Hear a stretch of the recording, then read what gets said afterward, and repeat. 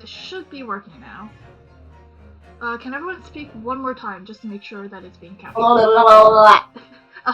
a little bit too loud. Let me just go turn that down. Okay, that should be good now. Case 5 time! Woo! Yay. Yeah, just one more thing, and leave, and crew. So, and I guess we'll get going then. Is everyone able to hear the audio right? Wait 1 second. It's coming! Oh, there. James's cry pierced Yeah. through the thick wall of Wonderful. fog around us. Wisps of vapor flowed over the pistol as I cocked it, and I waited, breathlessly, in the stillness. The silence lasted for what seemed an eternity, until, at last, it appeared. From the shadows of the cloud, an enormous beast sprang out upon us. A hound it was, but not such a hound as any mortal has ever seen. Its eyes glowed with a smoldering glare. The whole of its ox-sized body was outlined in white-hot flames. Its rumbling pant and hideous howl, so terrified was I that I began to tremble with fear. "Look well, Wilson," Sholmes declared, gazing upon the mystical beast. "For this is the diabolical hound of the Baskervilles."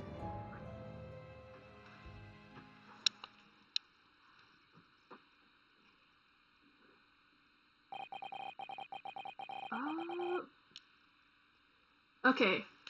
So we need Ryunosuke, Suzuto, and Iris. So Jack, Van, which one of you guys wants to be the Ryunosuke? Well, you guys can talk it out within yourselves.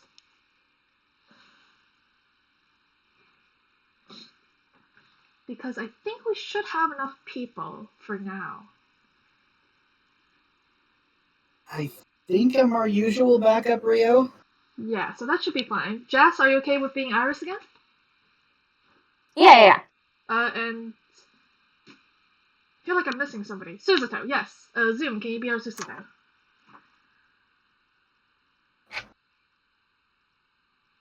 I think Zoom is dead.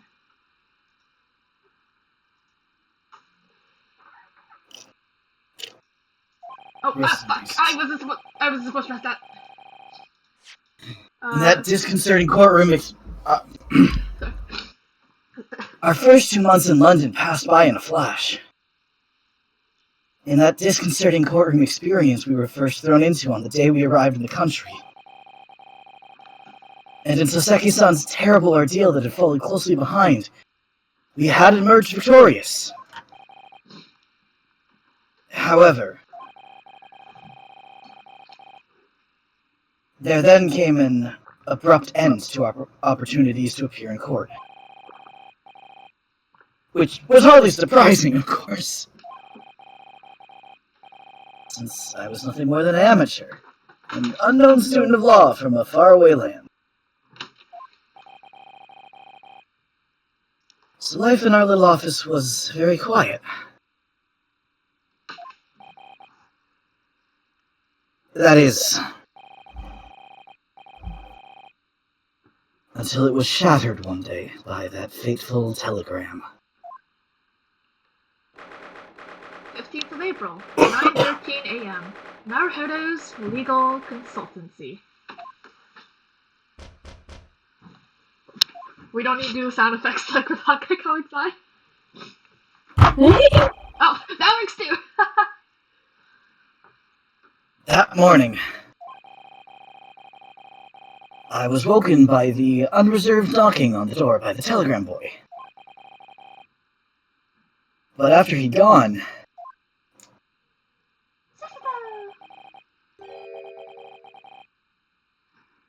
Suzuto-san's behavior became very obviously strange.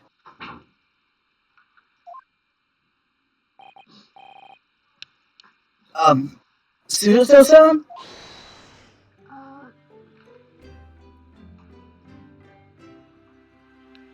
Zoom, are you able to voice? Zoom is still muted. Yeah, that's Oh, shoot. Zoom's... Yeah, I can do her Oh. voice. Go ahead. Yes. Is it time to leave for court already? Let me see. What case is it today? I don't think I'm scheduled to defend anyone at the moment, am I? Oh, no, of course not. How silly of me. But I think Iris said she would make us breakfast this morning. So, shall we go down to Mr. Shulman's suite? Yes. Iris makes the most delicious breakfast food. She does, doesn't she? And once our bellies are full, we can leave for court in fighting fit form.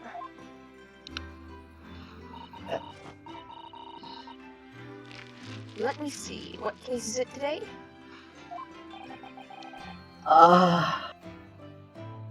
Here we go again.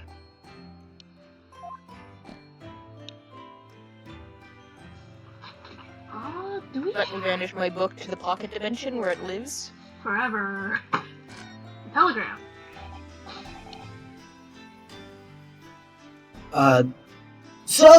What was it about?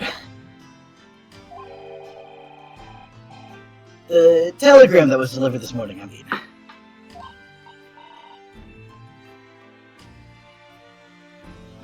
Oh, a telegram? I don't know what you're talking about.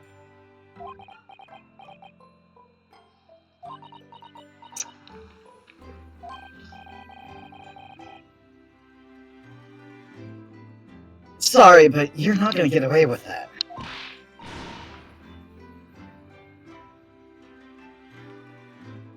Well, I didn't think I would.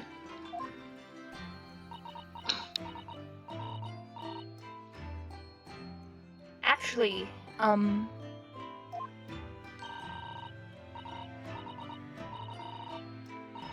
give it a moment's thought. It's nothing interesting. Boring, in fact.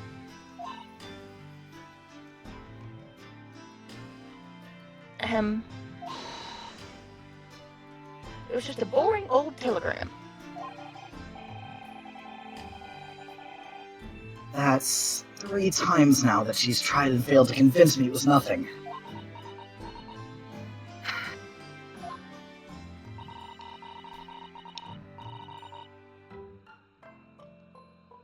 I promise that I'll tell you about it at some point. Alright. I understand. So, Seki-san. I wonder if we're gonna get a flashback. Well, I suppose Saseki-san will have arrived back in Japan by now, won't he?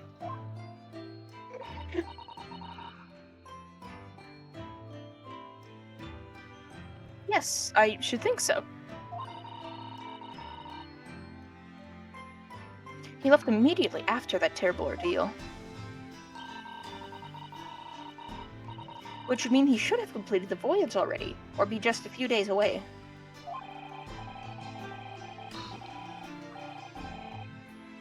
A fortnight ago, we had that very long telegram from him, do you remember? Complaining of seasickness. But by and large, it seems the voyage has been going well.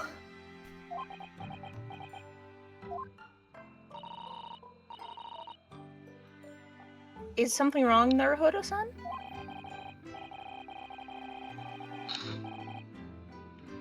I was just wondering what might have become of Saseki-san had he stayed in London, that's all. You mean as regards Lord Van Zeeks? The Reaper?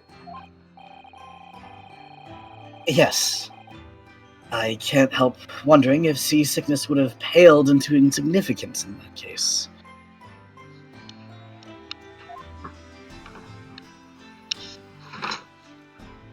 the Reaper.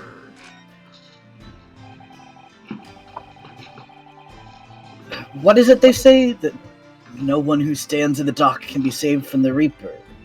Right?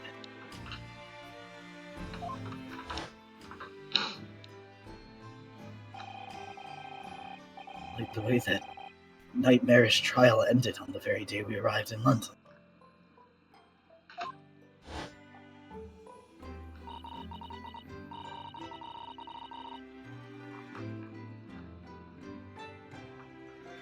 Even 2 months on, the cause of that dreadful fire is still a mystery. Yes, but at least Soseki-san is safely out of the country now. Presumably, that means...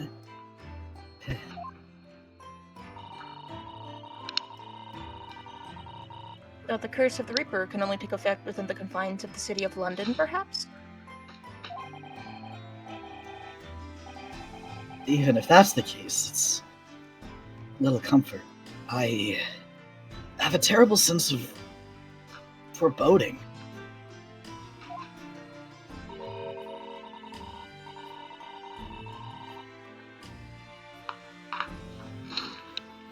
If the legend of the Reaper is to be believed, it would mean he wields the sword of justice himself.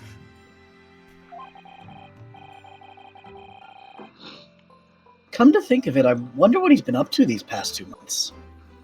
No, he's just been casually away. Last time somebody saw him, he was in the middle of the docks. No idea. Who knows? Don't worry about it. Surely not wielding that sword against more acquitted defendants.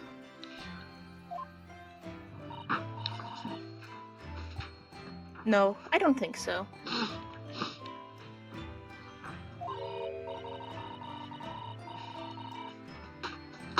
Apparently, Lord Von Zeeks hasn't appeared in court once since our last encounter.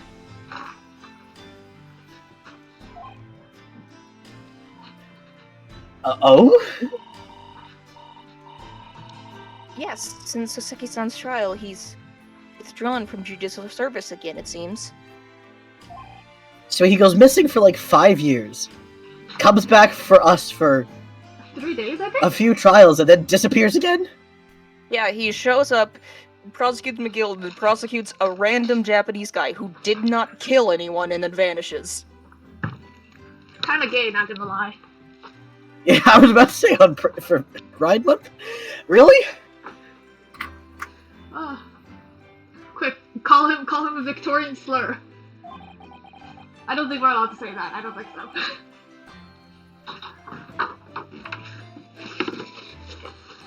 Just like before, when he wasn't seen in court at all for several years.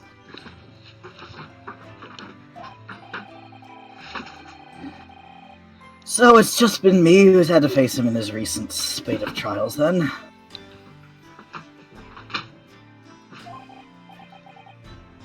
Ugh. Just my luck!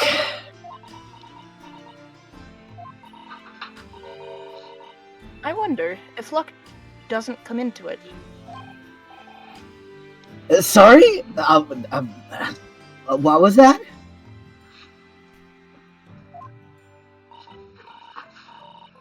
Oh, nothing. Never mind. I was just Fujoshing out. Suzuka, no! Sato, no.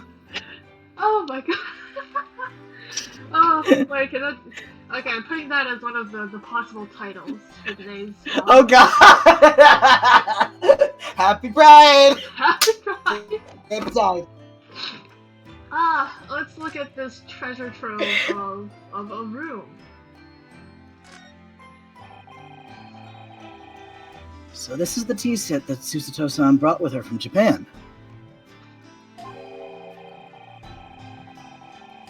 Let's hope she hasn't noticed me slipping sugar and milk into my cup when she makes it. It's just so bitter. You fake Japanese man. You take that tea like a man. Like how you take it. Oh my god! you got stopped halfway through the line. You guys all know what I was gonna say. Oh yeah.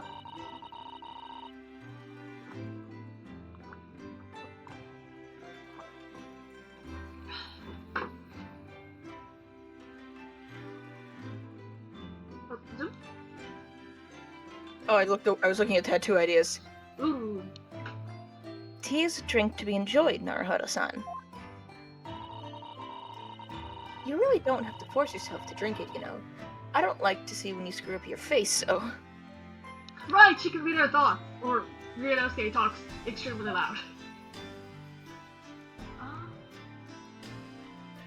So let's just go from top to bottom.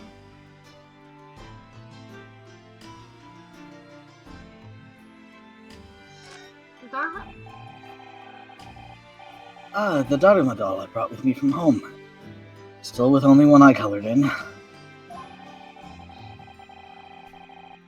I said I'd color the other eye once I won my first court case here in Britain.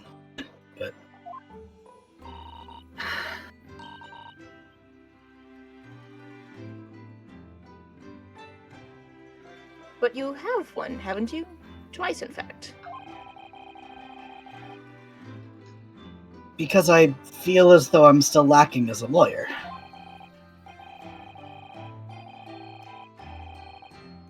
I tell you what, why don't you color the other eye in once you think I'm a proper, fully fledged lawyer? Oh, Edda! Diane, you're here! Yeah, let's just finish this this room with the current crew. Hi Anne, you haven't missed much.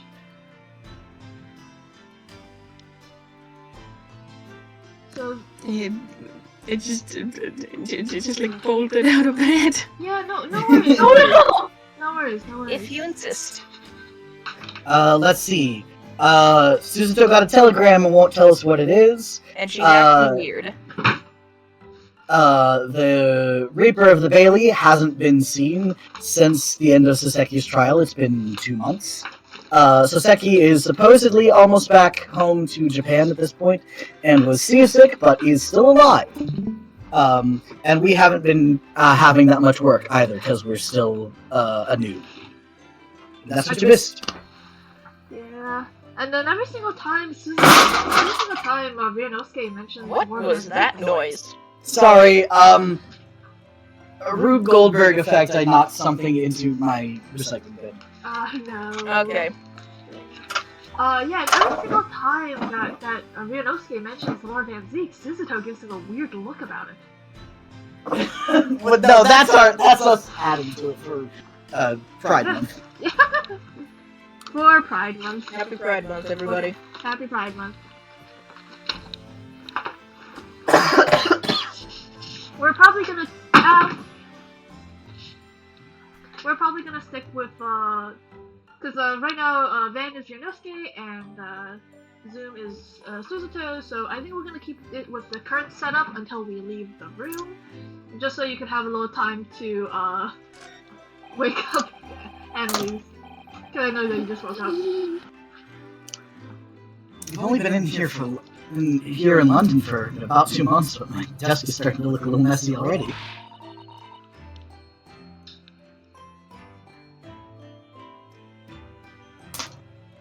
You could tidy up once in a while. Suzuto-san, I always say, Hugomest is a small sacrifice to pay being able to further your studies. Time spent tidying up is time you can't devote to the same cause. Buddy, I think that's an excuse. And time spent on ridiculous arguments is time that could be better spent on some simple housework.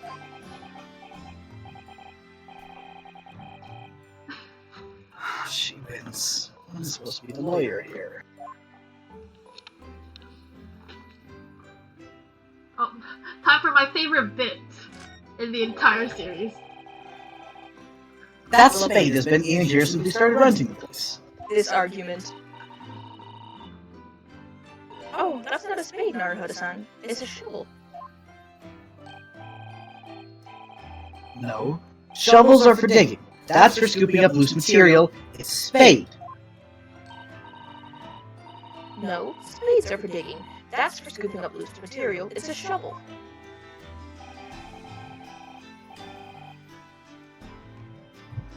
I want to dig a hole for myself, so let's leave it. Only 3 people here know what that is a reference to. Jazz and Lisa have no idea. Zoom, you have more of the Ace Attorney knowledge, so would you like to explain why this joke is so funny? It's the ladder step ladder thing, ain't it? Just to make sure. Yep. Mhm. Yeah, it's in basically every single normal Ace Attorney game with Phoenix Wright. There is at some point in the background a ladder or a step ladder, and Phoenix will always get into an argument with his partner about whether it is a ladder or a step ladder, and so this is that version of that. I think there's also one with Apollo. I think Apollo and Trucy also have one of those conversations. Yeah, Apollo and Trucy probably fight about step ladders. They also fight about stepfathers, am I right? Yeah, kinda. Ah, those poor kids. Those poor kids.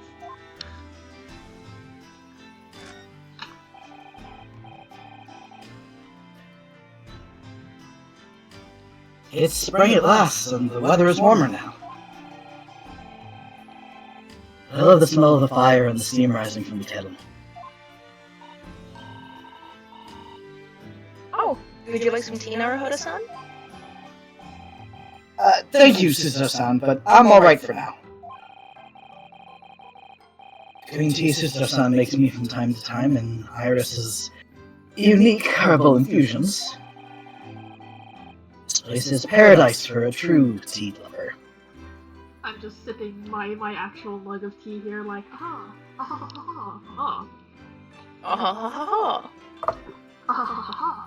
Does anybody else have Meanwhile, a... I'm drinking out of my dented-ass water bottle. That's still hydration, that's all that matters. Green tea is such a wonderful accompaniment to British tea cakes, don't you think?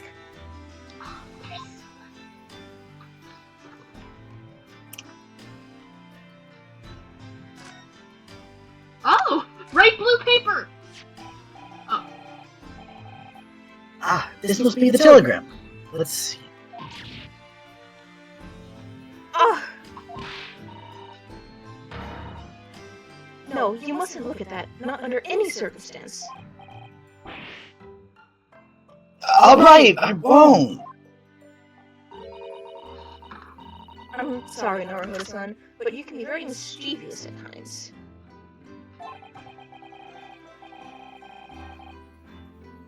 Put the telegram away if you don't want people looking at it. It is bright blue. I wonder how expensive that, envelope is at this time to get blue dye of that quality. Manual to the Google. Cause it looks like the either like a blueprint paper or like the indigo dye paper. So I don't know if that's become less expensive in the era of like Imperial London. Imperial is not the right word. I should probably not pull you away from your role to do Google. I wouldn't know exactly what to search anyways. I can sometimes find things, but that specific of how much did blue paper dye cost in London in this year, I looked up a vague thing like it and it was just giving me Tyrian purple information. That might be a little over expensive. Or a little over specific. Yeah. We were rather lucky to find that old aquarium left behind here. The prawns we put in there are doing rather well, and the anemones too. Oh, prawns. God, they can probably become really delicious after a long time, huh?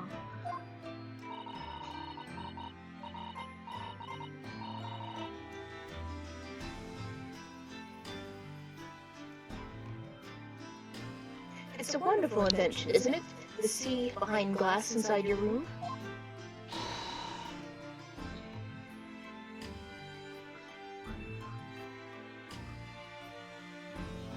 Another example of Great Britain's greatness.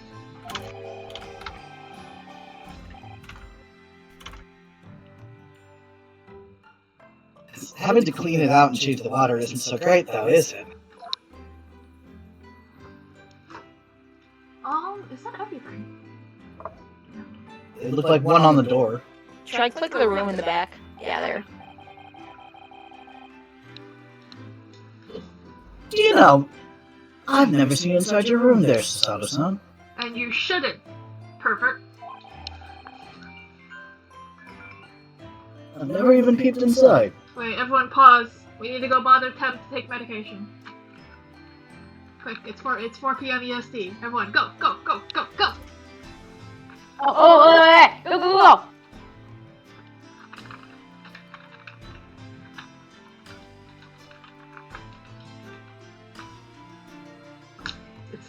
It's time for mass bullying. Mass bullying!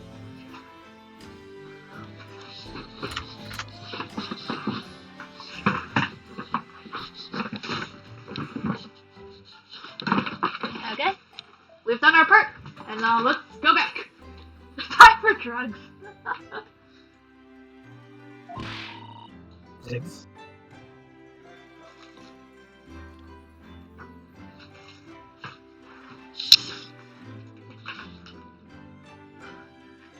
Oh, is it? I should think so too. The young maiden's private chambers is a place of bittersweet secrets, you know.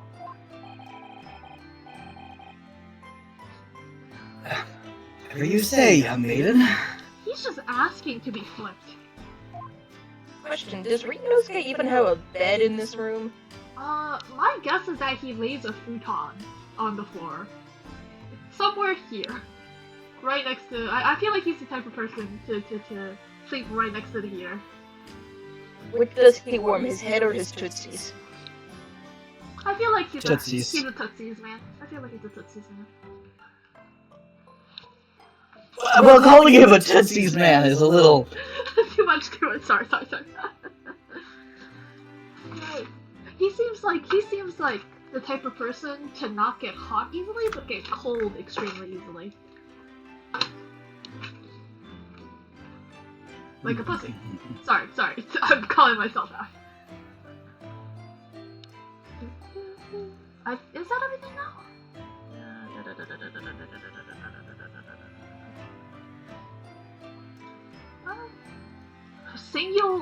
Are we not gonna mention the single Mandarin orange is sitting there? Where the fuck did they get oranges? Isn't it like February? I think it was. It's spring. What was it? I think the opening scene said it was March. Was it March or February? That's still not orange season.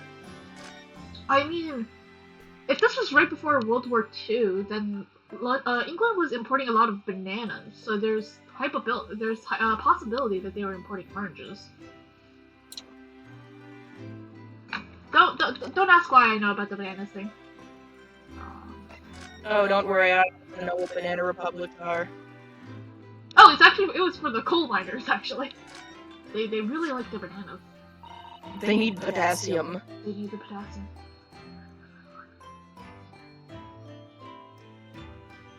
Have we seen this conversation before? I don't think so, right? I don't know. I don't remember. It's been a while. It's been a while.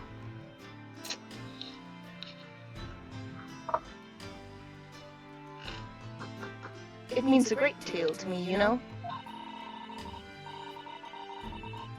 That you cherish his armband so and wear it each time you appear in court.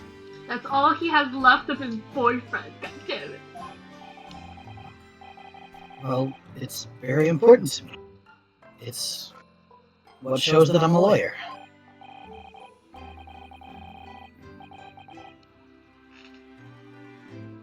Whenever I wear it, I feel as though it gives me strength through Kazuma. I absolutely can't be without it, especially when I'm at a critical point in a trial.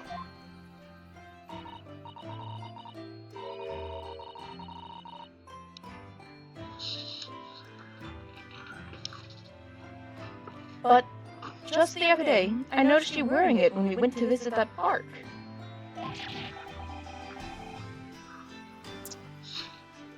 Sometimes I forget to take it off. We definitely haven't seen that one yet. Let's go downstairs. So the roles now should be Suzuto, your role is back with Annalise. Jast, your Iris. I'm Sholmes, and Yeah. Daniel is Ryunosuke still. Thank you for your thank you for your service, Zoom. You're a wonderful Suzuto. Yippee! I get to go It's look at more April! technical things. It's April! 15th of April. Sholmes is sweet.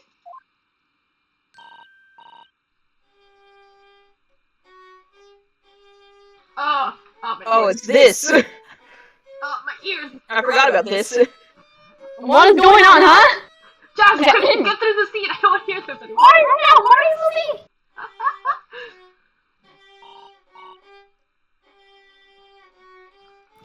Good morning, What is going on? What is going on?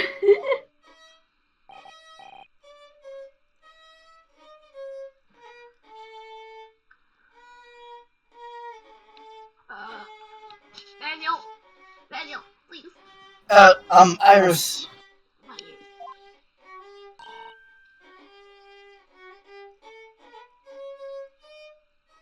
What is it, Bruno? What is that terrible noise? Sounds like a cat being strangled. Ah, yes. You noticed that, didn't you?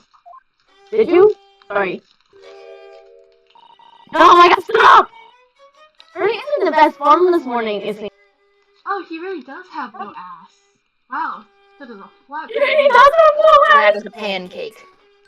Yeah, that's about to be concave. Ah, it's this scene. Hello.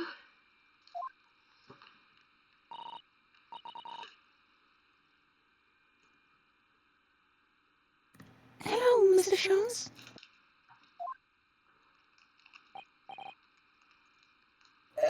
Good morning. A good morning to die, perhaps. Has something happened, Mr. Sholmes? You look miserable. And the way you were playing the violin before. My analytical mind is dead. Music is dead. The world is dead. Damn this fledged existence!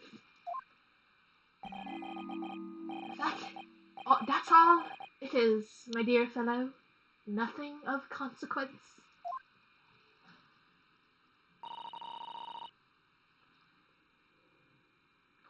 I'm afraid I don't understand. Well, Iris, isn't it time we ate? Listen, Susato, it's Pride Month and he needs something.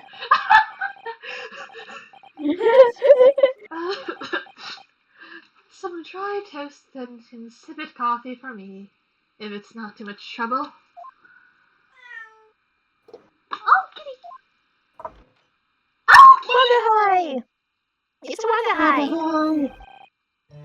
Oh look, it's Wagahai!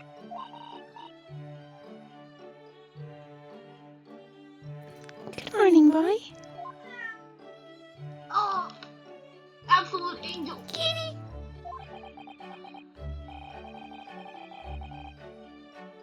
That must be some sort of tiny door for cats to use. But how did they get there? My guess, Sholmes shot the door. He just shot it.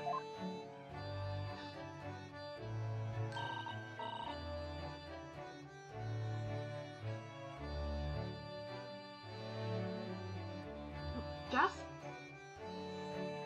Well then, everyone, time for breakfast, sorry. Oh my god.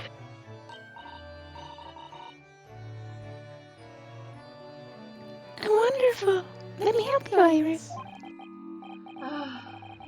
It would indeed be a fine day to die.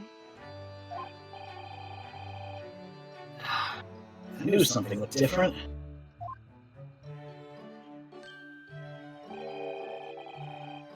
Something's missing from Mr. Sholmes' desk. Did the cat knock it over? That would have to have been one strong cat. Yeah, everything. Because it was the giant machine. Oh! Look at Mr. Sholmes' desk, it's completely clear. Isn't that enormous machine usually on it? Sorry, I cannot get my Ryunosuke voice in a single place right now. It's okay. I can't find my Sholmes' voice, even though he is depressed. It has been a while since we've seen this room, so I don't blame you guys for not remembering. We can never hope to understand what goes on in the great detective's minds, Naruto.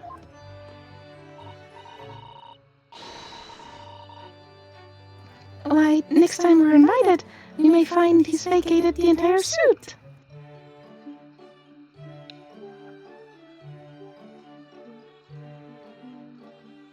I love how that word does not at all look like how it's said. It's pronounced sweet, isn't it? Yes, it's sweet. It's like a building or an apartment, but boy, does it look like it should be said suit. Yeah, it's like... where is it from? If I had to guess, France. Oh, of course. Red. Wait, we have That's scarily possible, actually. we have a French speaker here. Jess, is that a French word? Knower of every one? French thing ever. Is that a French word? Sweet. Sweet. S-U-I-T-E. I have no idea. That seems I mean, this sweet very mom, but like, that seems very French. it is a French word, but it's also an English word. Yeah. It's weird. It's Right? weird pronunciation. Has to be. That's intrepid language.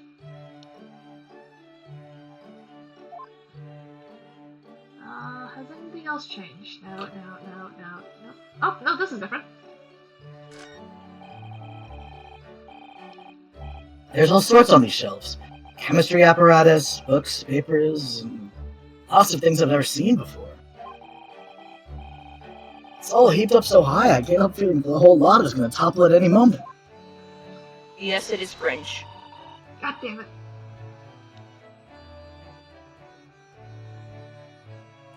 Oh, it's such a charmingly untidy collection of paraphernalia. I get... yeah. Paraphernalia. Paraphernalia.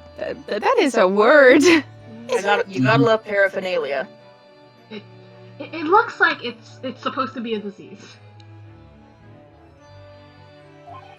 It just means random shit. Just looks messy to me, like my desk. Oh, so you admit it's messy now, huh?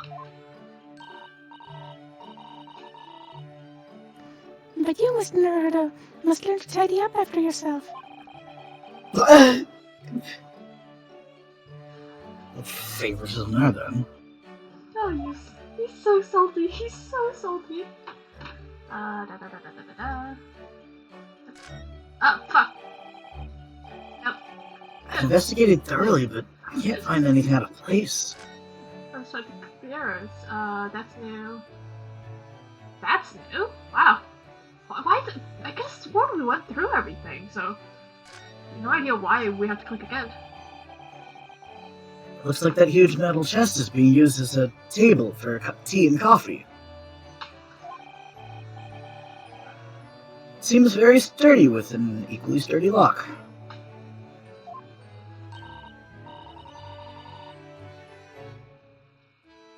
Mr. Naruto, you mustn't go around opening things.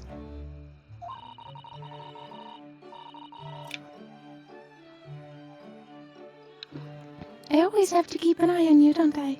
You're very mischievous. How did you come to that conclusion?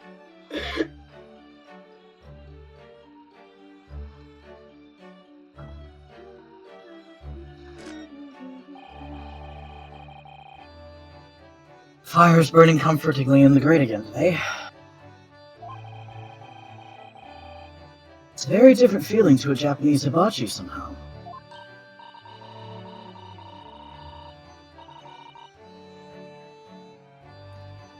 Oh, look at that photographic print blade on the mantelpiece. Could it be?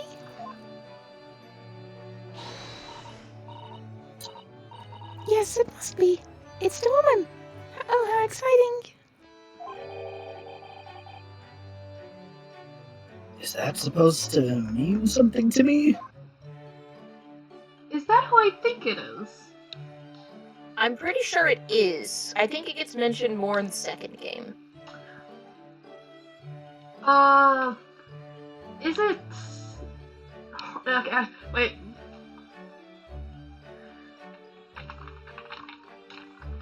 See, outside of... yes, I believe it's meant to be a reference to that. Yes. In that case, I don't think we need to worry about Anne and Jas knowing, because it was mentioned in one of the escapades. Something about the King of Bohemia. Yeah, that's from the original Holmes story, and why he ever after refers to her as that woman, Yeah. being the one that outsmarts him. Yeah, so, Jas and Elise, remember when we were doing the escapades, and it was like, the day before, the King of Bohemia, something fishmonger. That's this lady. This is Irene Adler.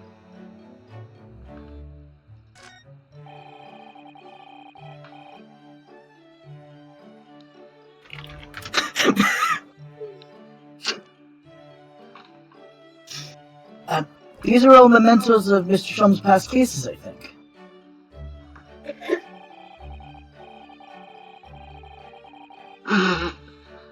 If it been involved in my case, I wonder if the beefsteak from La Carnival will be on display here.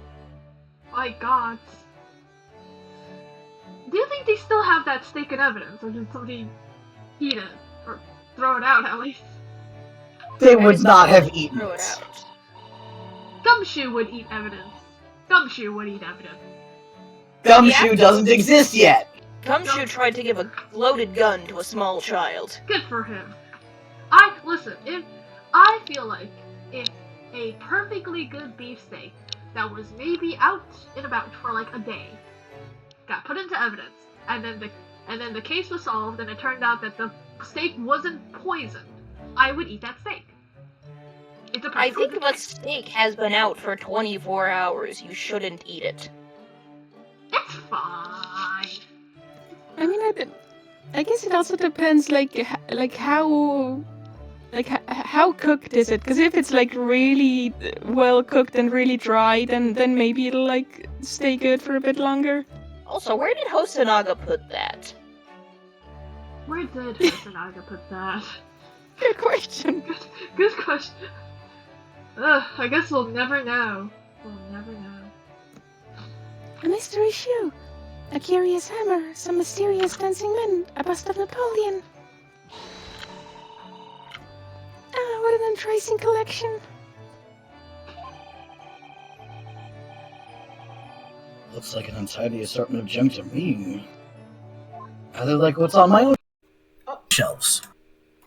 Oh, my headphones just ran out of batteries. 2 seconds. Oh no. Oh no. I'm also lagging, but I don't know if that is that you or me. I think it's because I'm guessing it's because Puri tabbed out of the game. Yeah. Oh, okay, yeah. Okay, wait.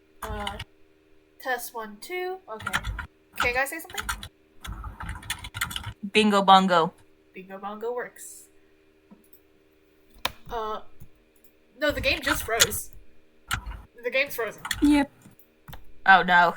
Uh-oh. That's not good. You know what they say, it's not a Nexus stream if something doesn't go catastrophically wrong. It's not responding at all. Wait, I need to task manager it.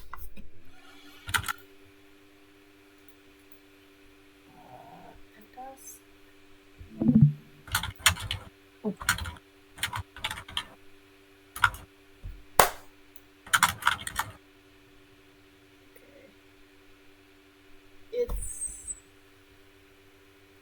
Why is the microphone so sensitive that it can detect my laptop fan?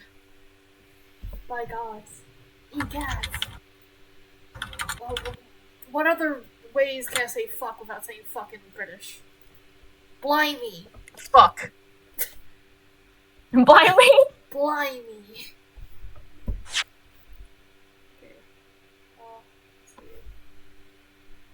audio capture? Audio capture is working.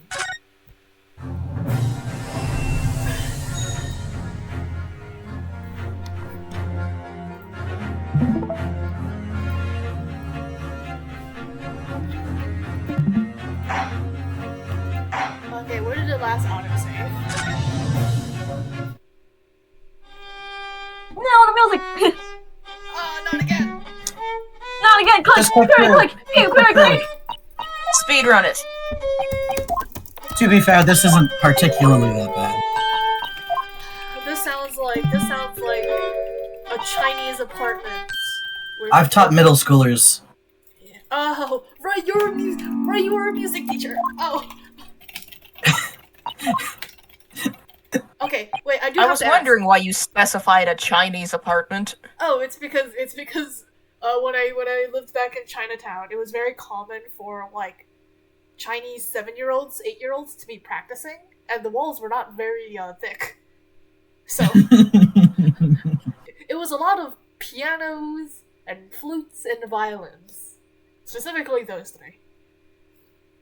If they were more traditional, it would be like a more traditional Chinese instrument, like the erhu or the ganqing, or the plucking one. And it was always bad. I mean, yeah, they're small children, they're learning instruments. They're always going to be bad at it. Daniel, I do have to ask though. Compared to the kids you were teaching, how does Herlock Sholmes rank?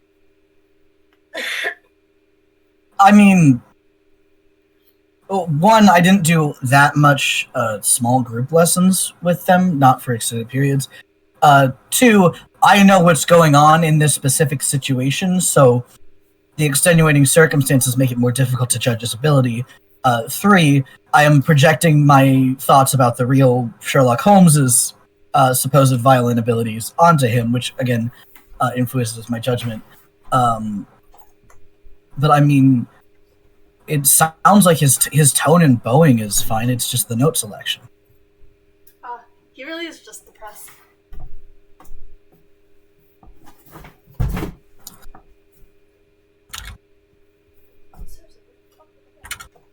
Give me 2 seconds.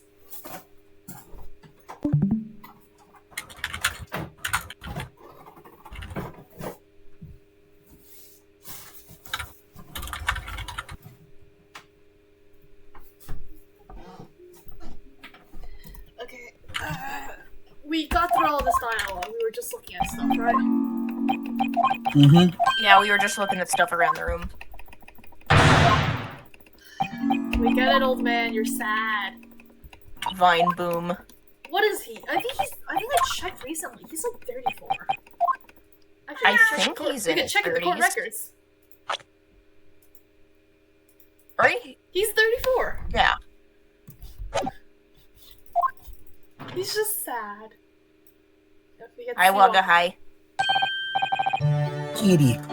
It's Kitty. Wait, we can listen again.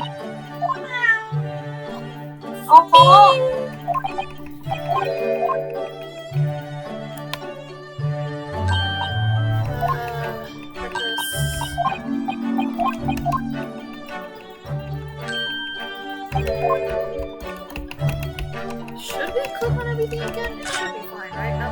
No. Wanting to die, yes. We got it.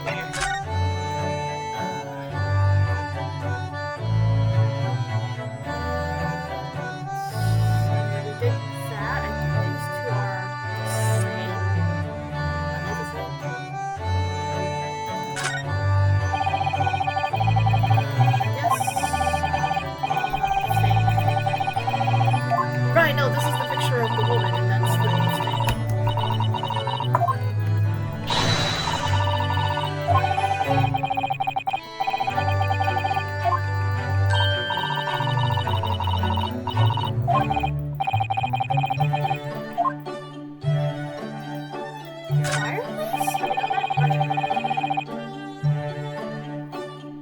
The fire is burning comfortably in the grate today. It's a very different feeling to a Japanese hibachi somehow. There it is, that's what we're Wait, what? Wait, Oh yeah, this leads to the photo of the woman.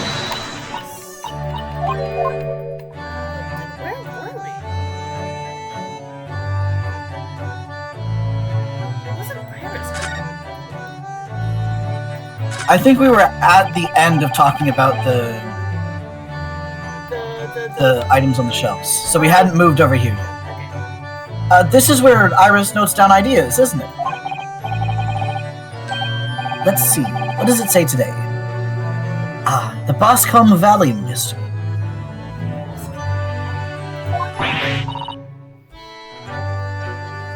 Oh, how intriguing! It must be the title of Iris's latest work. Oh my, I wonder what fantastic tale awaits us.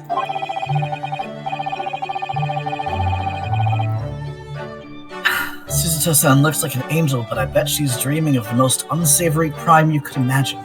You know for a fact she would be one of those like serial fic pod people.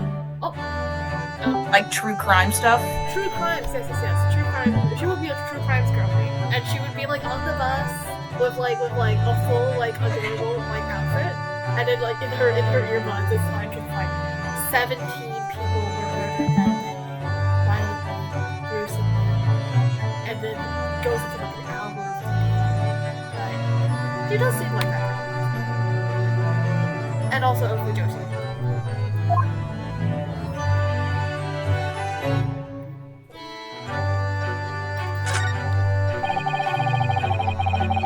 Iris's beautiful tea set is there on the table as usual. A cup of one of her special herbal blends always helps me to relax when I'm feeling the strain.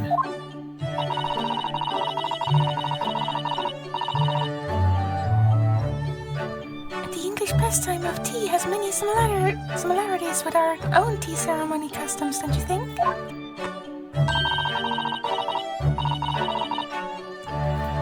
It's the idea of hospitality behind it. That's the essence of tea.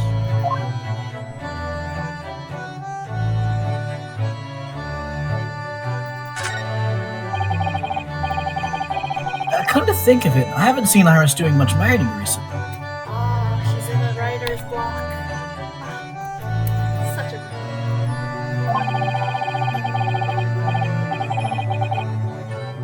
But there's paper already set up in the typewriter. Look, as if she's about to start.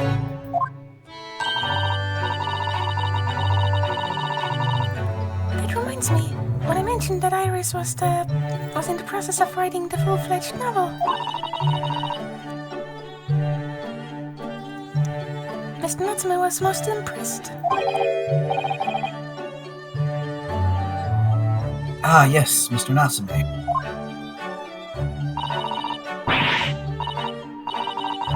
Wait, Jess, can you say this line? Wait, what? It's a line from Soseki. That's what I'll be doing too once I'm back in Japan. I miss him so He much. said for tightly clenched fists and teeth.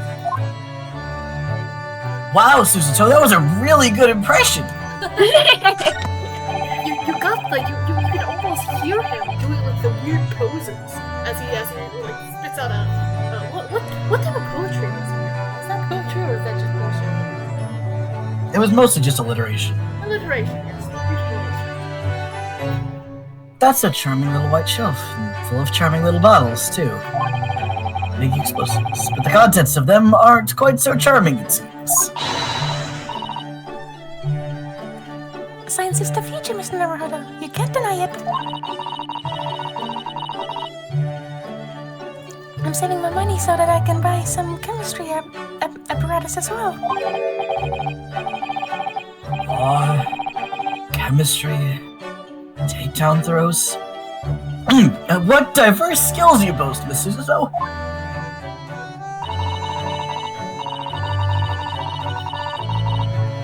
As useful as they are, I'm not sure that my throwing skills are worthy of inclusion in that list.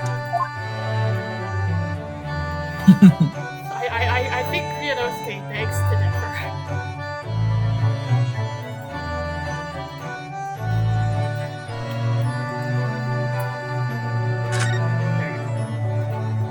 Hello there, Iris.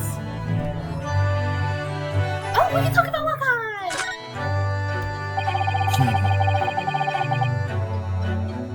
Mr. Natsume's cat seems to have settled into his new home, then.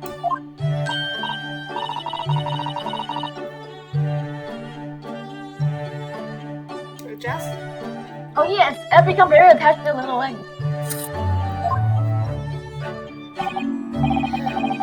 It would appear his previous owner is completely forgotten to him. Cats are unfeeling creatures. Their meanings, as empty as the heart of the users.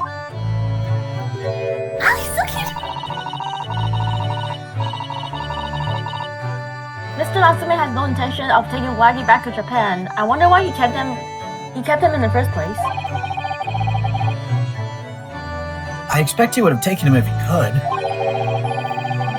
But pets are strictly forbidden aboard steamships in our experience.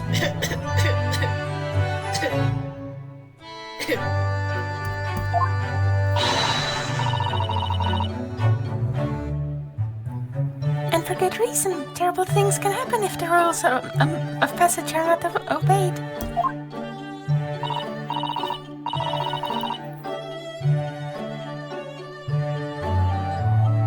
Well, I don't mind because Waggy's adorable.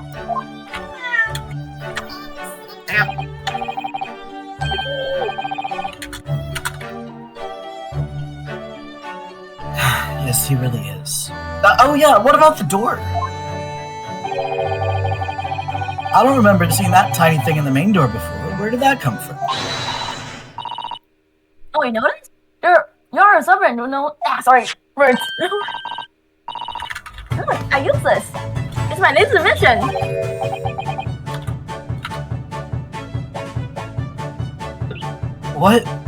What is that? I call it the cat performance.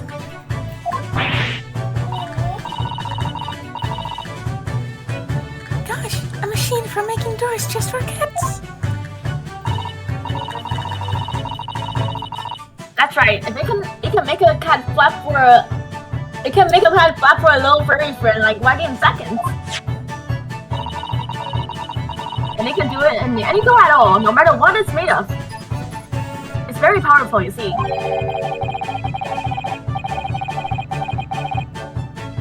Wouldn't it have been quicker just to make the cat flap rather than making a machine to make the cat flap? Fool.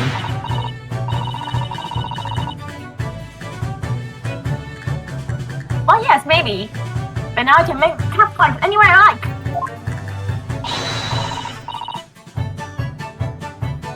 No, I think it's wonderful.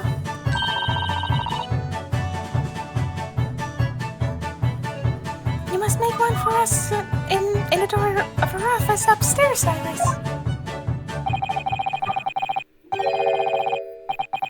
She really knows how to come up with unconventional inventions, this girl. I really know how to accidentally piss her off. Is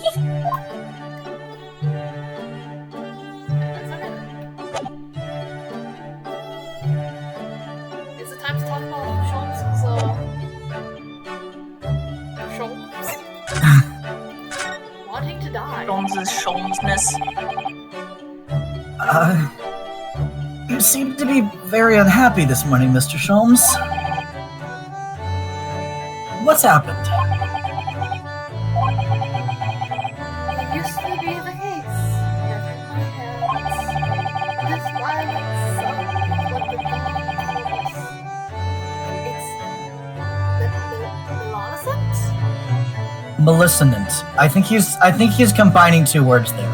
Mellifluous and resonant. Malicinant. Talents would make the flowers bloom. It would? But now the muses are unamused with me. The goddess of music have thrown me over.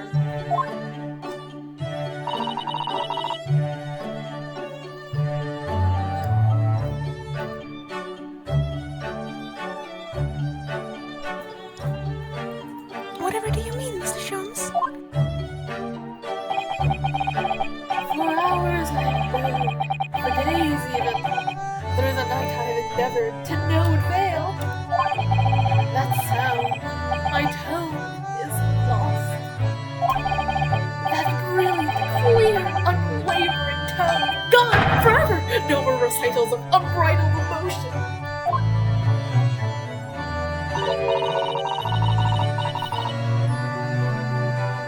Well, you haven't been practicing much lately, have you, Hurley?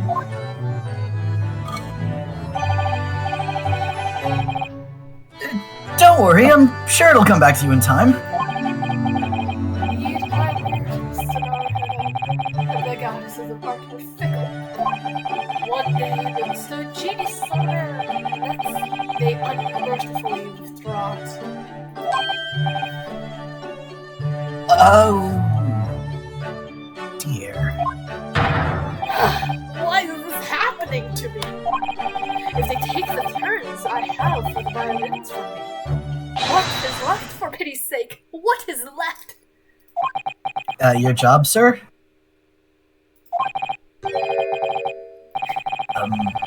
Deduction, perhaps? Isn't that what you're known for?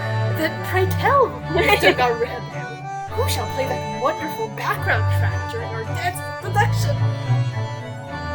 You were playing it while we were doing it, sir? Oh, wait, you don't notice? During some parts, during the parts I think without Sholmes, the violin doesn't play. Or at least it becomes a background track. When Sholmes is doing it, it's very prominently violins. It has been long enough that I do not remember that. How did they get that violin on a fucking boat?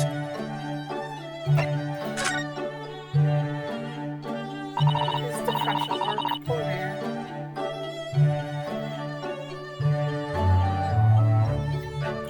Mr. Sholmes, I don't like to pry, but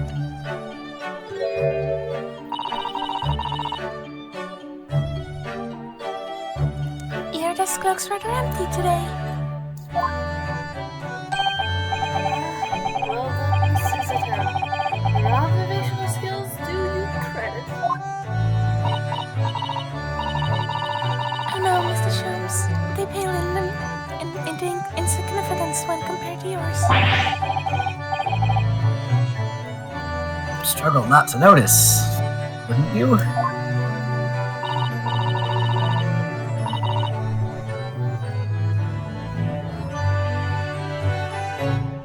You mean Hurley's great analytical scope? That's Wendy Banks now.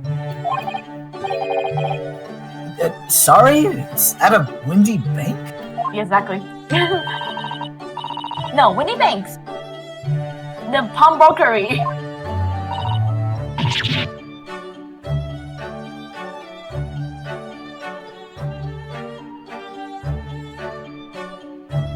What?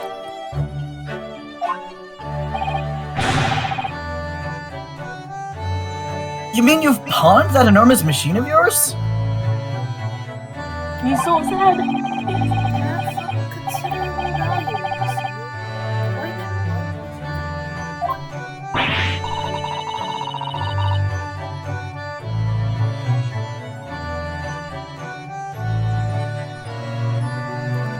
But isn't it a very important machine for your work?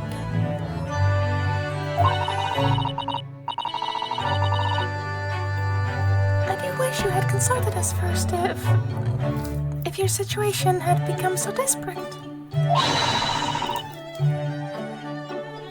I should have gladly passed what little income I have to you.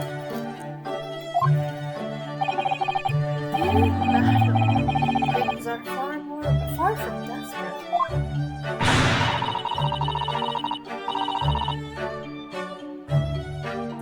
But the pawnbroker has your wonderful machine. How can it be anything but desperate?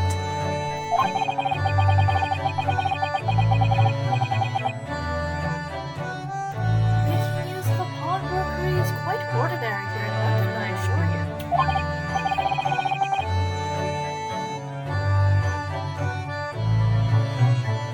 It is?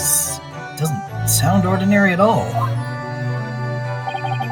It would seem that neither of you fully understand how pawnbrokery works. Oh. What's to understand exactly? How pawnbrokery works.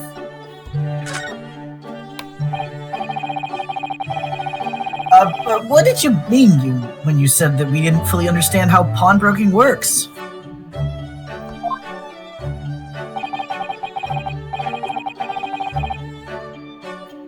people of London and pawnbrokers are akin to banks.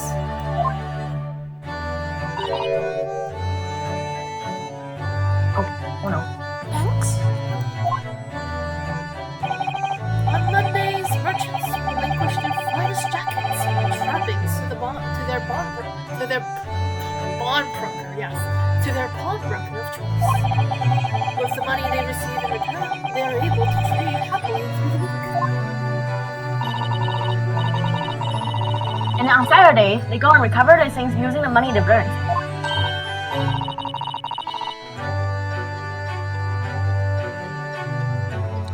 I had no idea.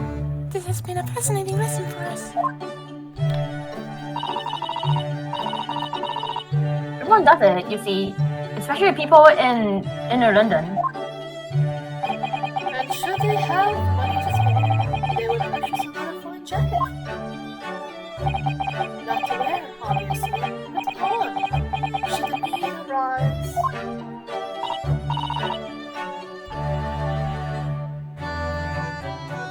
Oh, how ingenious.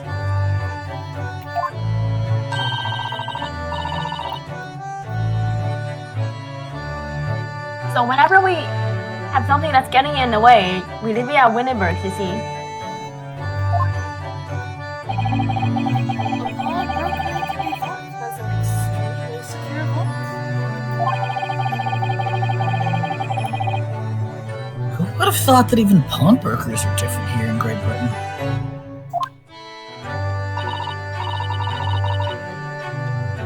Of course, you have to watch Hurley with it. Unless he pawns things he really shouldn't.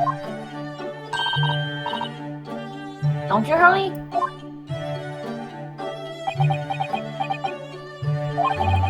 What does it matter? The world is dead to me now. My dear Ryunosuke, I mean Mr. Naruto.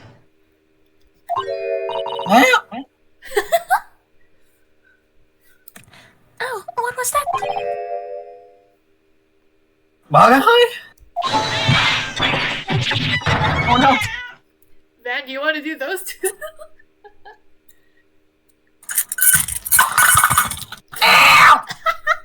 Bye. Beautiful. Beautiful, wonderful. You're the best. Thank you, thank you, thank you. Oh, that was beautiful. That was so beautiful, oh my god.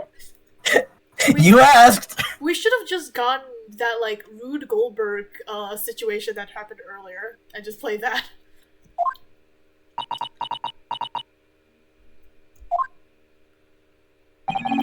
What was that? Oh no! I'm gonna tingle them in your violin! No! No!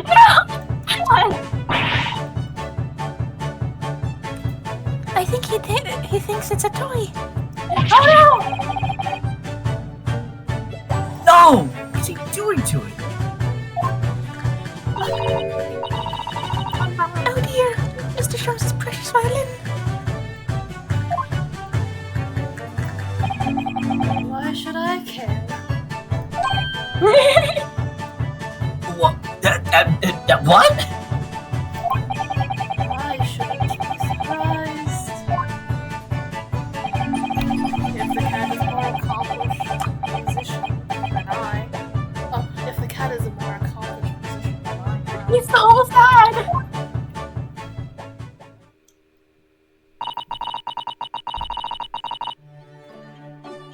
Mr. Shrums is really is in poor spirits, isn't he?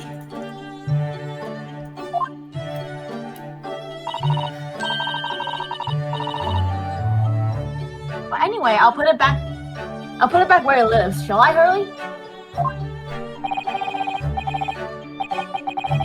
Out of the cat's reach if possible. Maybe we should assess the damage.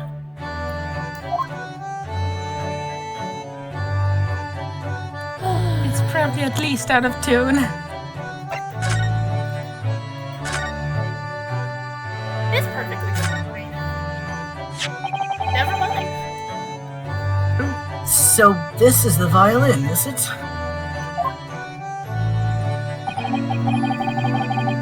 a Stradivarius. Oh. Made by the a noise Van just made. Ben, are you good? No, yeah, like Sorry, that is the idea of a cat getting a hold of a Stradivarius. Oh my yeah, that is an insanely expensive violin. Oh, Yeah. okay, I have no idea. No, that is like the top tier. Oh no! Millions of dollars. It's like if somebody stepped on the Constitution. I'm trying to think of what would be a good equivalent of something that is such an example of its form that now cannot be recreated because obviously Stradivari isn't alive anymore and hasn't been for a long time. It's like if somebody let a cat loose on like an actual Da Vinci painting. Or Van Gogh. Remember the soup incident? When they poured soup on the sunflowers. It's like that. Daniel, if it does make you feel a little bit better, the Stradivarius they have at the Sherlock Holmes. The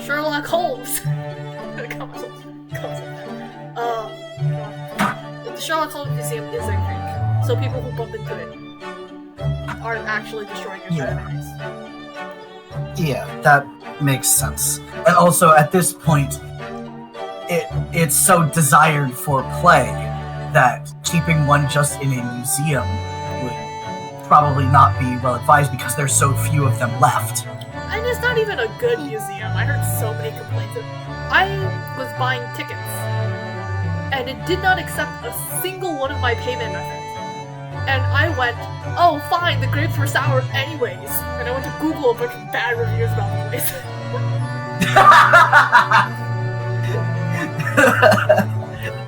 Incredible. And then when we actually went to London, we went to Baker Street. We looked at the museum, we scoffed at it, and we still went into the gift shop. But yeah, sorry about the reaction to.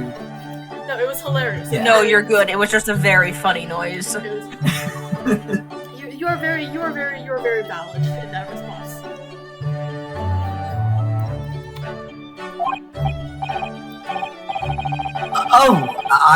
I see. Doesn't look like anything special to me. I think we need a stone Ryunosuke.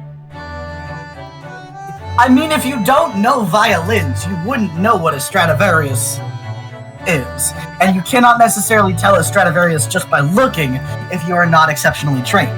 So. Can we still stone him for fun? I'll take that as a yes.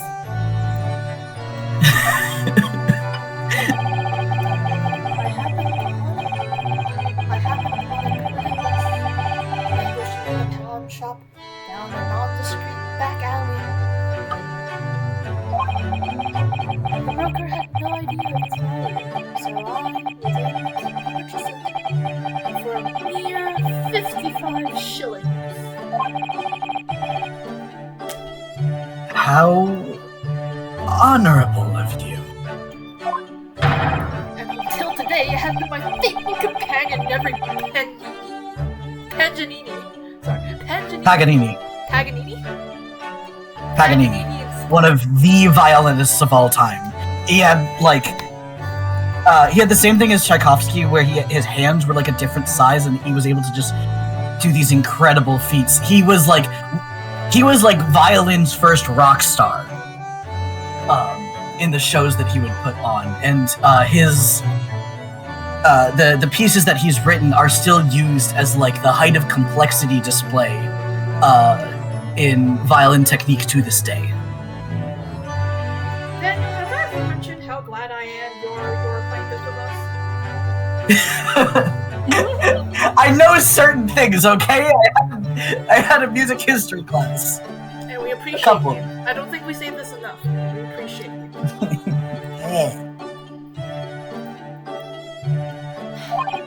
I ask you, is there a reason to live in a world devoid of music? To tolerate this blanched existence? No! There is none. I'm having a lot of fun today.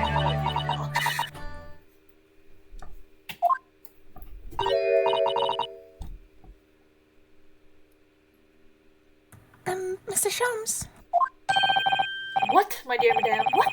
My thoughts are preoccupied with fancies of release from this dull routine. I'm thinking about killing myself.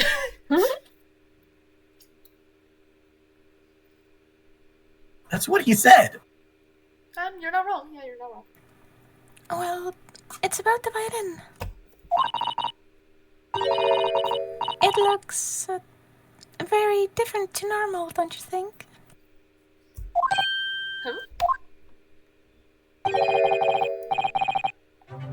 What do you mean, Miss Suzuto? Oh, Sully's right! Not the fucking dramatic ass music. Yes. The tone of the wood is completely different. And that's not all. I'm sure there was no crack here before.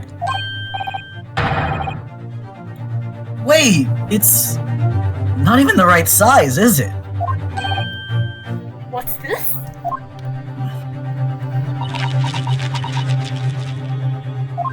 It's a different violin? What? Worse. I'm terribly sorry to have to tell you this, Mr. Shums, but... It's a viola. I did think that when they said that there's something wrong with it, but also like, how would Shums not realize it? Listen, Because it's Shums. It's Shums. He's easily True. distracted. Makes sense. that instrument isn't a violin at all. Then what? But I believe it's an entirely different instrument called a viola. Daniel, could you have been able to tell that just by looking at it yourself? I mean, seeing it sitting on that chair right there, it looks way too big to be a violin. It almost looks a little bit big for a viola, but it's definitely closer to that. It's, the tone of the wood thing I don't think is... maybe older stuff in this era, they might have used different toned woods, but now they're pretty much identical in appearance except for size. But the reason that his playing was still clear and just the wrong notes is because the techniques are the same, but due to the different size and the different tunings, the notes on the strings are different. But supposedly he was playing the violin just fine before, so what happened to that one? What? You lost your fucking violin, man. You're right. You are quite right. This isn't my faithful Stradivarius. So what? Pray, is this piece of string the flotsam? Flotsam? Flotsam. Flotsam. Flotsam. Flotsam and jetsam being the types of things that are often found after a shipwreck. I think one is meant to be organic and one is not, but I can't be sure about the names. Not your faithful performing partner, then?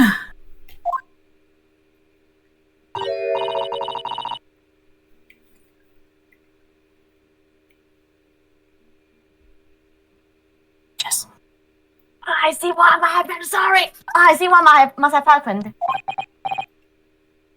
You do, Iris? This is just a simple mix-up.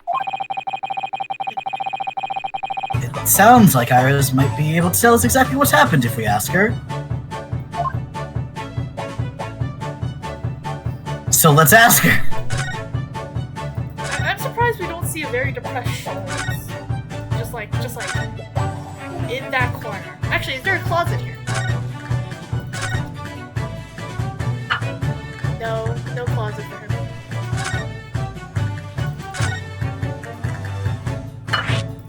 Mix up. What did you mean by a mix-up, Iris? Well, you see, this violin. Sorry, this viola, I mean.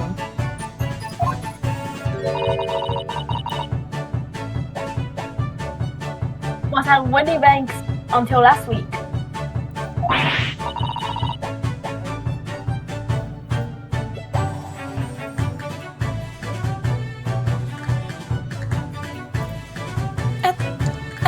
pawnbrokers?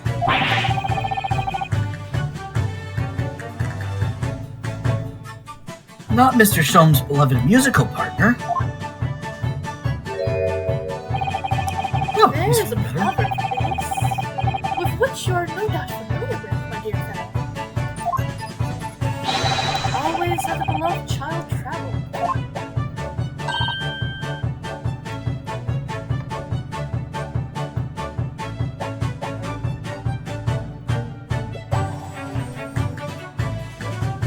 Yes, indeed.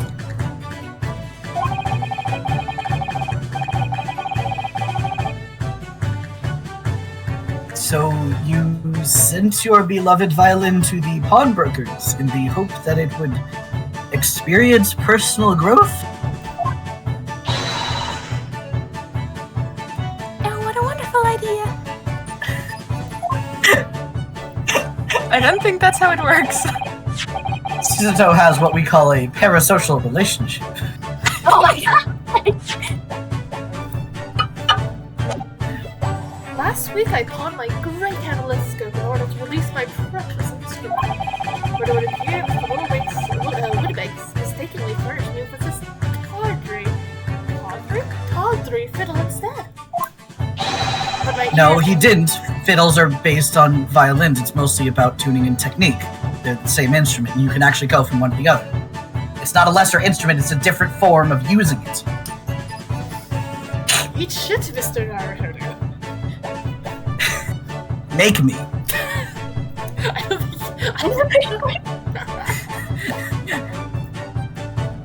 My ears cannot Sorry, I'm in a mood today. I have not gotten a proper setup of sleep in the past few days. I'm No, wild. it's hilarious. It makes it even funnier. It makes it even funnier. Oh, is this the true Naruto all along? But my ears cannot be deceived by the hollow timber of this piece of timber. I think that's timber. Is that pronounced timber? Is that pronounced timber or timber? I clicked back. The hollow timbre of this piece of timber. Where's the A coming from? I can't tell you. I just know it's timbre. Fuck, it's French, isn't it? Jazz, can you Google if it's French? What? It's What? French, isn't it? Wait. No, but your every sense was deceived by the fact that it just had strings. Give me 2 seconds. And also, you could tune a viola like a violin. It would still sound a little bit off, but because it has to do with the string tension, you would just have to make them all tighter. You know for a fact that Sholmes tuned the violin by closing his eyes and like doing a rehearsed set of like twisting the knobs, testing. Which means he's not listening to as he's tuning it? Of course not. How would... He's Herlock Sholmes. Yeah. Sorry, we're googling if this is French.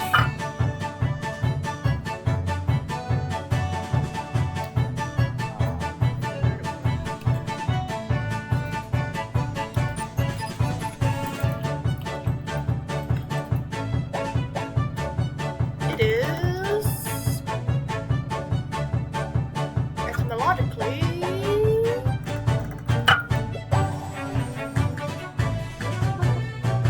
It is Old French. Wait, what is French? I missed. Timbre? Timbre. Timbre. Timbre. Okay. It's timber, but the E and the R are switched. Oh, timber. Okay, yeah.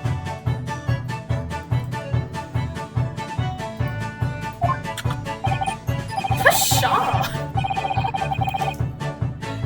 A fine state of affairs this is, and why I always say, Mr. Naruto, never trust a pawnbroker. They will try to fiddle you every time.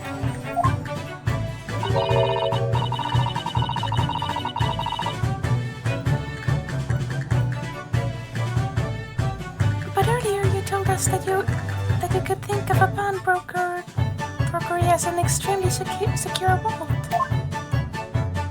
That was a lie, my dear madame. Come, Mr. Naruhodo, dilly-dally will get you nowhere. Sorry? Crunching your toast with that vacant aspect. Pressing your coffee so obtusely. Are you not a little embarrassed by your own conduct, considering the urgency for which we are faced?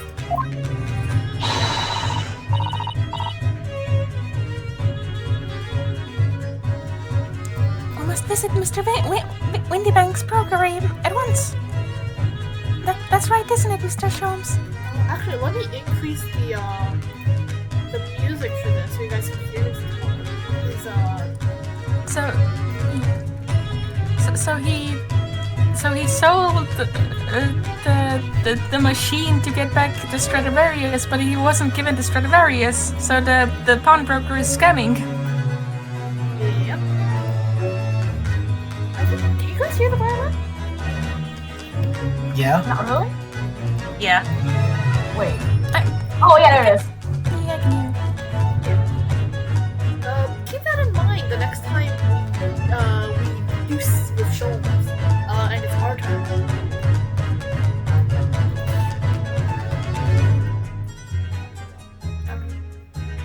I forgot the audio balancing for what I did. Is this alright? Or is this too quiet?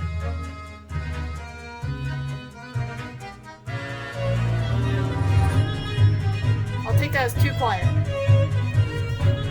I mean, I don't know. I automatically have the stream turned down because it's loud. Yeah, me too. Oh, in which case? It sounds fine. It sounds fine.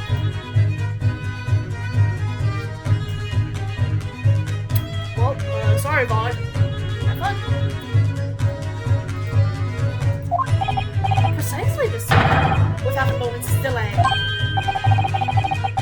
But I haven't finished my bacon and eggs. You make him sound so sad. My dear friend, surely you don't still intend to crunch your bacon with increasingly vacant aspect, to fresh your eggs ever more toasty. Right. Say no more. Let's go then. Don't worry, Vanilla. I'll be happy to heat it up for you again later. Oh, thank you, Iris.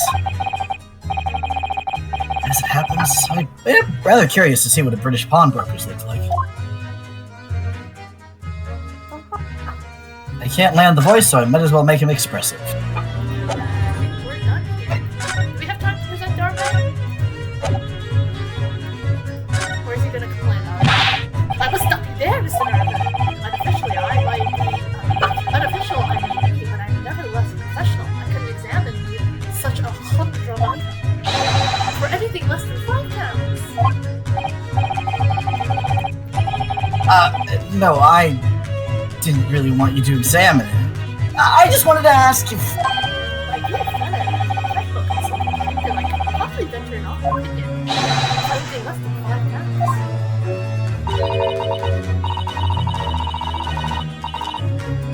I'm perhaps hoping to purchase a new telescope in the near future, Mr. Sholmes. Indeed I am. As you know, it has long been an ambition of mine to discover a new star and name it myself. Because your earthly stardom isn't enough. This is also very funny, considering that Sherlock Holmes specifically did not know the order of the planets or anything about astronomy because he considered it extraneous information. Right, I remember he knocked that information. It's in the very first story. He knocked that information out of his brain. A new location has been added. We can either go outside the Baker Street or we can go to Wilbanks immediately. Should we just go to Baker Street first? Just an outside view? Yay! We can take the long route. But we're right next to the one. That's... Is that 223 or 221? I can't tell. Nope, Brunosuke has nothing to say. I've investigated thoroughly, but I can't find anything in a place. That says 223, so we're probably just right down the street. I'll be honest, I'm blind. The only thing was the pawnbroker's window. Thank you, Venom.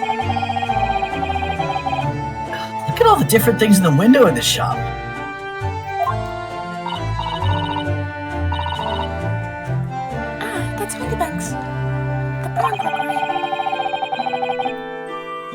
looks much smarter than the pawnbrokers in Japan, doesn't it? Yes, you're right. I find pawn shops at home rather inapproachable, personally. Reminds me of tearfully parting with my favorite fountain pen. I felt so miserable.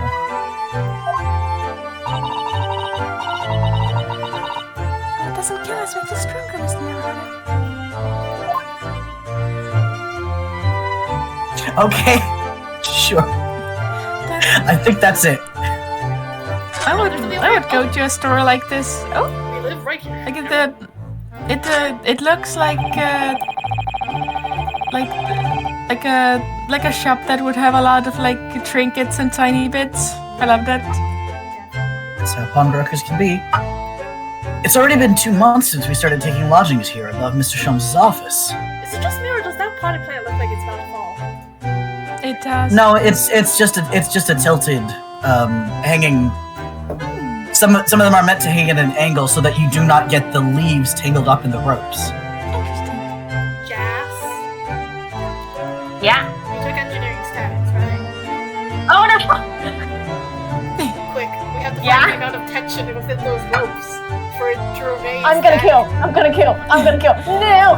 Get back Pawnbrokers here, like the shops are very full of like tech stuff. So it looks more like a tech store than a trinket store.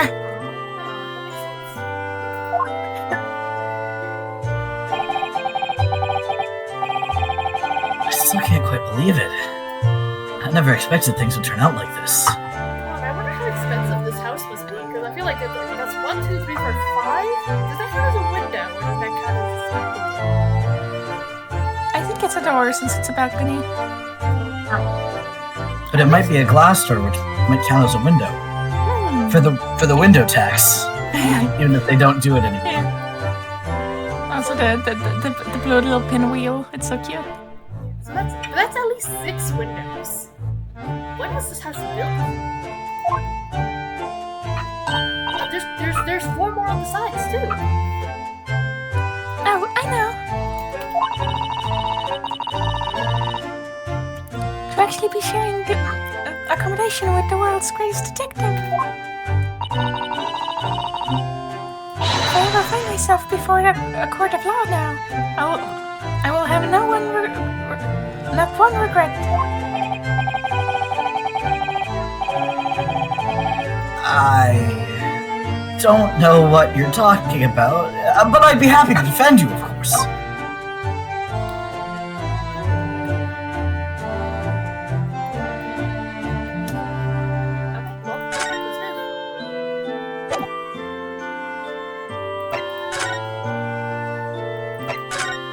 Little Bank's pawnbrokery. Look at this place. 15th of April, Little Bank's pawnbrokery.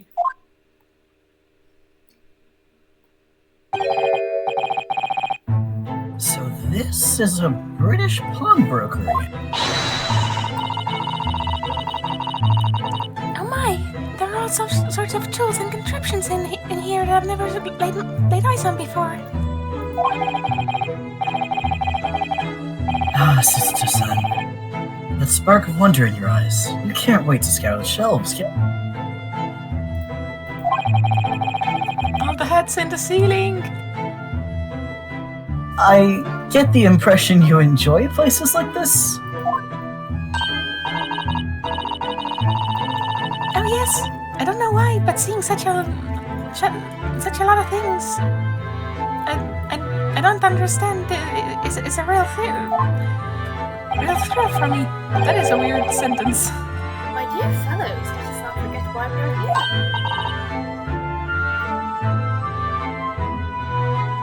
Oh, Mr. Sholmes.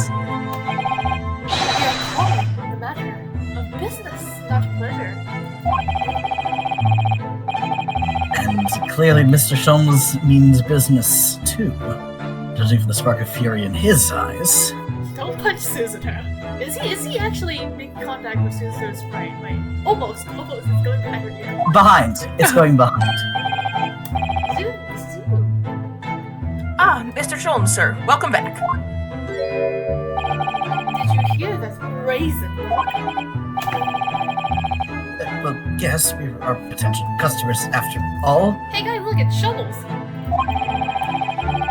We are disgruntled customers, Mr. Naruto, and it's time we inform Mr. Willibanks of our ire.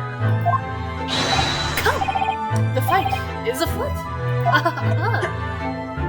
Sholm's just gonna beat a man to death. Let's do some examination. There's one thing I want to immediately examine. Oh yeah, that thing. What are you doing, my dear friend? We are not here to browse for interest curioso. We have to teach this broker a lesson. Never mind. Oh, but there are just so many fascinating items.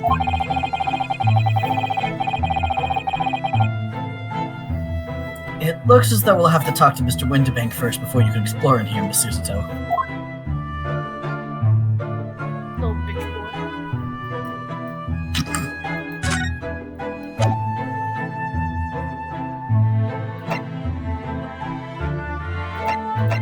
It's the violin. Naturally, you will recall this, which I received from you a few days ago.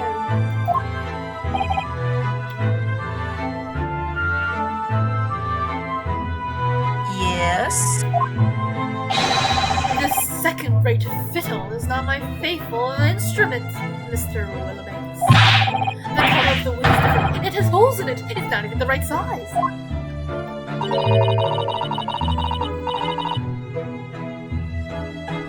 A wonderful summary of her observations, Mr. Sholmes. Oh, wait, I just realized something. Wait, look at her bow. It's slightly moving, and it jolts back to place. Do you see that? Ooh, it is. That might just be where her, like, sprayed loops. Interesting. That they added such a small detail as her bow moving.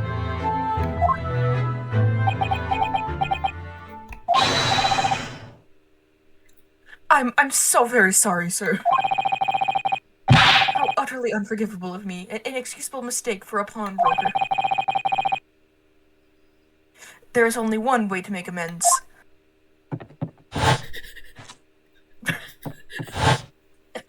Jesus! Oh no! Oh no! Oh no! What? I shall have to take my own life. Charles? That face! Buddy?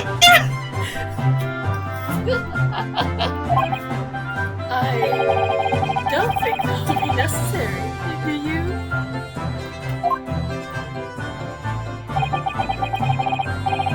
If I may just say one thing before I pop off. Pop off, King? Ah, Don't pop off, King! yes? It was you, sir, Mr. Sholmes, who took it upon himself to remove the item the other day, I believe. So it wasn't even the pawnbroker's fault. That's Sholmes for you. Mr. Sorry? As I recall, I entered the store with a picture violin, and I heard, ah, here it is. You did? And when I turned to controvert you, you had taken the viola and left, sir.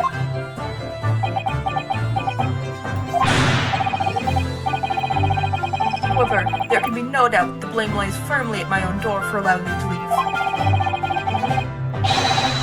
So I shall not grumble or grouse any longer. May this guilt die with me.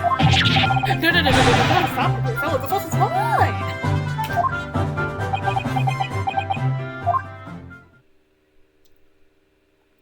The way he falls over.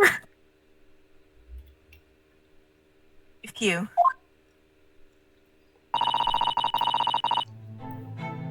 It would appear that the fight is over.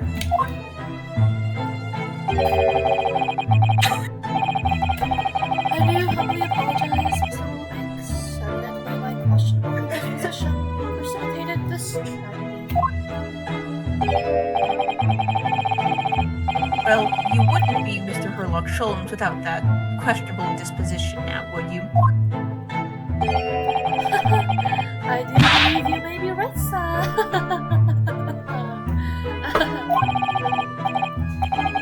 It's either laugh or cry, I suppose. Or both, from the sounds of it.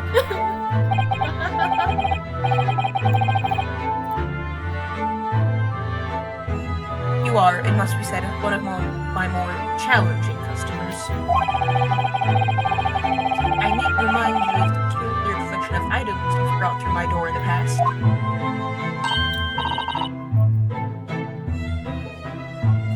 Oh, peculiar items? In the extreme, ma'am. For example, the unpublished manuscript of an eponymous work, the novels of Sherlock Holmes of some sort. Oh my! A new full-fledged novel? And unpublished? A story I have yet to read, do you mean? Ah, forgive me. Wait, before you die, you must tell me more. Before you die! Before! What's the story? Why is he like that? He heard you say kill yourself once and he took it seriously. Sir, the gun is not necessary. I don't mean it, sir! Sir, I don't mean He heard it once and made it his whole personality. Susanoo can kill you just fine.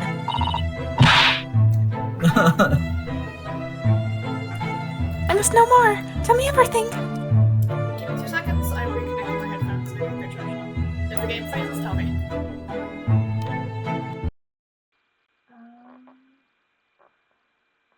Hello? Oh, yeah. Okay, game's not frozen. That's good.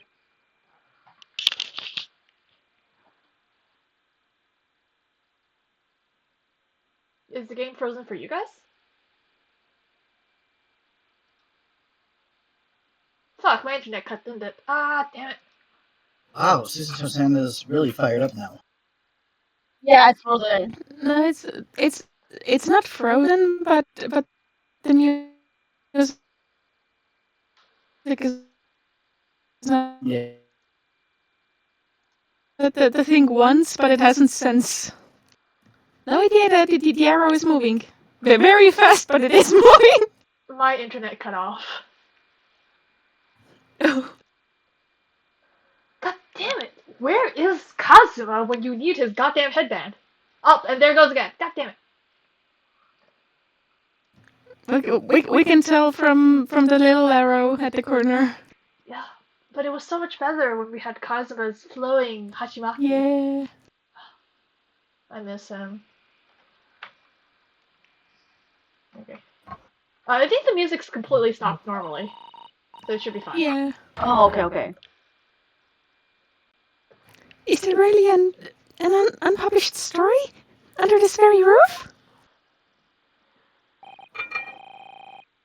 Well, one day the gentleman here brought in an old metal chest, you see. I should like to entrust this to your care for a while, Mr. Windibanks. For a chest like that, 1 shilling, sir, not a farthing more.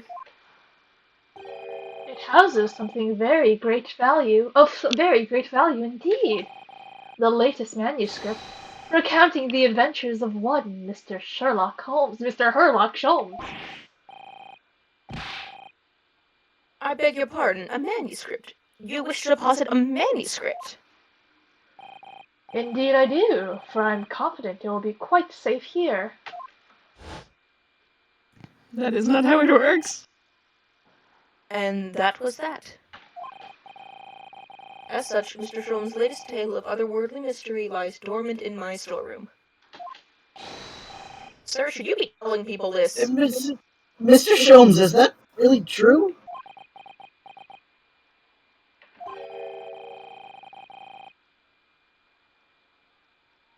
Do I sense that someone doesn't want to talk about this? I continue to pay your fee, do I not? Then kindly continues to store my belongings securely.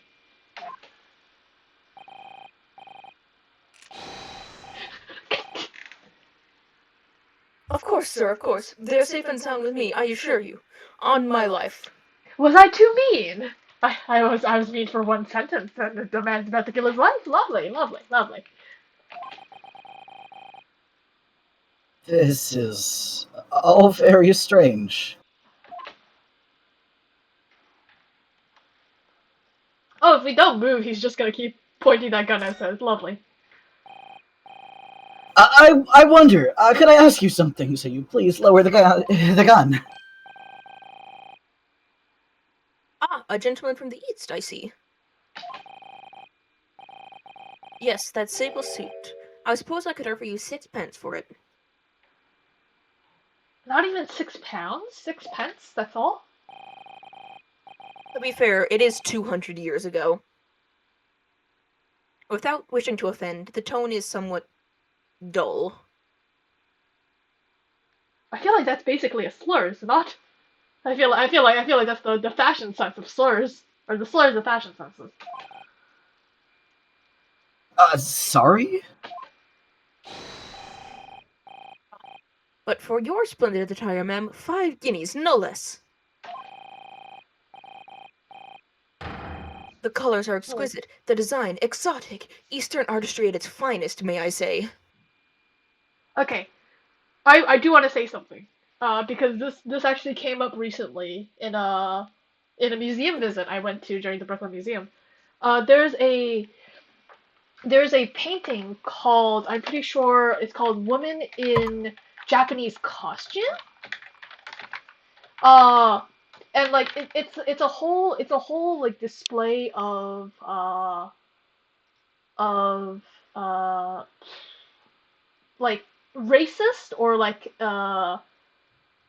uh like bullshit basically, or people of bullshitteryness uh paintings. Ah, found it.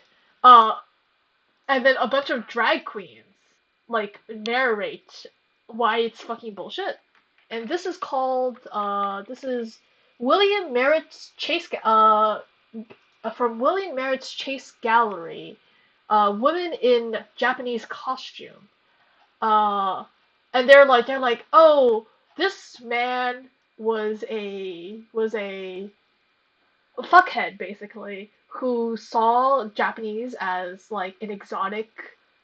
He was obsessed with Japanese like exoticism, and he was a little bitch about it. And a lot of people in England at the time also saw Japan as a costume, and we have no idea who the lady being painted is, or like where that outfit came from.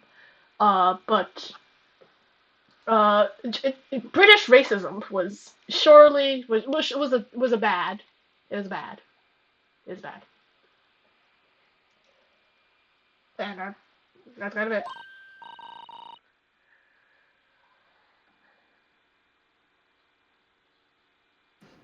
Oh my, 5 guineas, you say? How interesting. Why do I feel as though I've suffered some sort of defeat here? We're not selling our clothes.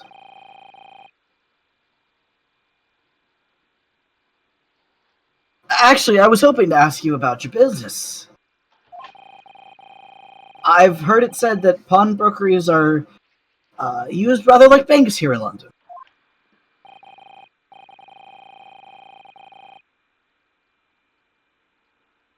Yes, sir, indeed.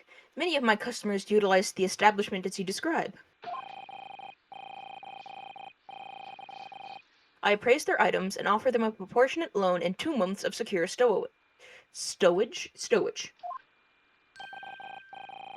If, in that time, they repay the original sum to me plus the agreed interest, their items are happily returned.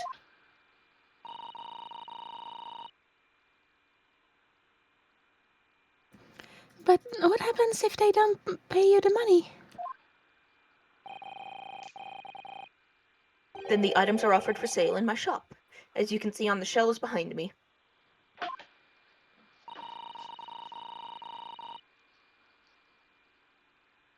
So you never sell items before the 2 months has passed, then? That's right, ma'am, that's right, which means some considerable responsibility rests on my shoulders. Should a customer's precious belongings be lost, the only recompense is for me to end it all.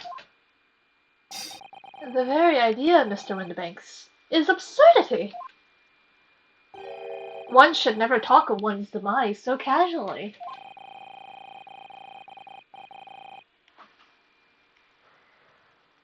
Says the man who was telling us all it was a good day to die only this morning. Cut him some slack, he's on his period. And let us not forget that I have already helped you take measures to ensure such tragedy never occurs.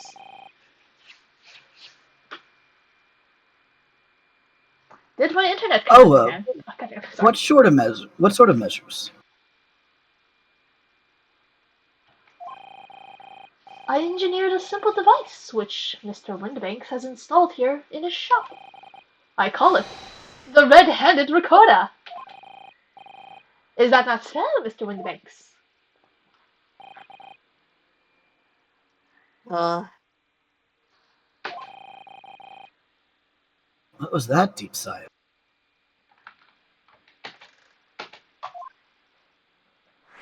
Red-Handed Recorder. What on earth is a red-handed recorder? Use your eyes, my dear fellow. There are two just below the ceiling.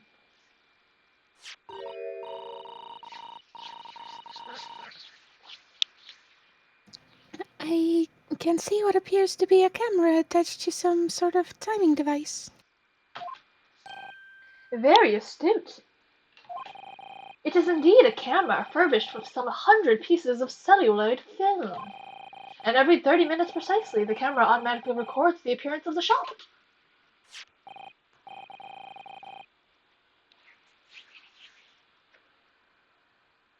Here, I have an example I can show you.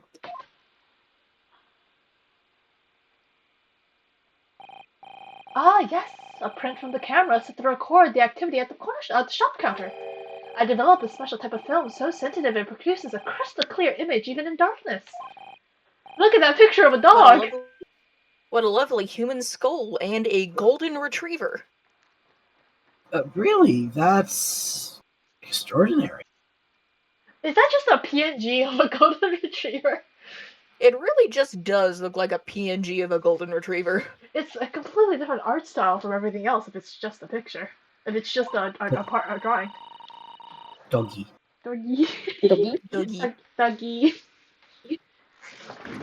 Yes, you can clearly see the counter and the door behind it. Look.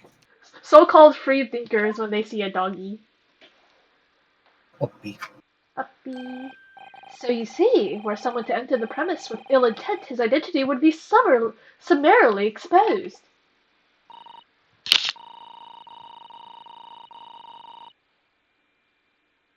But did you not say that the photographic prints were taken at 30-minute intervals?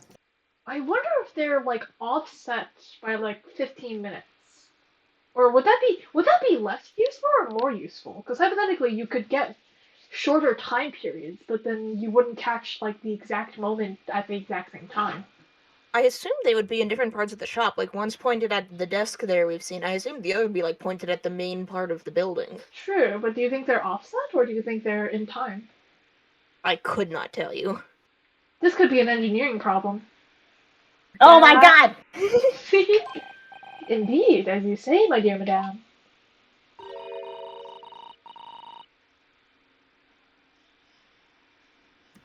Then what if the incident were to occur between times? Then he would be fucked, my dear madame. One could only say that would be a cruel twist of fate.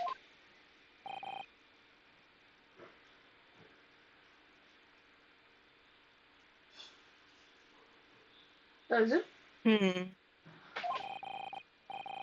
I must confess, your devices have been giving me some cause for distress of late. I beg your pardon, Mr. Windibank. Surely they are nothing but distressing. Reassuring is the word.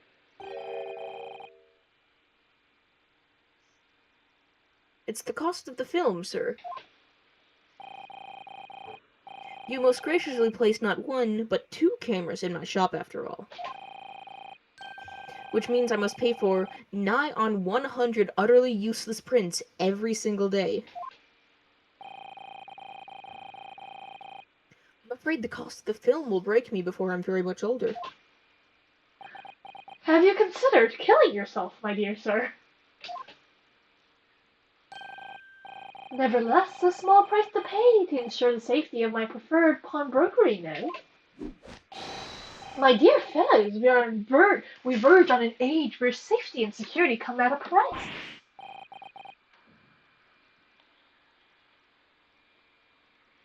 Oh, heaven help us.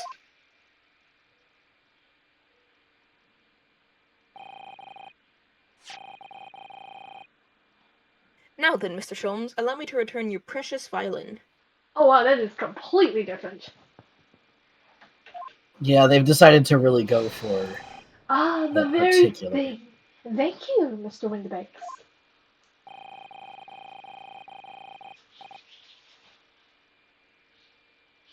This might mark the end of the peculiar items you try to pop. Because if anything were to happen to one of them, this would be the only answer.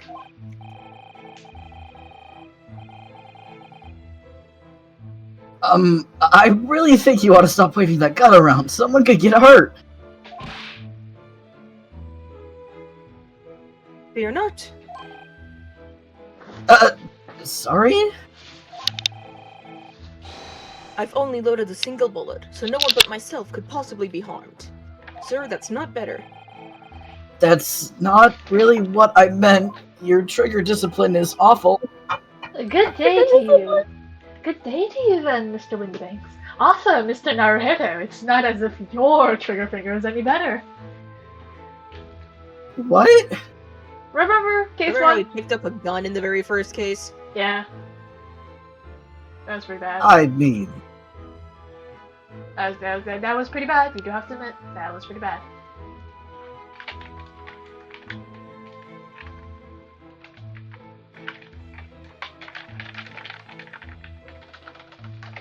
Oh.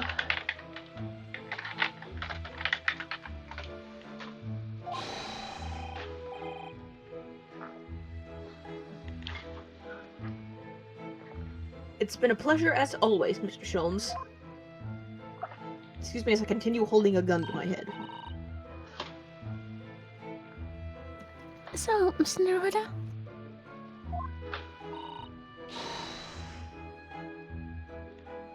Now we can explore it last. Does everyone want to take a little break before we explore this entire pawn shop? I need to go pee. Yeah, let's all go take a little bit of a break. We reconvene at Time for 5 or 10, or we'll see. Time for potty break. Yeah.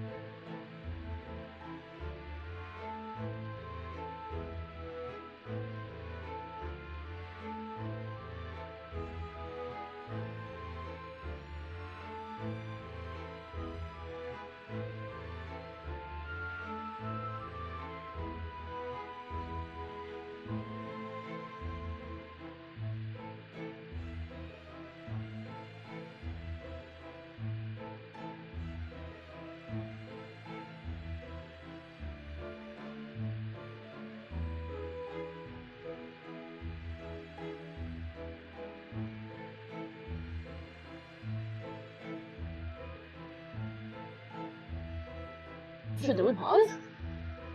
We're taking a break. Oh.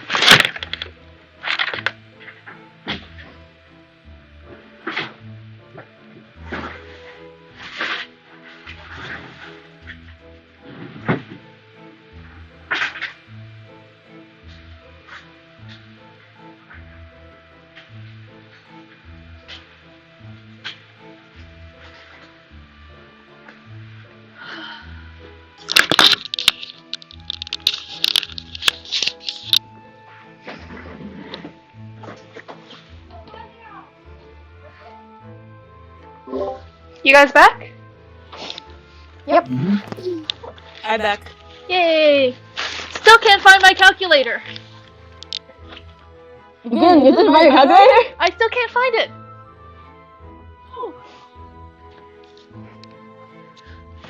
At this point, I just assumed the baby ate it.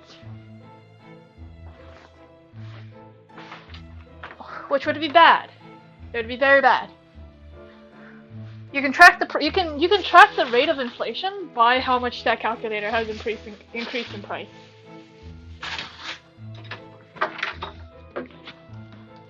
Boy. It's only by like $15, but it was like a $100 calculator, so that's still not that good.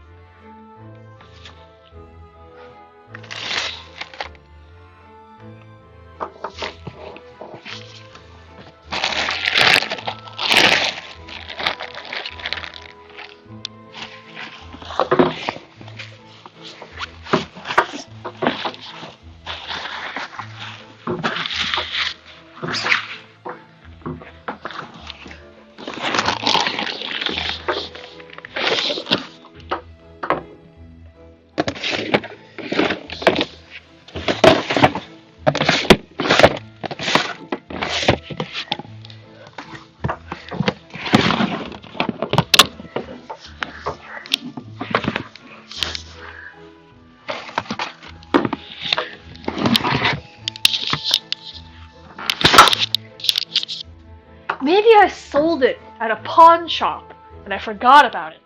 That could be the case. There's no way. Well, you got 2 months to get it back. Oh no!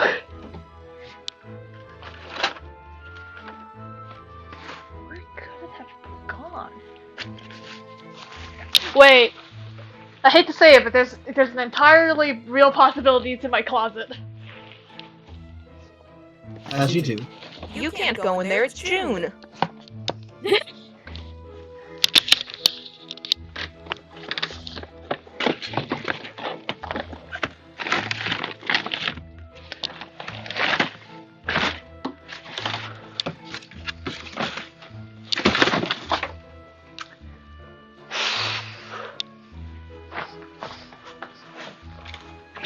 Okay, one more search of the closet, and I'll go back to the greatest attorney. This is just stressing me out.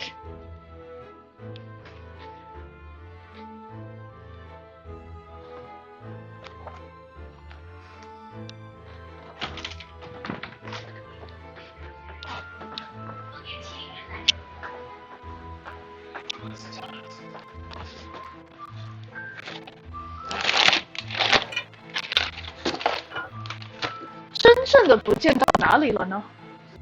我的计算机啊，我昨天晚上还在用呢。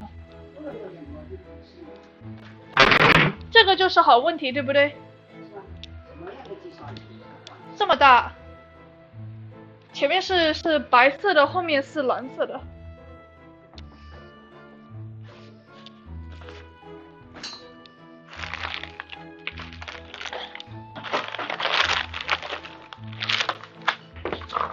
玩钉钉不可能玩这些东西，太贵了。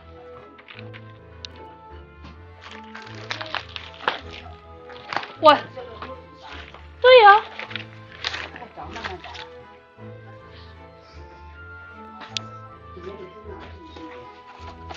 我挺确定有拿进去的，我已经问了，他说没有。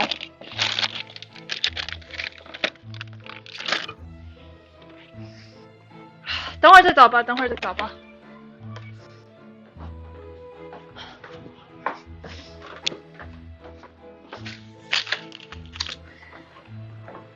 No luck. I think it got out of the closet. I can't believe your calculator escaped. I'm just really bad at misplacing things. Just like Sholmes. Fuck. Indubitably.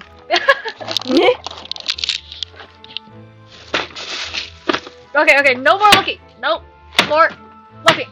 Back to the game.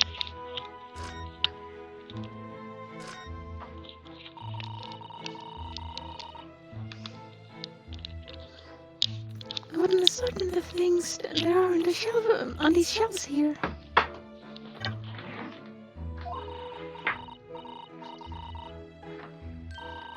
Crockery, footwear, clocks, watches, almost anything you care to imagine. Those are forfeited items, offered for sale by the pawnbroker. What does that really mean, though? When you pawn, or colloquially an item, the broker loans your money against its worth. He stores the item for an agreed period of time, after which, the loan must be repaid. If not, he is free to display it in a shop for sale at a price of his choosing.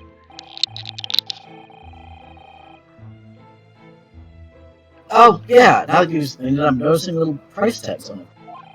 Of course, simply by paying the agreed interest on the loan, one can extend the period for safekeeping. As you may pawn that black garb of yours without fear, my dear fellow. My treasured university uniform? Ever! It embodies my student spirit!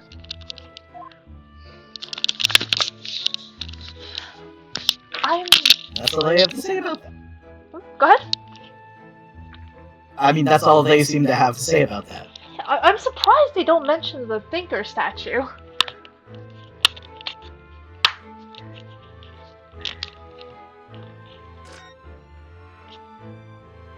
Oh.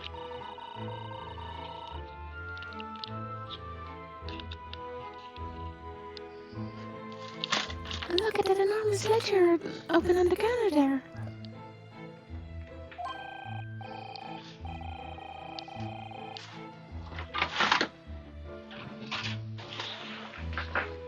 Mr. Wilbanks is, if nothing else, very particular about recording the items he accepts. You just can't get my name right. Sorry! I'm gonna die. I'm gonna put a gun to my head. This is an irredeemable. This is just... He'd have to be, otherwise he'd get himself into all sorts of trouble.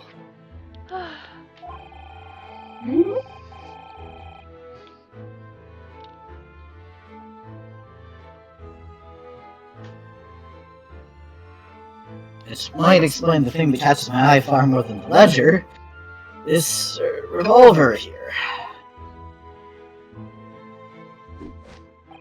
Do not entertain even a single thought of pilfering that article herein, my dear fellow.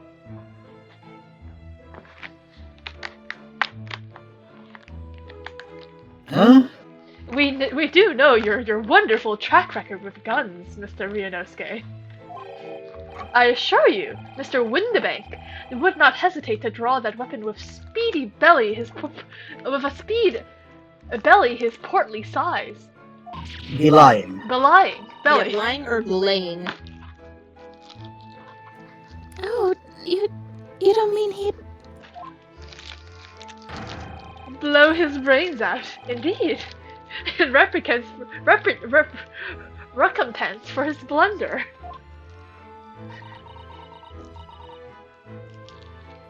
Oh my.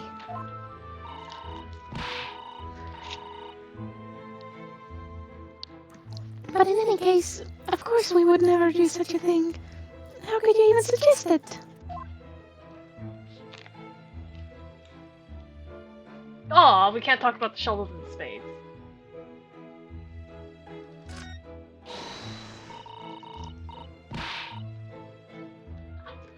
Look at this! What could this lovely big shiny box be? That, my dear madame, is a music box. Surely you have such a thing in your own country? Oh my! Yes, but I've certainly never seen one so large before. Shall we listen for a while?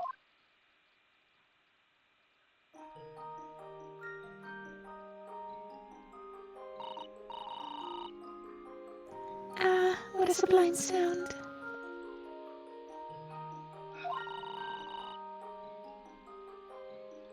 It's like the music of angels.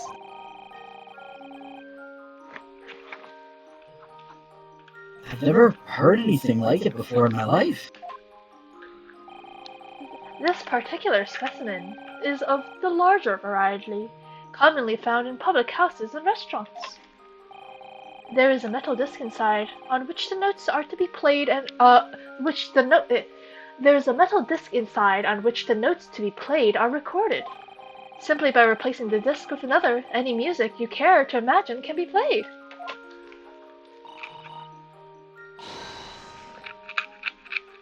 My goodness, what a simply delightful machine!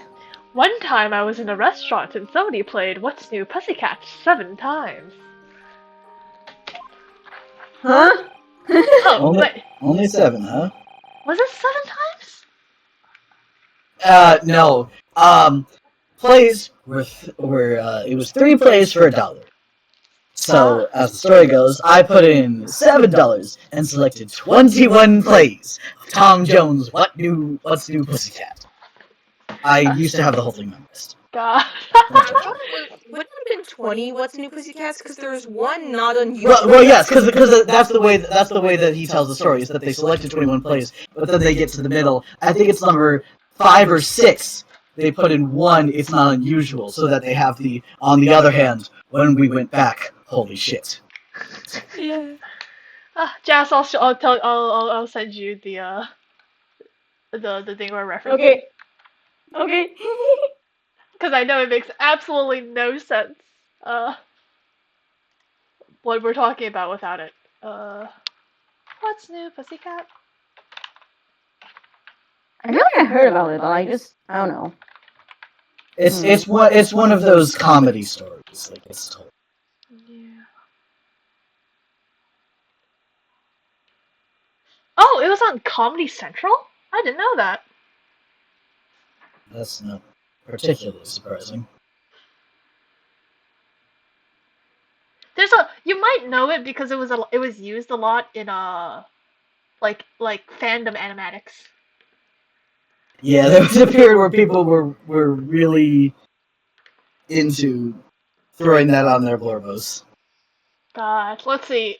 Just looking at it right now, there's a Homestuck one from 8 years ago, a JoJo's Bizarre Adventure from 8 years ago, a Hazbin Hotel from 4 years ago, a Deltarune one from 1 year ago, a My Hero Academia one from 7 years ago, a Rambo one from 4 years ago. Yeah, that makes sense. Oh, you also might know his story from the one where they all got drunk and then some dude like the one thing you can't replace. Exactly. Thank you, Daniel.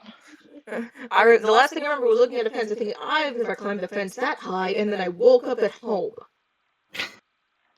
God. I hate that we can all like quote some of his. Oh, the Delta airline one. Gosh. 来了？没有。如果不在这里就在外面啊，如果不在外面的话就在里面啊，不在里面的话就在家里呀。谁到底不见到哪里了呀？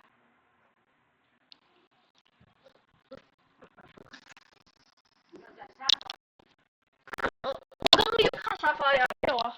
刚刚有看沙发吗？我床也都弄了呀，也没有啊。我再去弄一下吧。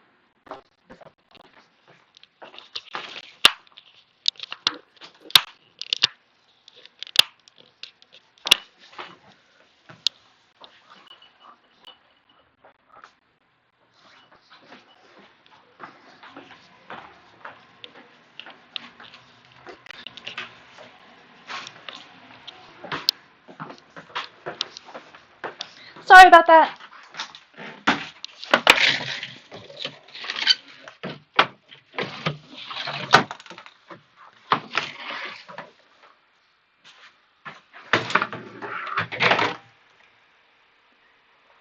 Indeed, though their popularity has waned recently with the development of the gramophone, of course. Wait a minute. Gramophone? We can use this to pinpoint the exact time this takes place. Gramophone. Invention.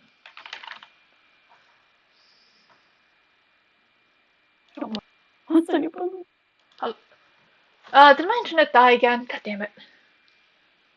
No, you're good. I think you didn't click though. Oh, yeah, no worries. You good? I'm good. 1887 was when it was invented.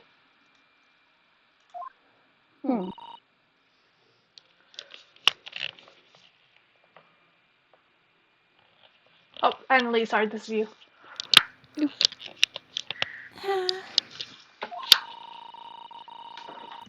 Science and technology advanced at such an overwhelming pace.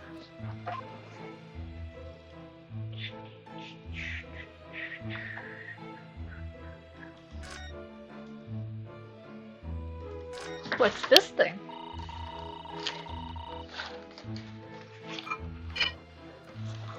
Now what do you suppose this rather enormous machine does? It seems to have two little windows for looking through. Allow me to enlighten you, my dear fellows. What you're looking at is a stereoscope. A stereos... Fascinating. It aptly named, I assure you. Look through the eyepiece and see for yourself. Oh, I should be delighted to. Excuse me a moment while I just have a look. Just before you do, there is something I should point out. My dear fellows, in order to see the image properly, stereoscopically, as it were, you will need to be cross-eyed. Stereoscopically. Stereoscopically. You will need to be cross-eyed.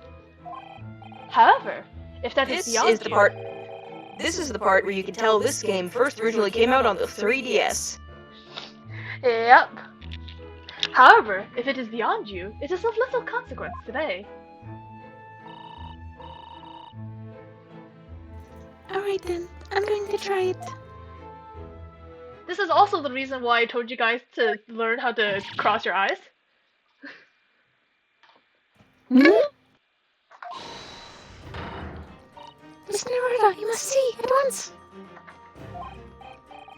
Alright then. I like to imagine the violin in the background here is just Sholmes fucking duking Just it out. logging in. Logging in.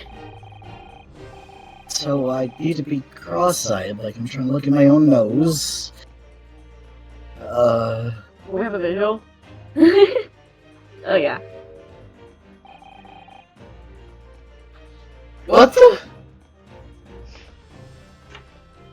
Everyone, try to look at it as if you're cross-eyed. No, yeah, it just makes it blurry for me. Yeah, I don't know how to do it. Yeah, it doesn't properly work. I can do it, but it doesn't. My glasses make it difficult. Yeah, me too. The way you want to get it lined up is that you see 3 images, 2 on the side, 1 in the middle. The one in the middle is the one that gets the effect. I don't believe it! Oh, hi, Sholmes. It's just a photographic print, but it seems like you could reach out and touch it! Yes, the sense of death is startling, it is not? Stereoscopes are one of London's many fads. I almost pronounced that wrong. They're often found in little stalls in the park. People queue for hours to see them. Why are people meddling with such black magic? It is no magic, my dear madame. It is, well, far too complicated to explain at present. We shall save this lesson for another day. Oh.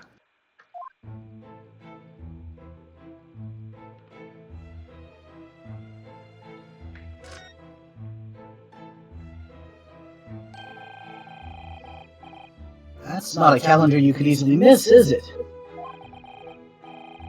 15th April. Today's date. I wonder why they're putting so much emphasis on today's date, April 15th. It's only 5 days from 420. Oh, Because there's gonna be a robbery!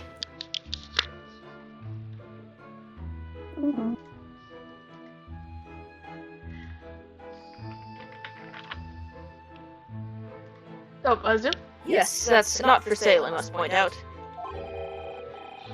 It is an Eastern-style page-a-day calendar.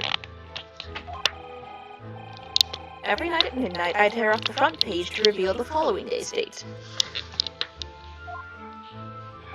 The perfect calendar for a tear-worthy fellow such as yourself, Mr. Windibank. Who was it who walked out of here with the wrong violin before? Viola. Well, when the agreed storage period has passed, that repayment articles are forfeited, you see. So I have to keep a close eye on the date. It's something of a pawnbroker's obsession, you might say. Oh yes, I can see you're very dedicated to your job. The date, or like specifically this calendar and the photographic thing that takes every 30 minutes are gonna be very relevant soon, probably.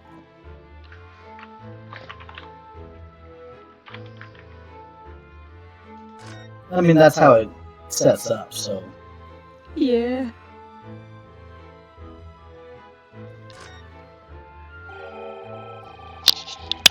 Now the question is the criminal the shop owner, or is someone gonna rob this place? It's gonna be Sholmes! There seems to be a little door behind that curtain there. That leads to the storage room, where Mr. Windibanks keeps articles that are currently in pawn.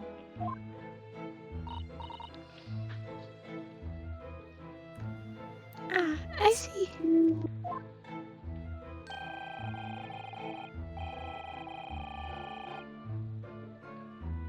There's nothing of particular interest inside. I certainly wouldn't recommend any, larcenous activity. Thank you, Daniel.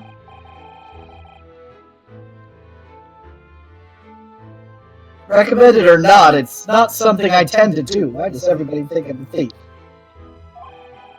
But there's one key, and Mr. Windibank, keeps it in his pocket at all times. Before he sleeps, he places it in a small pot, which he slides under his pillow.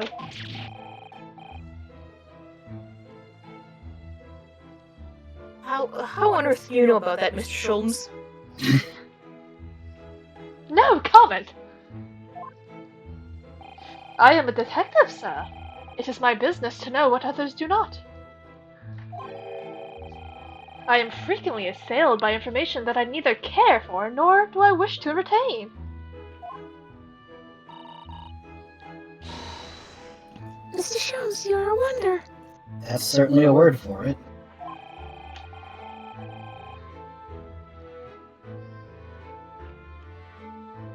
And the prime suspect if this pawnbrokery is ever burgled. I'm telling you, it's gonna be Sholmes.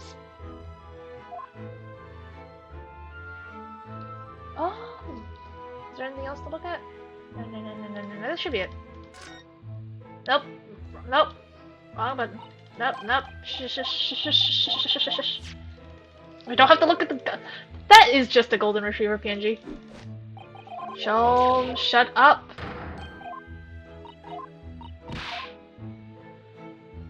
He sure is a yapper, is he not?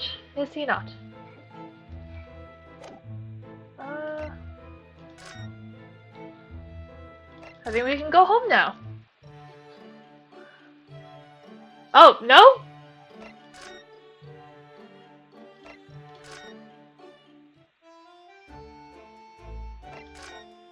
Am I missing something? I think there's one thing that you're missing. Ah, fuck me. My guess is that it's the camera.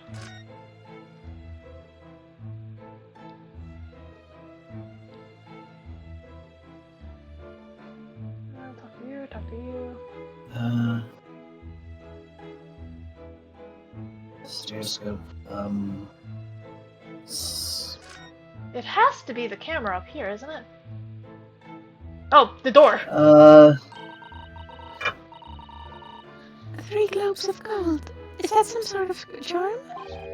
Dear me, have you not seen that sign before?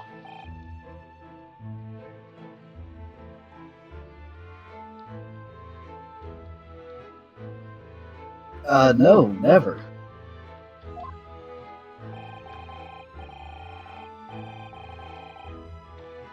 The 3 golden balls are, in Great Britain at least, the universal sign of a pawnbrokery. There are more than 700 such establishments in the capital, all showing the same sign. Oh, I see.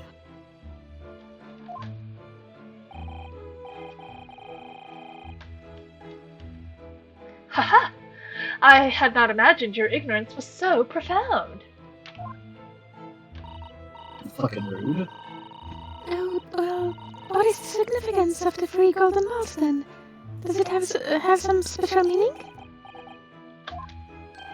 That is entirely unimportant here, madame. Irrelevant, even. You don't know. You mean you don't know?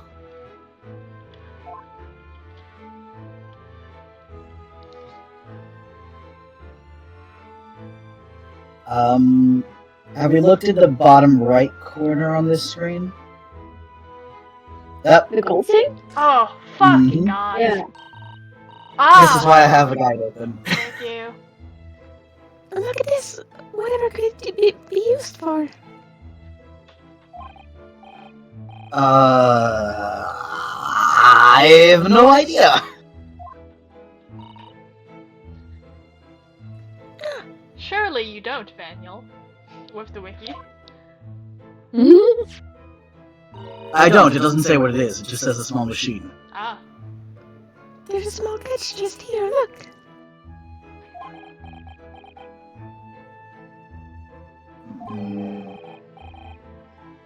We're gonna open it, aren't we?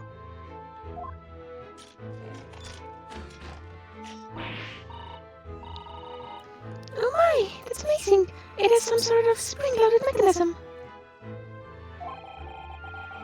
Which we'll never manage to put back to the way it was before. What are you two doing? What? Nothing. Nothing at all. What this device is, it seems to have a pair of little windows to look through. Like the other thing? I feel I've seen this something rather similar to this elsewhere. And you're so prescient, you're even predicting my next line. Absolutely incredible. I wonder if it's on the same screen, maybe around 3 inches above on the screen. I wonder. Oh! So Jeff! who was our, Lestrade? It was Sal. Sadly. Jess! Yes. Your turn to shine! Oh god. Oh no, okay, what? Only 2% for it? That ain't fair, and you know it. The article is barely worth a penny, miss. I can't offer more. I can actually see him again.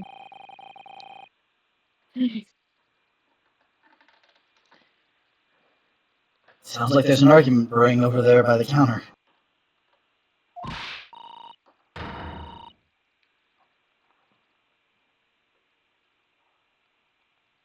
Come on, that can be right. Have you even added proper butchers at it? God, oh, this is Cockney. What does this mean in Cockney again? It's like a proper look at it, but why is it called butchers? Mm-hmm. A proper cut at it? A proper, I don't know. Like, No, butchers is the term. The rest of the context I can't quite remember. Had a proper butchers at it. Can you pull up a Cockney guide real quick?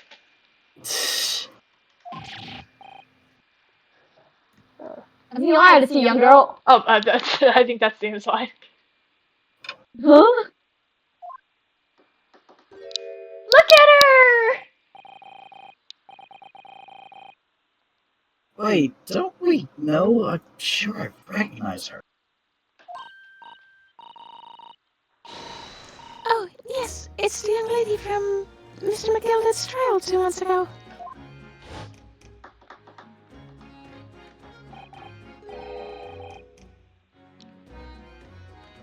Her name is Gina Lestrade, my lord.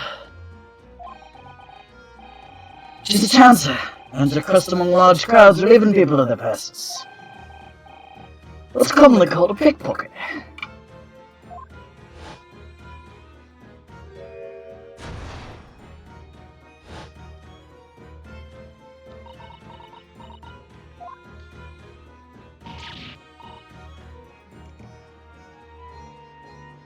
Hold up a minute, you lie!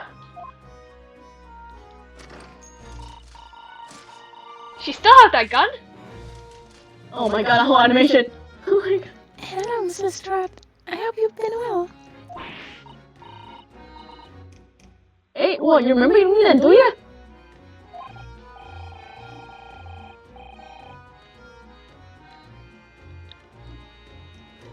Well, I remember being completely surrounded by smoke, that's for sure.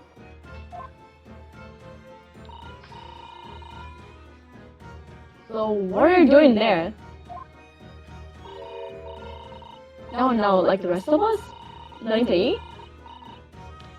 To put that black weasel, sorry, code, Appia?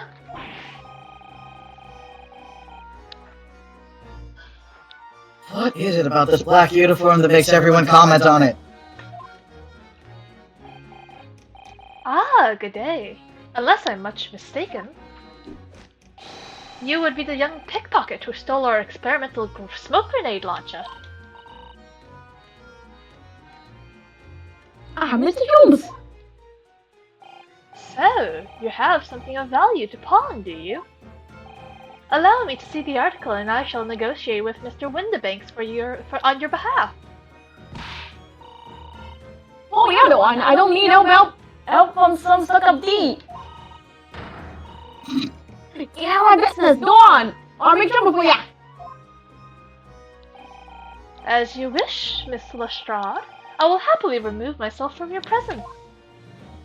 And there he goes.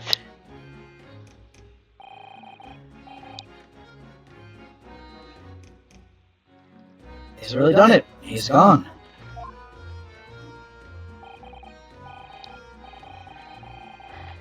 I'm sorry, but as I said, there really is no room for negotiation here.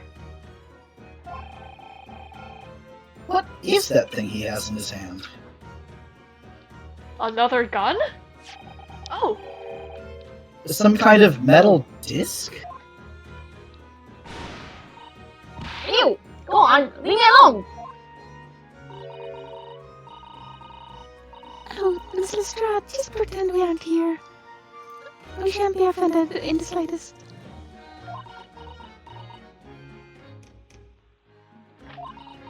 She is ghostly pale. Look how white her skin is.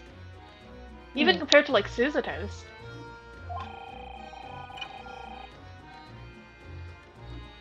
Suzutoka-san can really stand her ground when she wants to. Whatever.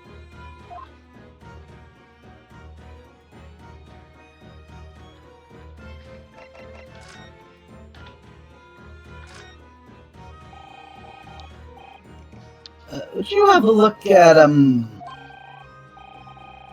strange, where's her armband gone?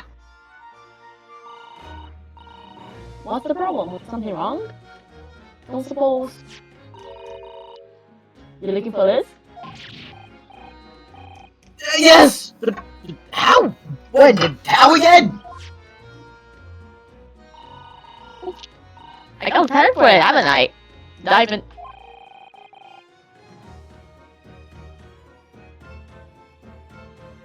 Bordering on black magic. It makes what I was about to say about my armband seem a little... dull. So... If you want to tell me about it then... Quick, put it away before she steals it again. Nope. Pawnbroker's customer.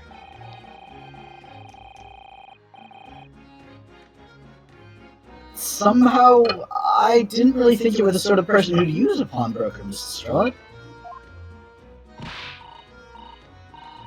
Yes, well, I'm in, alright? I'm a learner, just like everyone else. That a problem, is it? No, not at all. It's just that, well... Oh, I get it. You know what you're thinking. I know what you're thinking. That thing probably don't even belong to her. Probably got in the dive, didn't she? Yeah, I can see it written over your wait. Chevy Chase. Chevy Chase. We really do need a Cockney translation guide. I mean, that one's obviously fakes. It's written all over your face. It's written all over your Chevy Chase. Right, because it's a rhyming scheme. It's Scooby-Doo. Yeah. It's like... Cockney rhyming slang. Oh, well, I might have been thinking something along those lines. You're not going to deny it, Mr. Narada? Alright then, I'm just gonna come out and ask you straight. Do you pawn things that you steal from other people? Well, I'm not the best into that, really. So that's a yes! Don't worry about it. Suppose, sometimes.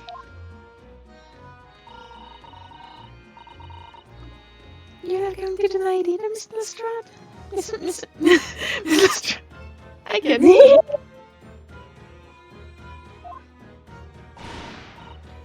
Well, not this time, alright? I swear! That thing belongs to me! That disc that Mr. Wendybank is holding. Put it in the machine! Perhaps we should see what he has to say about all this.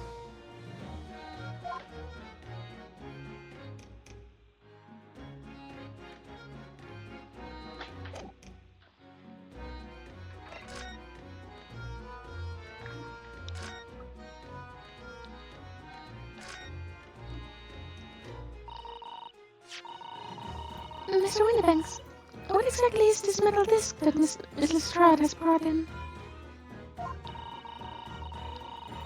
It seems to have hundreds of tiny little bumps on its surface.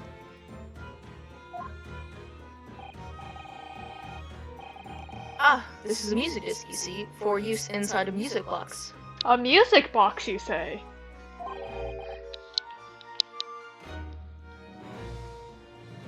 In a music box?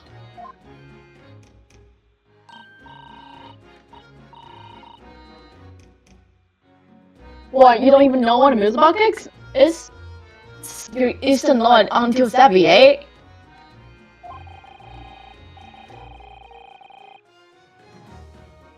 I know what a music box is, I've just never seen one of these discs before.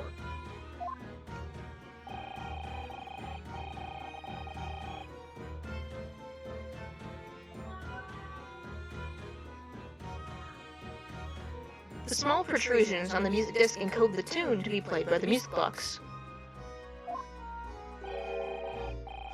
You simply insert the disc and set the machine going, and beautiful music plays.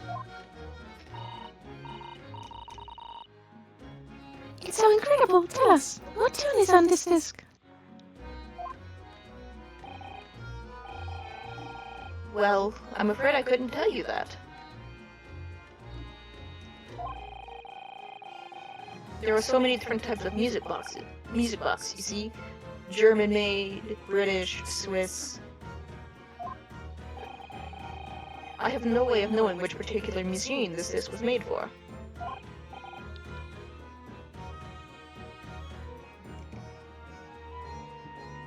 Ah, I see. And that's it in a nutshell. I wouldn't have any customers for an item like this, even if the young lady forfeited it. Really, I'm already offering more than I should at a penny.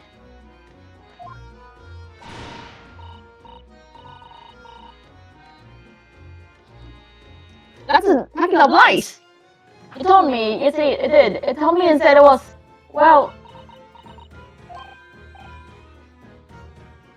He? Who?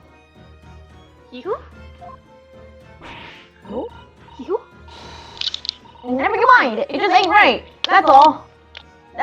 This worth good money, you know? Well, then you'll have to try your luck at another pawnbroker's, won't you? 喂，什么？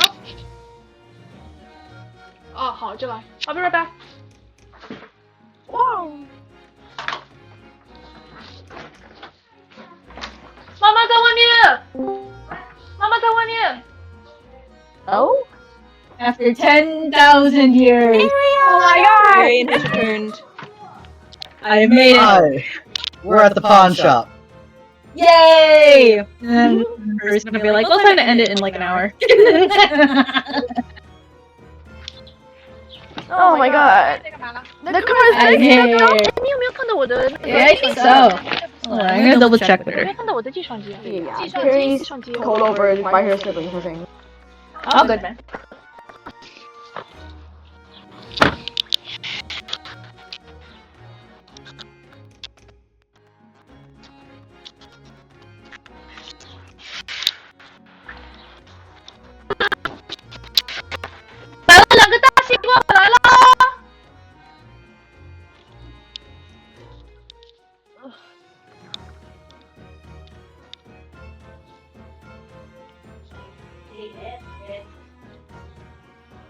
这个计算机真的不见到哪儿了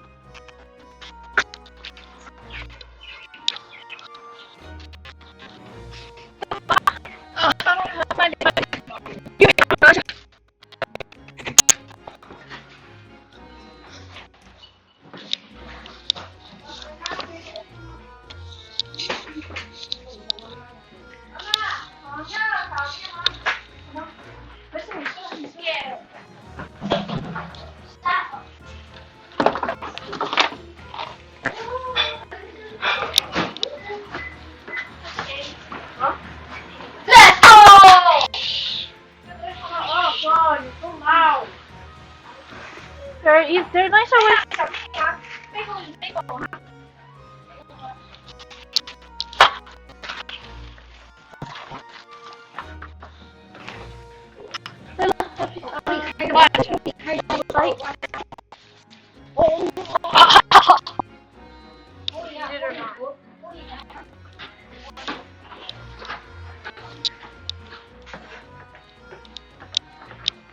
I'm back. Black. Okay. Look at me. Oh, hey, Aaron, you made it. I did. Give me a second, like, to dishes, but I'm actually gonna be here. Yay. Daniel, can you give a quick summary of what has happened so far? Okay, so, Saseki-san is, last we heard, on the ship back to Japan, should almost be there. He's been a little seasick, but he is alive, which means that the Curse of the Reaper doesn't seem to have taken effect. At the same time, after Saseki's trial, the Reaper of the Bailey has once again left the Bailey and hasn't been seen. He's, in the past 5 years, he's literally only taken the cases that we're on. Interesting. We haven't been having that great of business, because we're still an amateur from the East in racist London. But this morning, Miss Susato received a telegram, the contents of which she seems quite loath to share with us, though she'll tell us someday, she says. We go down to breakfast and find that Mr. Holmes is incredibly depressed because his violin playing sounds terrible today for some reason. And after an incident with Soseki-san's cat Wagahai, who has stayed behind in London since we know pets can't go on steamers, we realize that it is in fact not his precious Stradivarius violin that the cat just knocked over and ruined, but in fact a viola that he mistakenly grabbed from the pawn shop instead of his violin that he had placed there. So we headed to the pawnbroker to reverse this situation, poked our head around at all the stuff, realized that the shop owner is very lithe to threaten himself with a gun at a moment's notice. And currently we found Miss Gina Lestrade attempting to pawn an item that's a music disc, but of a possibly unknown variant, and he is refusing to offer her more than a penny for it. And she is, of course, rather upset by this. Did I miss anything? Chums is very, very depressed about the fact. He is big boy depressed and talked about how he wanted to die. Manuel made the most sad, disgruntled, insulted. I can't even describe how sad Daniel sounded when the text said that the Stradivarius got tangled up in the cat. Let me try recreating the sound. Ah! I think it's Stradivarius! I'm not the best at voice echolocation. Echo. You get what I mean? Yeah. Let's see, what else? The stereoscope. We should probably explain that. We were attempting to look through a stereoscope and it hurt my eyes to try. So he gave up. I think that should be everything. You've been caught up.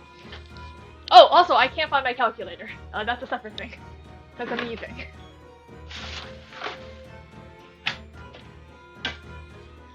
I think Arian's away. So... in that case, let us continue with our current voicing roles. Onwards! Tally her! Ah! Oh, that was the character. I was like, Jax is screaming. Why is Jax screaming?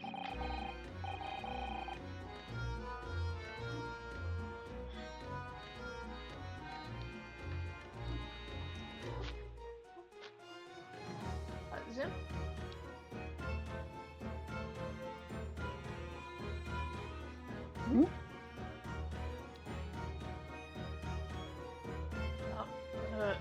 Zoom, are you there?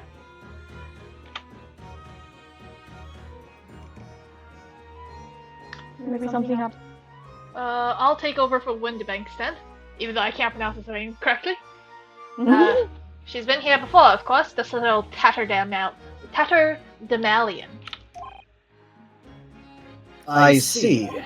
And brought some dubious articles or other with her every single time, I might add.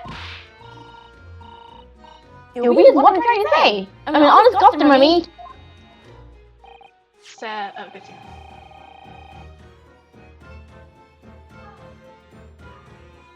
So, is there something dubious about the disc she brought in today?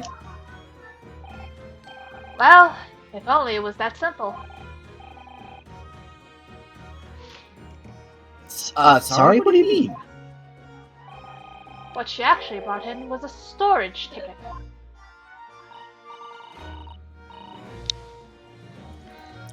A storage ticket, so... Miss Lestrade has actually come to redeem an article from you today, is that right?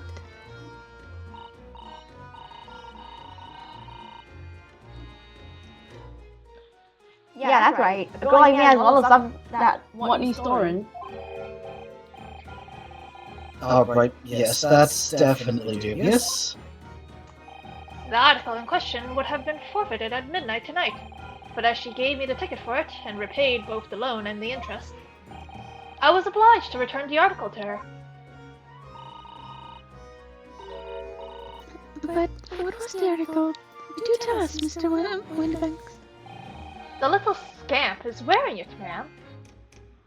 Oh, the jacket! Oh, it's the overcoat that she redeemed. Oh. What? What's wrong with that? If it's stolen, it's stolen. I mean, it's mine, so of course it does. So, what about this then? How does that come into all this?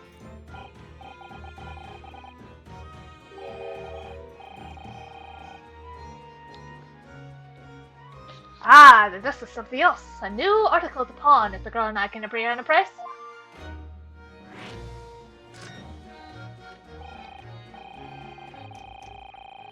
I'm confused. I thought you said that Miss Lestrade brought in the storage ticket today.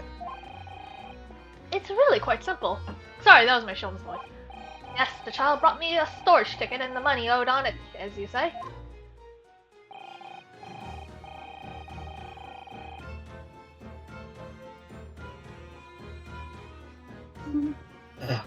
For this heavy black coat which you returned to her care, as I understood it. That's right, yes.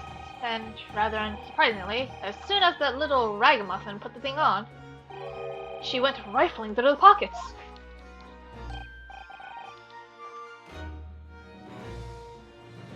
Oh.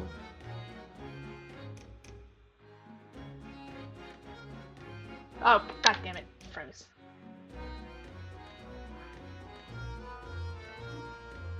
Test 1, 2, hello? Yeah, oh, you mean...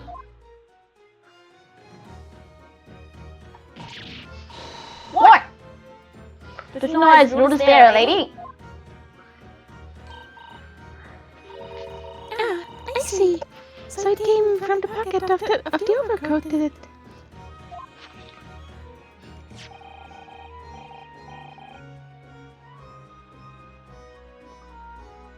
If you mean this, then yes, exactly, ma'am.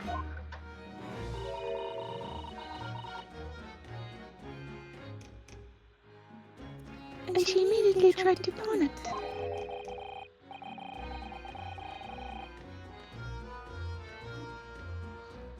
For quite a high price as well. This is rather all suspicious.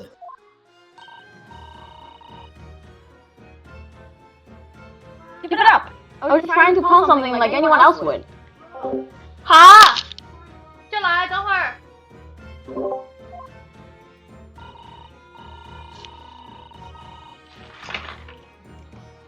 Miss Lestrade, may I ask you who deposited the overcoat here in the first place? Well, we...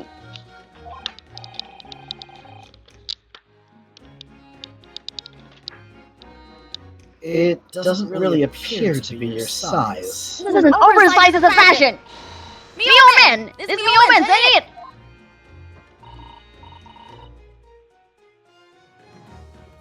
Is it, Miss Lestrade?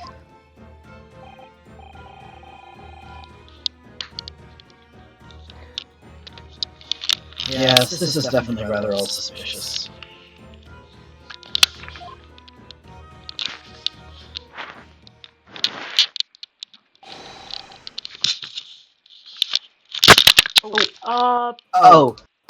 This is... Do we know who is this guy? Him? Yeah. I think I wanted to play this character, actually. Out of my way, please! Huh? I'm back. Welcome back. Who's this back. picture postcard English gentleman? Oh wait, Arian, were you Ryunosuke? Do you want him back? I need to know who this is. 1 second. I need to know. I need to check if this is the one that I like. It was the character. No. I will say this was the character you asked me to you asked if you could voice.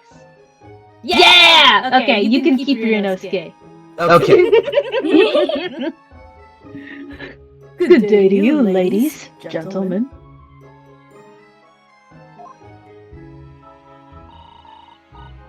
What's your problem, mate? There is no problem, as long as you remove yourself. I have a matter to discuss with the proprietor.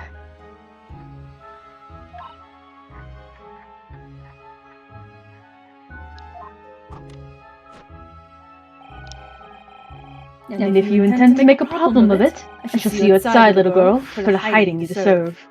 Bitch. Bitch boy. Bitch boy. Look at this bitch boy. Bitch. It ain't obvious. I ain't done talking with him yet. If you're seeing your done such gen, you should know how to wait in line. Burn. Well, you are an impudent little brat, aren't you?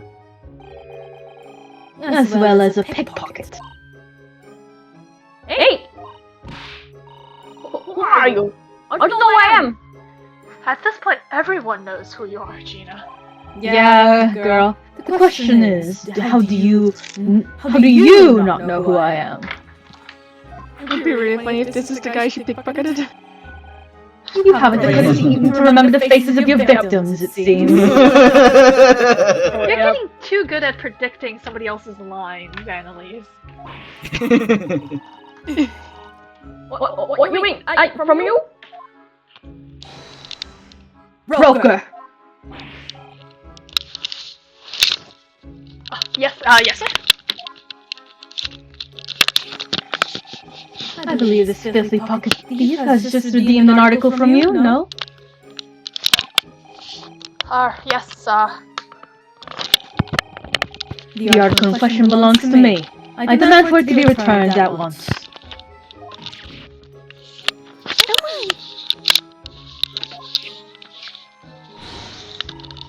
That's a lie! What you trying to pull? Give me back my overcoat, you wastrel. And needless to say...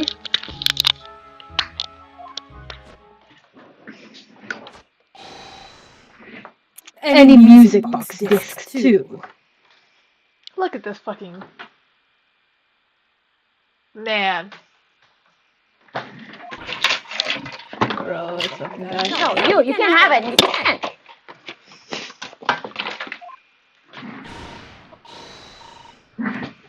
It's Milton's, or it was. Now it's mine.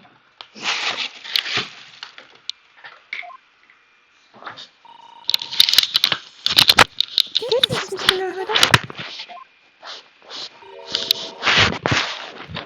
This is a very good situation.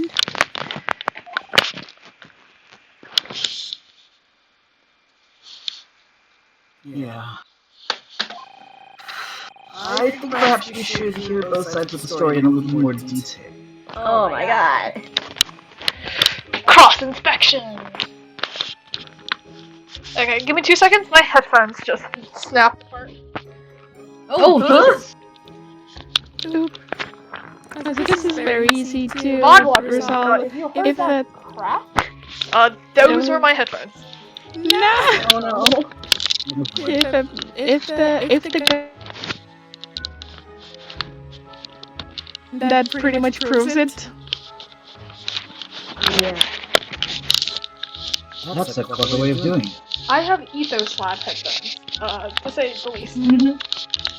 So I'm just putting it together with a little bit of electrical wire. Or electrical tape, sorry. Converse. A gentleman's accusation.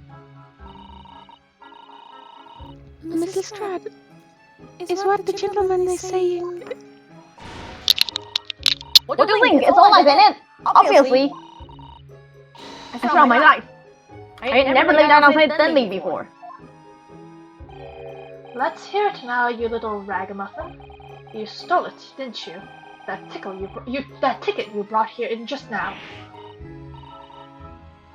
No, I swear to God.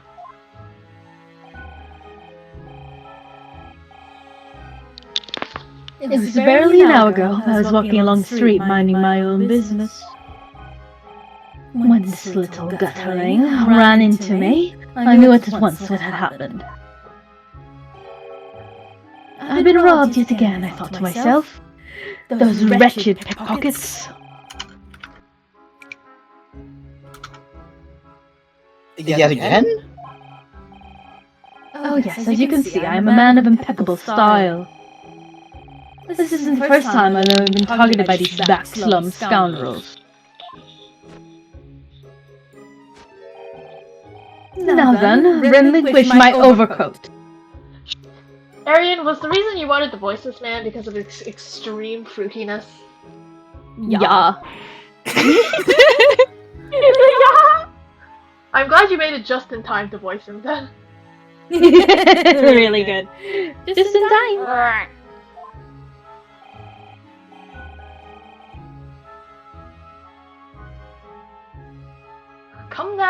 Come along now, Mr. Strahd.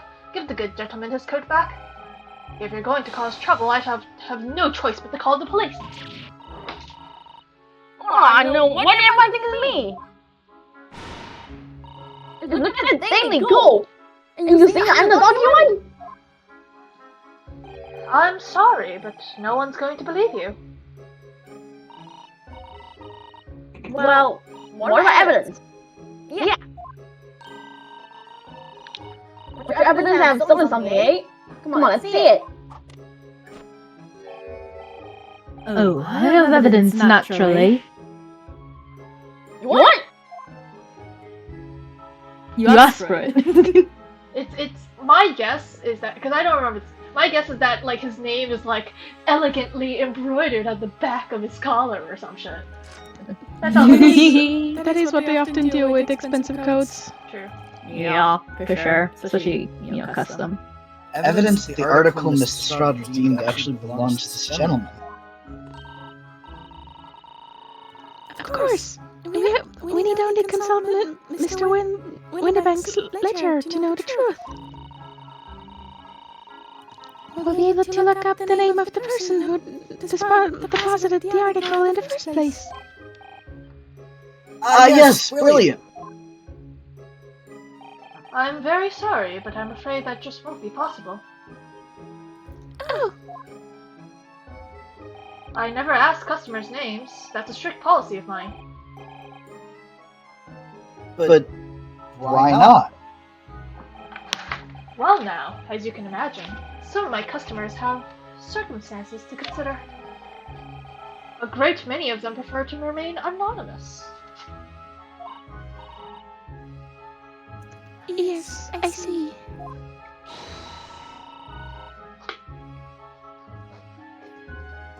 But then, how can you know if an article belongs to the person asking to redeem it? Oh, that's quite simple. I can't unhear him one more time, goddammit. It's quite simple, actually. I can't do. Oh my god, it's Big Ron! It's quite simple, really. Oh my god, it's Big Ron! Oh my god! It is! Oh no, it's Big Ron! I need to see Big Ron. I don't think I've seen him this season yet. It's not necessarily about the appearance, but the vibe of being the old dude in the cluttered shop. Yeah. Mm-hmm. I need fan art of this by Monday. Might I trouble you for that watchword associated with the article in question?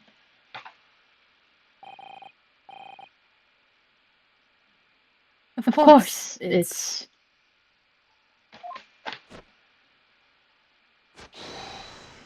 Professor. Layton?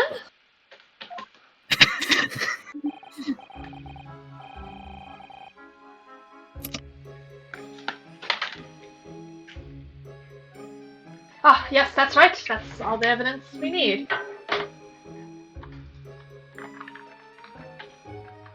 Sorry, sorry.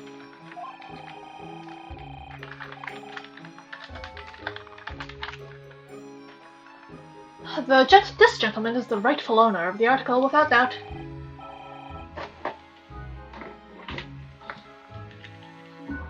A watchword? Interesting.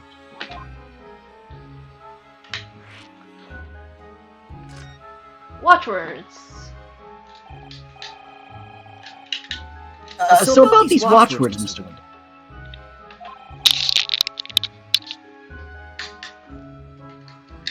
Just as I explained. I never ask customers' name when they deposit items with me. There are many reasons why. Certain customers would like to keep their activities secret. Most directly.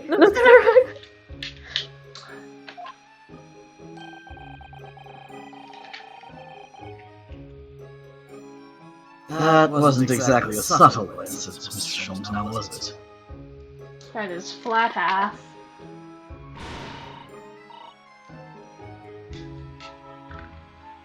Detectives have no dark secrets, none at all. Yes, well, anyways, that's why I always ask for a watchword whenever I accept a new article.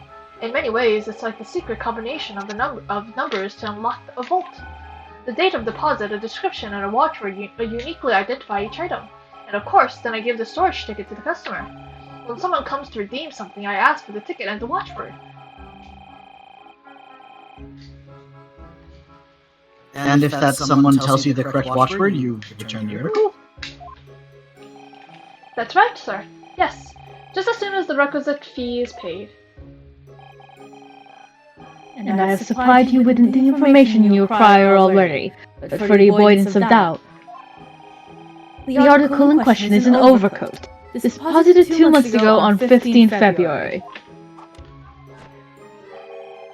With a watchword of Professor. Layton? All perfectly correct, sir. Information, sir. But how?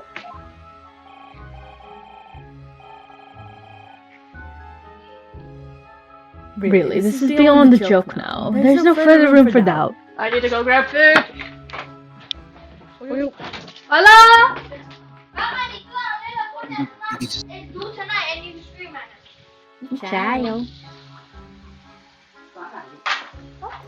盘子拿菜呀，我需要跑进去。我需要跑进去。哦，我还以为你们都已经 Lila 和 Ryan 都是喜欢抓。You want to go to breakfast? In a bit. Why? When? Like what time? We'll figure it out.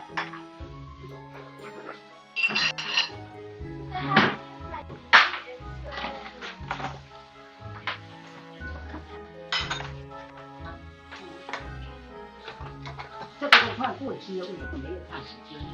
这个是最晚的呀，6月11号啊，只有6月7号啊。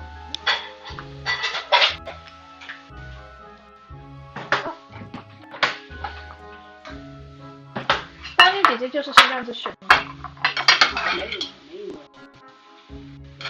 那么我们就需要明天早上吃面包，后天早上吃面包，大后天早上吃面包，每天早上吃面包。章鱼可以给我几个吗？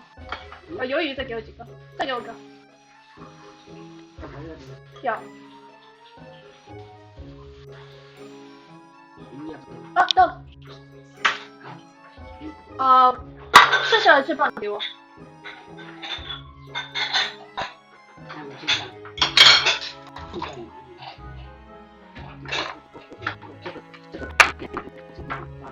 谢谢。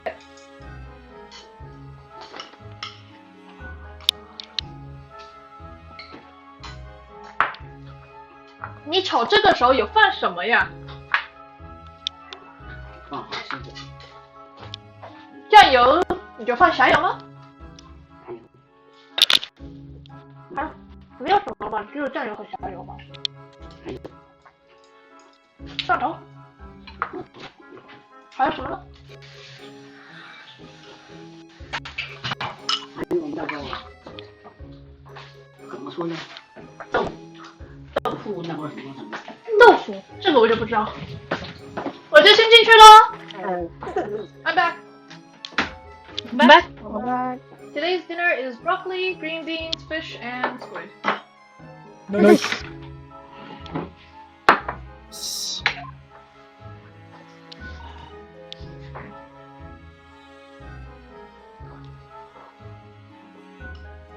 Hot.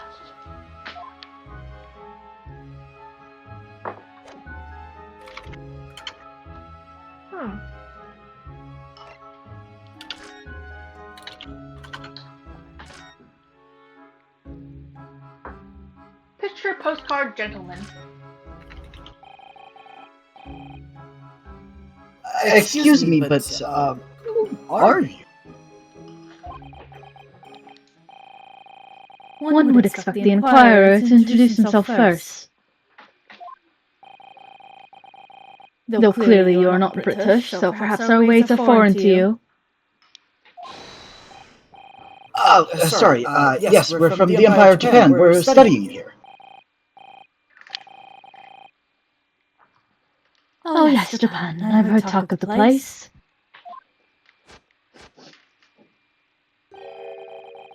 Its inhabitants live on some fiery brown-colored soup, dressed up with exotic spices.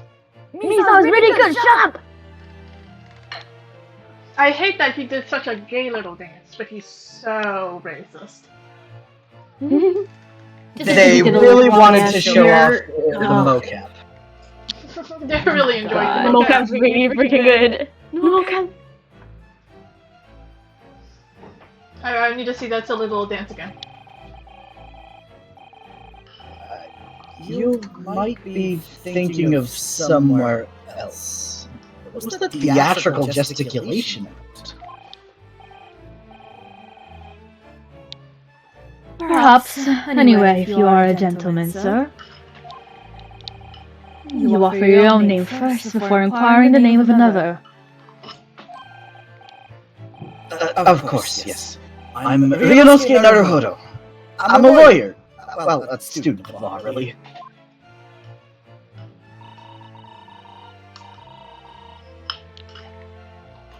My name is Suzuta Mikadova. I am Mr. Naruhodo's assistant. I see.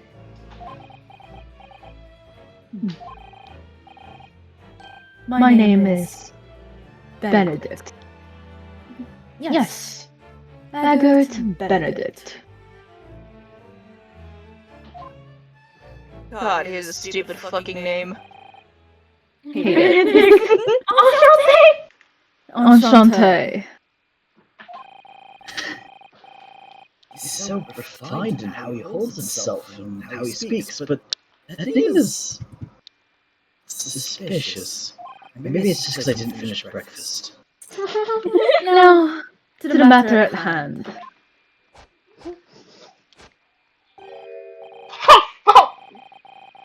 My overcoat! Return it at once! To someone with style to carry it off. Every more he makes, everybody thinks. I can't stand watching him.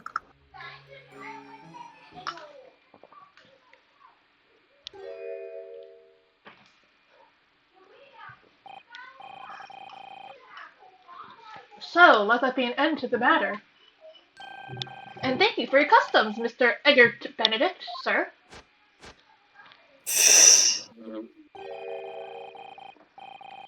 With such reasonable rates of interest, I may even decide to come back. This is why I ate grown-ups. I'm different. Ever since that, it makes me a liar. Diaper, sorry. And the contents of the coat pockets, if you please, broker.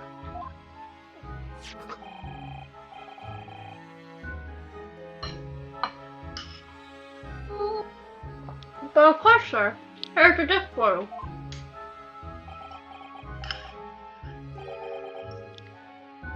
Just this one? Pardon, sir? I was expecting another. That is, I deposited another. Another disc?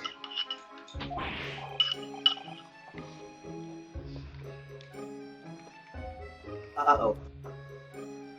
Sir, I might have to ask somebody to take over for you this time. I can take him back. Thank you. Oh dear. Alright, welcome back, I regret to inform you, sir, that what was deposited with me was merely the overcoat. The disc happened to be in one of the pockets, but I was completely unaware of it until now.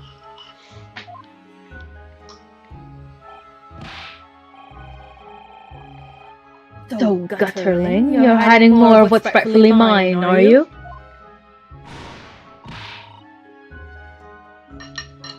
Say Su, huh? Say Su, say. I don't know nothing about it.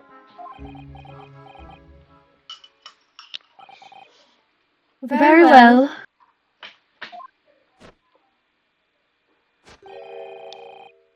Then I shall bid you farewell. Say goodbye to style.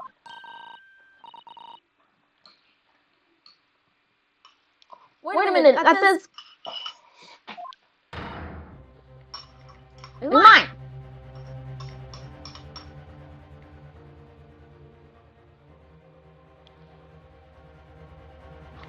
Do you guys hear that? Yeah. I think Sherlock Holmes is on his bullshit again. Oh shit! What do you think you're doing, you little tramp? You've drawn blood, you filthy animal! Oh my, yes, there's blood in the disc. It's all because of those sharp little bumps. Man must have scratched his finger on them. He did a bit of a dramatic little bitch about it, but... I found the purse, alright? I mean, it belonged to me, old man. You're not having it. Oi, you take it! Me?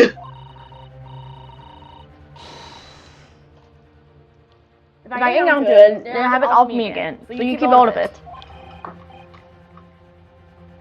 Mrs. Lestrade,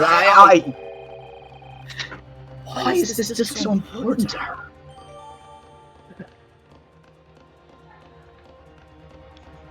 The mirror just had an extra report record. Sorry? You there, in the black livery! Hand that disc to me at once, please.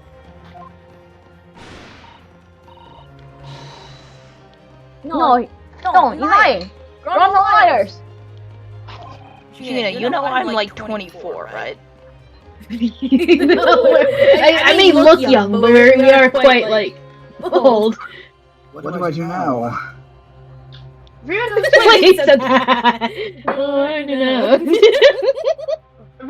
is 5'6". He is the same height as Grian.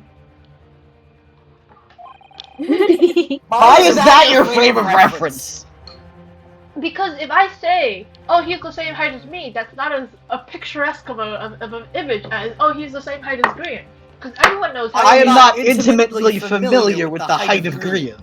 Oh, don't worry, I have a picture. Oh no! Is it the one next to Mamba? It's the one next to Mamba. Where he looks like he's 2 foot tall? Yes.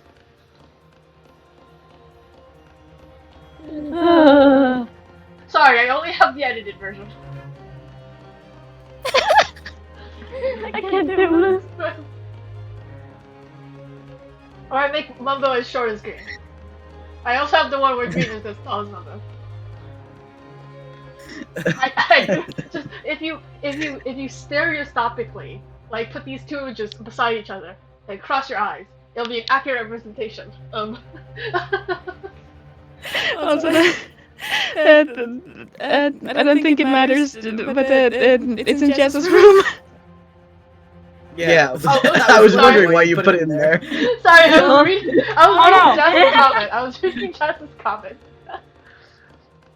How am I gonna resolve this? Have you considered killing yourself? No! For once in this game, no! Someone's not gonna do that!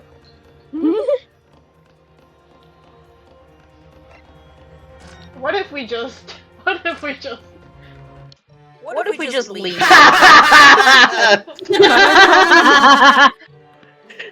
Ain't no way. Not our circus, not our monkeys. I wish we got an achievement for that. It would be really funny. I'm guessing we talked to Gina.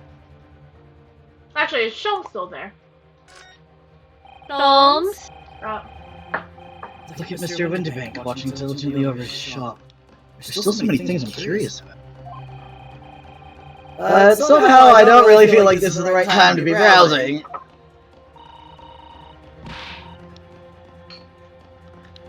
Calming this fraught situation must be our first priority. And I'm fairly certain that we can find just the great thing we need among the articles here in this shop. Like a great ace attorney. God damn it! No, I'm talking about the. Oh, there he is! Mr. Sholmes. What are you examining with such keen interest there? There's literally blood being spilled in the shop. Oh, it was just a little cut, Ryunosuke. He doesn't have to be a little Sir, bit. you have not moved in like 20 minutes. It's okay, he's used to holding Save your eyes.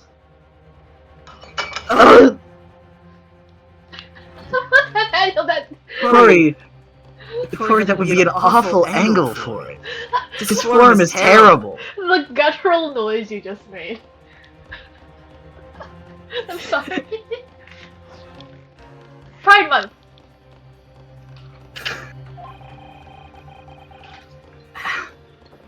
As you enjoy a bar of caramel, I see. Are you fucking eating during this? Wait, there's something in the can. There's something. No. I think that's the bar of caramel. He's hungry. Bitch. He's hungry. He's hungry. Hungry boy. So hungry. He's so upset, oh my god. So, you found me at last, Mr. Naruto. The fuck? The fuck? Hello? That's the wrong voice. That's sorry. What do you mean found you? That's the wrong voice. There was caramel stuck in my throat. After that young pickpocket sent me on my way, I was forced to lurk in the shadows.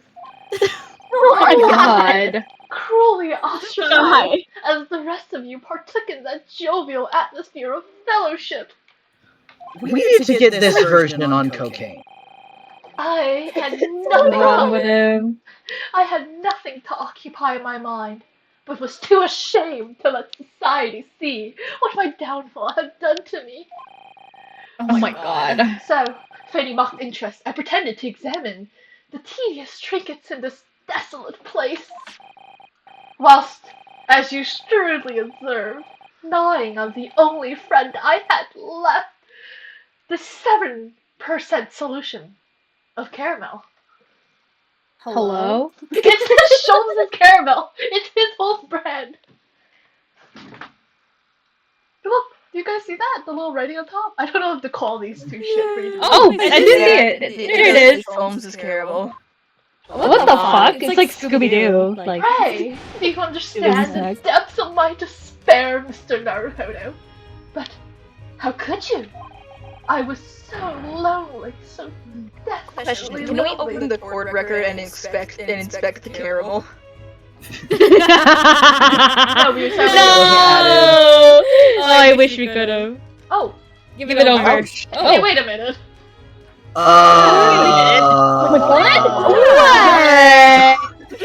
Minute? Let's ignore that for now. And there's That's also a problem for later. Don't worry about it. That's a problem for us in the future. Well, the blood we actually know how it got on there. Don't worry about it right now. It's not important.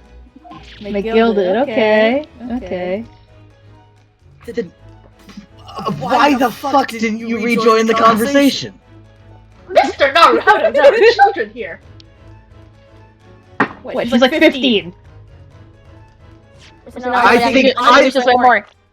think she uses worse words for breakfast. She's 17.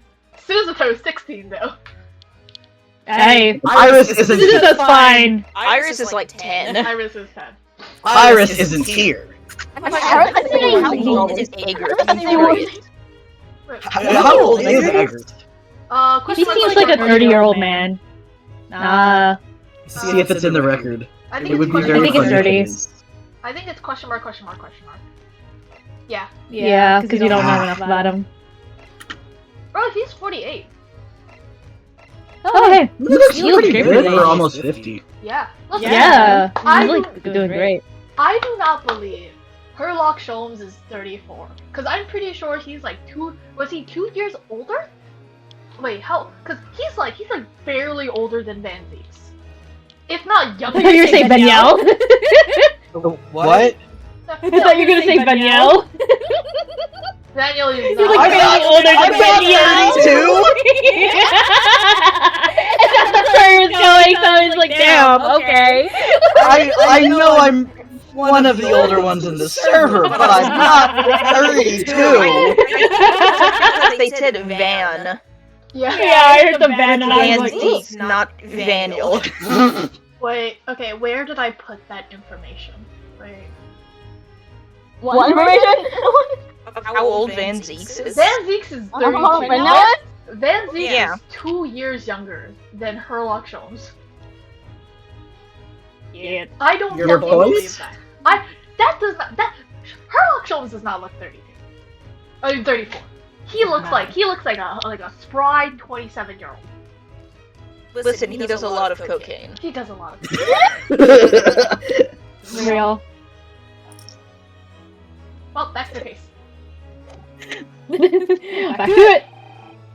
Things have gone from bad to worse here, you know? Yes, I overheard most of your conversation. Or rather, in my craving for human contact, my ears devoured every word that was uttered. Oh my god. You really were sad, weren't you? Thank you for noticing. Oh, so sensitive. Poor Mr. Sholmes. I feel simply awful for you. Don't. Literally. Daniel, you're getting so in character for Inosuke. No, I'm providing a new in character because I'm just in a mood today. Yeah. Oh yeah. It would seem Something else. that my inferences are correct. Oh, surely you're not about to tell us Oh no. that you've solved the entire case once again. Can't start this 4 hours into a stream. My dear madame, sometimes I wonder, were my geniuses for deduction to be commoditized? How much can I pawn it for? Nothing. 3 pence. It seems Mr. Sholmes has had another of his flashes of inspiration. Okay, before you do the dodge of deduction, I need to finish this fish. Okay. I'll head to the bathroom. I'll be back. Wait, you gotta go hork it down. Give me 2 seconds. Who's gonna hork it? Shut up, Hork it. Sholmes. I need to eat Hork this it fish. faster. I can go faster. Hork it. Yeah, boy.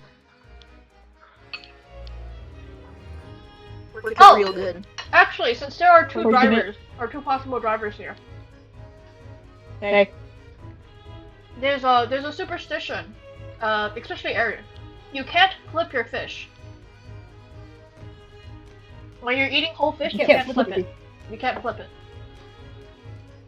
When you're eating whole fish, you can't flip it? Yeah, when you're eating whole fish, you can't flip it. What? So like when you're eating like a whole fish, right? Usually it's like a small piece of usually it's tilapia because everyone eats tilapia because it's great and beautiful, delicious. But after you're done eating one side of it, you can't flip the fish around by the tail because that's a representation of flipping your car. Oh, interesting. Huh. So the way you have to do it is that you have to tear the spine off, and then the rest of the edible fish is on the bottom. I'm sorry, what was the representation of flipping the fish? Flipping your car. Like a vehicle? Yeah. Huh. Strange. Huh. It's very interesting how like you went into that like there's 2 potential drivers here, and I thought you were gonna talk about driving, but then all of a sudden you started talking about fishes, and I was just like, wait, what?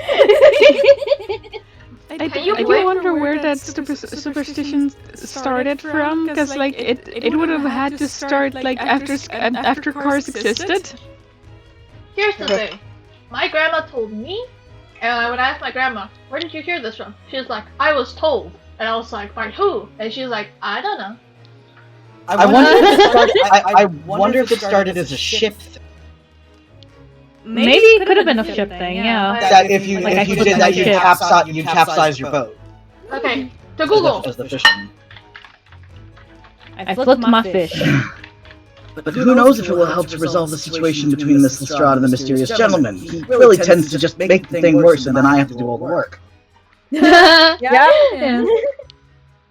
I didn't eat breakfast, I'm hangry. Bro's getting a little hungry because of Egg Benedict. Dude, Egg Benedicts are so good though, by God. And he's not sharing this fucking kid. It's really good if it's properly made, because the main focus is the hollandaise sauce. Oh, the hollandaise sauce is so good.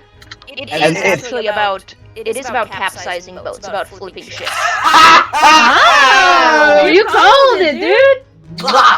It is about like actual flipping boats. Yeah, the informant is from Shanghai, one of the most important seaports in the Yangtze Delta. Oh my god. It just makes sense because sailors and fishermen are kind of known as superstitious folks in historically. Yeah, they love superstition.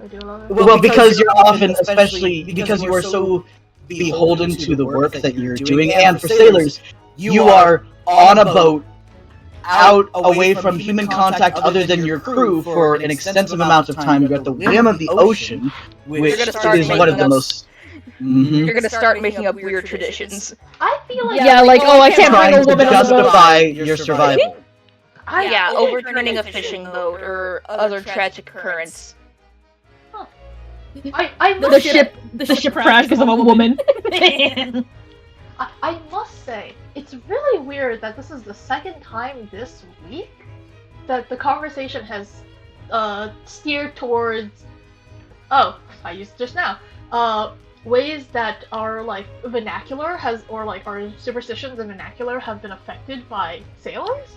Because I feel like just a few days ago we were talking about fishing terms that became everyday terms, like steering towards, or a crow on the what should I call it?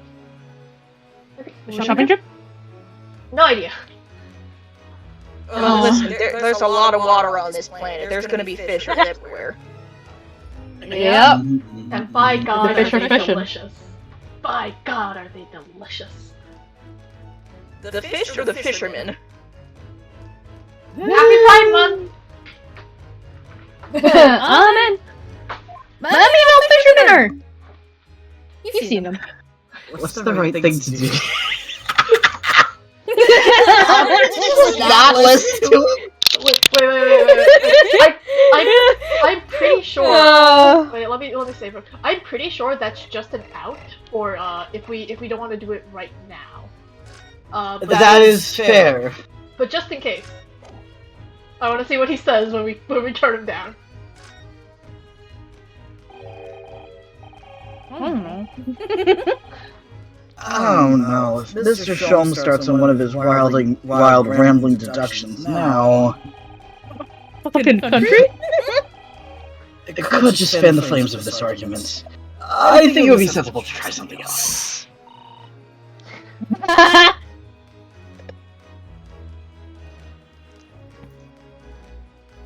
Mr. Naruto, what are you saying? Fucking world compass.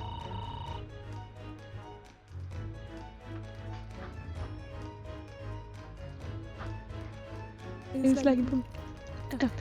And the great detective has made one of his great deductions. He's sure to cut straight to the heart of the matter. Suzaru, you've seen 4 of these. That's what I'm worried about. We don't need any more cuts around here. Dear me, you seem decidedly agitated. Clearly, I shall have to take the reins. oh my god.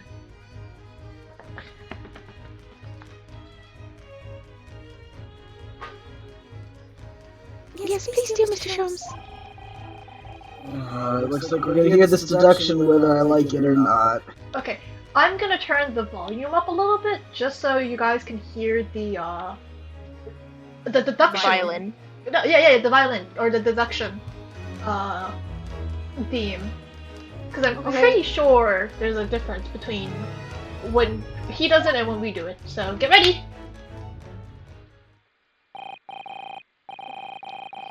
Well, Miss Lestrade, it would appear you find yourself in something of a predicament.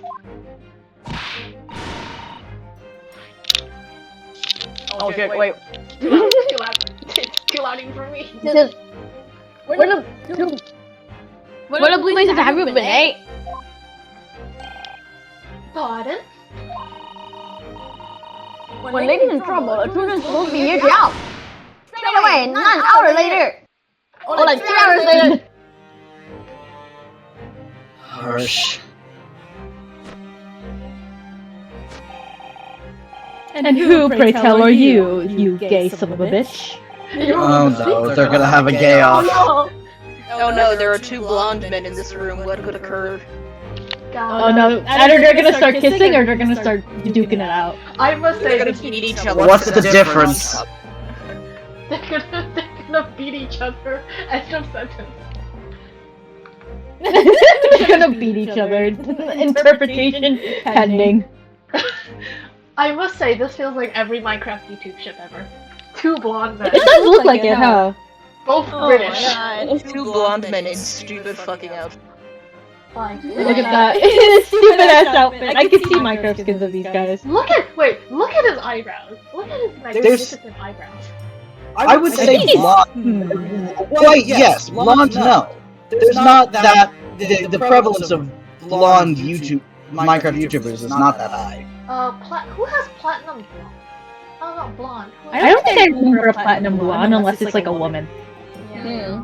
I think I'm just thinking about Brian and Tommy and Green is not platinum blonde. Neither is Tommy. He's dandelion. No, but like but like Tommy's hair is like in his skin at least it's like usually drawn. Oh wait. There's also Tubbo who is drawn sometimes as like to be careful. It was Tubbo. Well, that's because Tubbo technically has brown hair, but that's because his skin is Tweak. Yeah, Tweak the blondie. But Tubbo himself is not. People like to put like the blonde highlights in Tubbo's hair though, which is quite funny. Brian, the actual guy, also is not blonde. Yeah, also, I'm sorry, I'm pulling up Tommy and its skin. That is not platinum. No, I wasn't saying platinum. That man is yellow. That shit is Kiss. It does look really dandelion though, because like the green in there. Ugh.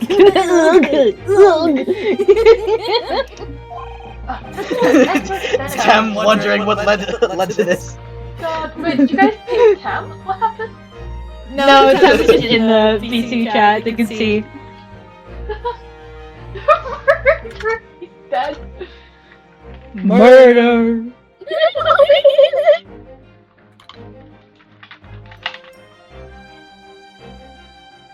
Films. I love lying to people. Liar. I mean, you guys do have to admit, when you guys reacted to Kazuma's death, it was very funny. It's not for you, at least.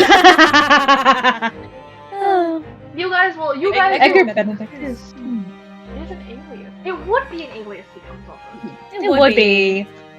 It would be. Big Man or Big Pants. Oh, Big Edgar. Edgar Benedict. I'm sorry, Edgar Benedict is too highbrow of a joke. I think that would Tommy be Korean. to make his alias. I think Korean would do that.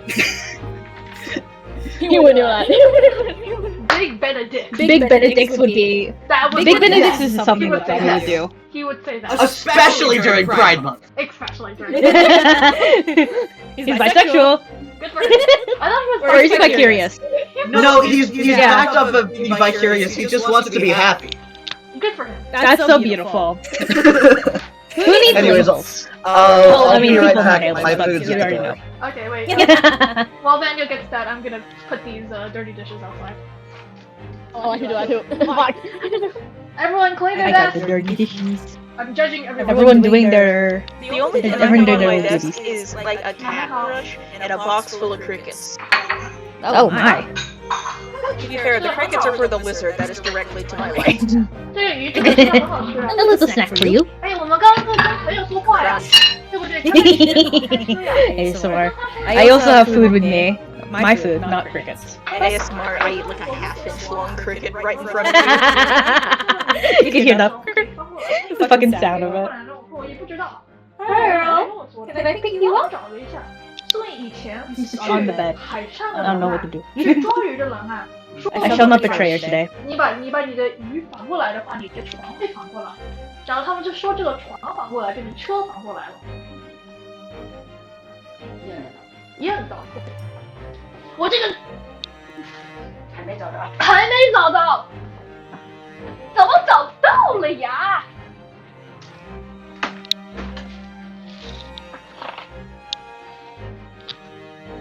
Still can't find it. Welcome back. Okay, let's see. You have in my eyes a veritably encyclopedic array of curiosities about your person. In Pride Month? Is this Pride Month? flirting? Is this flirting? They are flirting. Fellas, I think they're is it flirting. gay? Is it gay? Is it Some gay? evidence to say that someone has an encyclopedic array of curiosities about their person. That seems extremely flirty. Yes! Yes! The answer is yes! It's always yes. If somebody told me about that, like if somebody said that to me, I think I'd take my pants off. Listen, I and Sholmes wants it. Listen. You have to remember, Dr. Wilson has been dead for 2 months. Wait, more than 2 months, because it took 6 months. Yeah, Watson's been dead for at least 2 months, if not... Oh no, he's been dead for 5 months. Yeah, because the 2 months they've been here, and then however, like the 3-month boat ride, Sholmes' boyfriend's been dead for almost half a year. It has to be, no, it has to be a 2 months journey because Soseki left 2 months ago, and they said that he's almost back in Japan. So it has to be 2 months journey. So it's been 4 months. Well, there's the Soseki journey, but Wilson died before Ryunosuke left England. So we can say 2 months of leisure time in London, 2 months of travel, and then an additional few weeks. I think we have the timeline. If Daniel, if you could pull it up. So he's been dead for you're right, at least half a year. Yeah, or at least 5 months, close to half a year. But Sholmes has been lonely. Can we blame the man? Let's see. The time of the crime for the very first case with the death of John Wilson is November 19th. Oh, and it's currently April 15th. So it's been yeah, like half a year. 5 months. Oh, really? Has been 5 years. Shit. Nevertheless, there are 2 immovable conclusions I have drawn. I beg your pardon? Then beg. Then beg, my good sir. The first is Oh, shit. The true reason for your visit to this pawnbrokery today is something you have not yet revealed. Is it related to the sign we found on the back of the disc that we do not mention? And the second is this. A considerable crime is in contemplation. One you will orchestrate with intent to steal a vast sum of money. Well, Mr. Benedict, what say you to my deductions? No. History is white as a hard-boiled egg. Okay. You would know a thing or two about eggs, wouldn't you, Ryunosuke Naruhodo? What? Huh? Remember the joke that we made during the ship about how he's an egg?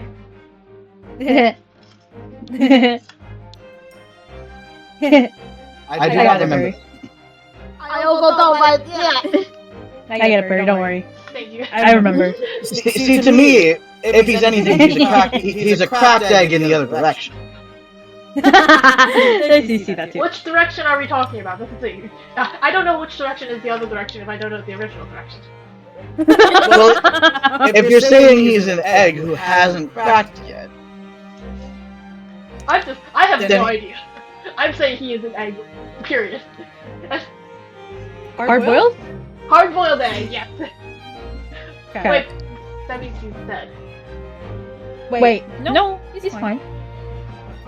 It would seem that once again Mr. Sholmes has made a prediction. Cosmo was thank you the for hard-boiled throwing egg. back on track. Who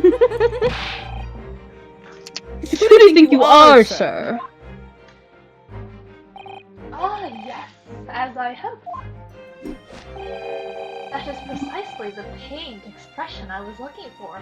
Kiki. Oh my god! Okay, just put your dick inside and you'll get there the same way. So, shall we begin? My god! The time In public? I'm gonna have a panic attack. The time has come for yet another Sherlock Holmes logic and reasoning spectacular. Jesus. The game Great is deduction. Okay, listen to the music. Game is afoot!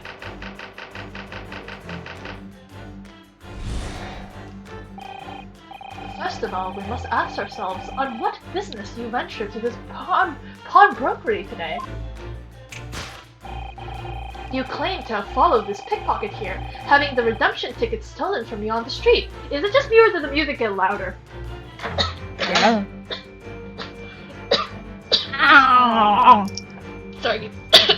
I think it auto-upped the volume for some reason. Because of the scene change. Maybe. But that is most certainly a lie. The real truth is something quite different. As revealed by that which you hold in your hand. Yes, what brought you to this shop in the first place is a staff recruitment flyer. Okay. The piece of paper in your hand is a staff wanted advertisement for this very shop.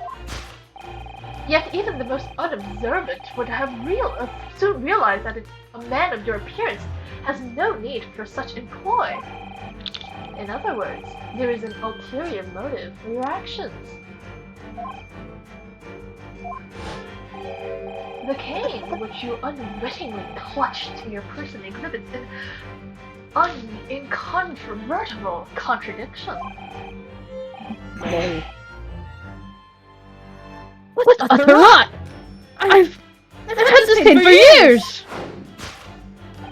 The contradiction of which I speak of is, of course, the missing rule. Huh? Ignore the letters on it, it's fine. The end of any walking cane would be terminated with a metal ferrule to protect the wooden tip. I guess we should all get some water for our cough. No, it's really dry in here. I mean, don't worry, he's not wrong about this. That is how a walking cane would have a metal ferrule at the end to protect the tip if it was a properly made one, especially of a quality nice enough to have initials engraved on the handle. You would know. We got there. You would know anything about it. Sorry. About what? Can you complete the sentence, Mr. Schultz, so I know exactly what you're accusing me of? So I make sure I don't, as a man from the East, I don't misconstrue your cultural meaning. Oh, apologies. I seem to have forgotten it, but I swore it was on the tip of my tongue. Oh my god. So the game is as well McGilda's. Mm-hmm. Well, no comment. Meow. What? Wow. What the hell? Okay, I think he's looking at something else, guys. Sorry, where are those eyes pointed? Where are you looking? How can I have a Fury, bring! Harry's literally bringing it out. Rose Fujoing out. Harry's Fujoing out. Harry, back to Earth. Oh no. Back to Earth again. I'm sorry. Fury! Has somebody taken a screenshot of this? I need it for For normal reasons, you know? Yes, indeed. Very normal reasons. Sorry, let me get my Shulm's voice back. Indubitably, Mr. Naruhodo. And yet, a detailed analysis shows that the wooden tip of this stick is utterly bare. Okay, he's saying this to himself, fellas. Listen, did the carpets match the drapes? Oh, okay, anyways. Therefore, there is only one conclusion. Is that an alligator in the back? The fuck? Yeah, it is. Or a crocodile, I don't know. It's stuffed, probably. The rod that you hold in your hand, which appears to be a walking cane, is in fact not a cane at all. Okay. I need somebody to kill me real quickly, or at least knock me. I really can't. I'm the worst person to do that. Oh, my stomach hurts. From how No, hooray! Hooray! What the fuck? Your horse will finish too fast. The fish. Your boat, it flipped over. You recoil, sir. Is something wrong? I. And in your recoiling, you inadvertently facilitates the answer of the next conundrum to present itself. Namely, what is the truth behind this rod you bear? Talk about my rod, good sir. Yes, your reaction betrays the truth. The handle, which you evidently would like to conceal, is the key to understanding this riddle, you see. From the moment I saw it, my suspicions were over. Oh my god! Jesus Stop Christ. flirting in the pond, Rotary. The guy running is gonna kill himself. He's literally gonna close this up. He can't take it. I can't take it! I'm barely holding on and voicing this. You're so going through it. We're aroused. What walking cane demands such a stout handle? Mused I. But of course, as I So you're talking about something else here. But of course, as I said, this is no walking cane. No, that's Rod. Oh my god! It's the broken handle of a shovel. Which I'll. Spade. I love when rich people engrave their initials on shovels. That's so good. Are you insane? Oh, also, Arian, you did miss the shovel spade dispute.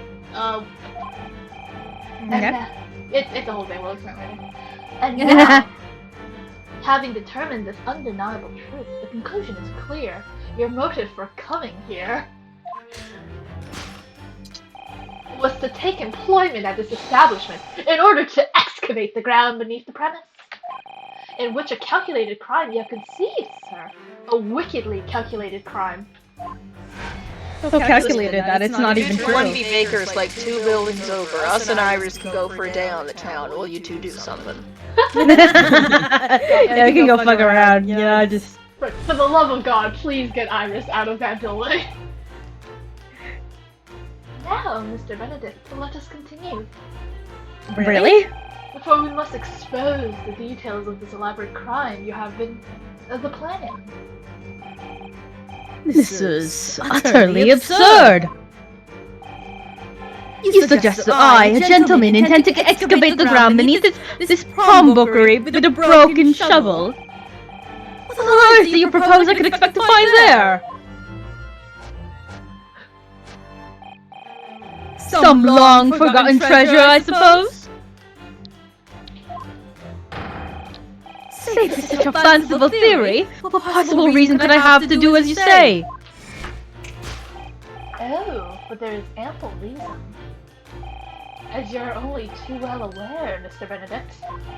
Ah, and your furtive glance is more telling than I could have hoped. What? Let us consider what would motivate a man to infiltrate a shop such as this and covertly dig beneath its floor. The answer is revealed by the council notice on the counter, to which your eyes were inadvertently drawn. This letter gives notice of public works to be carried out in the local area. Is that a cat picture as well? Oh, cute! Is he like cats? And accordingly to the enclosed plan of the upcoming sewerage works. Beneath the shop runs a sewer that joins another, one that runs underneath the bank on the opposite side of the road. This that's right. This madness has entered the sewers now, has it? By excavating the ground beneath our feet, you would have gained access to the waterways that flows in this very close proximity to the great vault of financial institution opposite. What are you? In summary, sir, what is that glance? Little gay glance. Bombastic side-eye. Bombastic side-eye? Oh, by God. He devised the master plan to pull off an elaborate bank robbery by dint of the underground tunnel. Master plan? Which brings us at last to the final chapter of this lurid scheme. Lurid? Really? With what plunder did the thief hope to make off from the underground vault of the bank? You guys just keep making sex signs in this pawn shop, don't you? Yeah, this is really, guys. I'm getting kind of flustered right now. Are you quite serious? I don't like the way Sholmes is looking at us right now. Yeah, Sholmes, that's his way of telling us to get out the room. Having consulted with Scotland Yard some days ago, I happen to know the answer. But naturally, the answer is no secret to you, is it, Mr. Benedict? I have no idea what you're talking about. Allow me to present a rather interesting piece of evidence. You see, this picture postcard tells us all we need to know. A postcard of the Great Exhibition. I'm afraid you've quite lost me. Currently, in the final stages of preparation, the Great Exhibition will be soon underway, and the government has provided extra funds to complete its centerpiece, the Crystal Tower. Oh my god, it's like the Crystal Palace! I love the Crystal Palace. Funds that currently sit in the vault of the bank on the other side of the road. Why did the chicken cross the other side of the road? To get to the bank vault through the sewers! Oh my god! Pardon? Yes, the considerable crime you have been contemplating is the depth of which sits in the vault of the bank, the special reserve fund for the Great Exposition. Fucking hell. Exhibition. Exhibition. Jazz, no, bad. Shoot. Of course, this is top secret police information, so keep it under your hat. Really good. As usual, these first drafts of his Dance of Deductions are all references to existing Sherlock Holmes case. This is, of course, the case of the Red-Headed League, which is one of my personal favorites. Yeah, it's also my favorite. Nice. Oh god, don't mention the Red-Headed League. That's something for game 2. Oh! I forgot it was there. I was literally just referencing... Yeah, I know. There are no game spoilers. It's really coincidental. I cannot believe lurid is actually like a sexual thing. By God. That's so crazy. There's something wrong with these guys. What is? Lurid. It's not directly sexual, but it is often used when referring to someone with a lurid past or lurid behavior. It is shocking and outrageous, which can often be slutty. Yeah. Okay. Like, yeah. It can also be grotesque, but... Yeah. With the tone of their conversation, it feels much more slutty. I feel like I need a shower after that. Yeah, no, I feel like we need to leave the room, guys. It's just kind of crazy. Yeah. Look at the way they're standing next to each other. Oh god, you guys are still in here? Mr. Sholmes, what the fuck was that? Oh, are you still here? I thought you guys had left by now. We got distracted. We started foreplay. Oh my god! Mr. Sholmes, turn around, we can see your boner. It does kind of look like that. Is that your cane, or are you excited? Are you just excited to see me? Sir, your loincloth hides nothing. Mr. the Toe, I'd like to apologize for bringing you to this pawn shop today. We didn't think it would happen like this. Not like this, man. Not like this. Listen, when we brushed Sholmes out for a walk, we didn't know it would end up like, you know, him fighting another blonde man and having a fuck off or something. Listen, it's like taking an unfixed dog to the dog park. Yeah. Dog starts just humping people like, oh, whoa, hold on. Okay. Calm down, Mr. Sholmes. The greatest question we need to ask. Who tops? They switch. I don't think either of them. They just beat each other to death in the bedroom. Yeah, no, I think it's like, you know that one meme that's like, and they were both bottoms? That's them. Oh my god. Yeah. Okay. There's also many acts that don't require one person to top. They got this. The problem is that they're both brats. Yeah. They're gonna both be insufferable in the bedroom. By God, I hope those walls are soundproof, Mr. Naruto. You guys have a good night. You guys have a good night. We're taking Iris to the Great Exhibition. We're going to the crystal fucking tower. They're gonna go to fucking Van Zeke's house. Like, hi. Hey, remember us? Yeah. We had to get out of the house for a few hours. A few hours? My God, it must be the entire night. Benedict has to. Oh, that. No, go ahead, Em. Benedict has the vibe that he'd be a masochist. Yeah. Maybe it's because of the cane. I don't think he's using it. Mr. Sholmes, let's advance the text box. Oh my god. Next bit. The love of God. Well, Mr. Naruto. Please let me fix that thing without making it horny.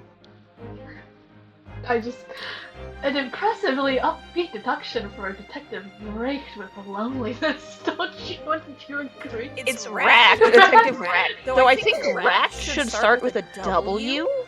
I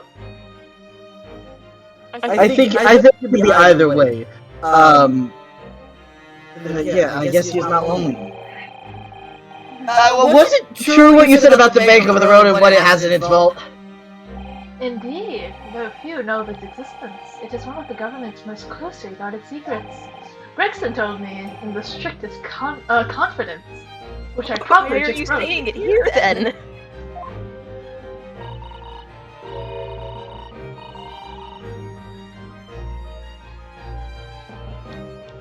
Annalise? But you just announced it to everyone here, rather loudly, in fact. Ah!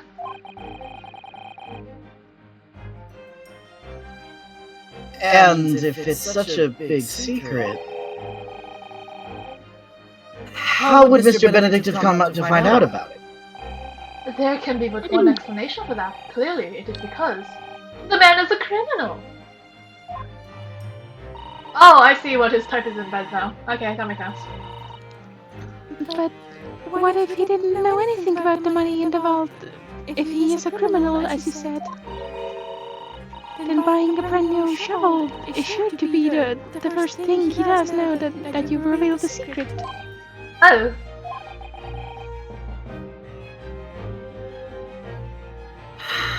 Or if he doesn't, maybe Mr. Winterbank will.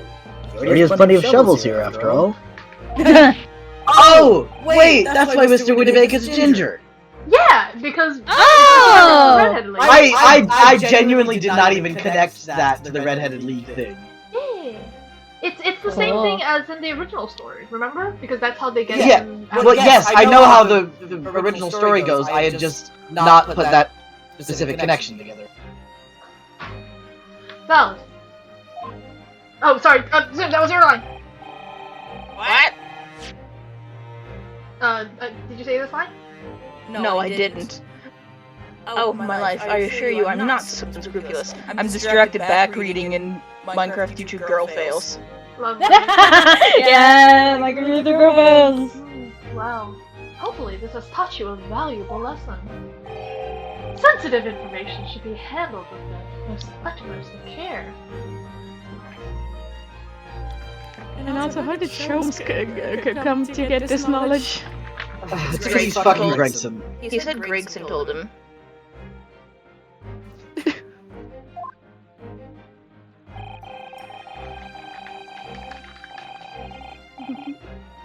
One can never be sure that someone privy to secrets won't disclose them, and once the word is out, it's out.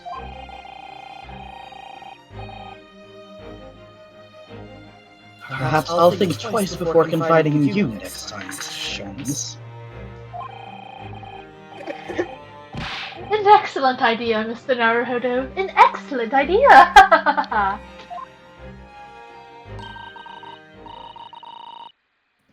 Welcome, Mr. Naruhodo. You know what to do, I'm sure. You ready, Daniel?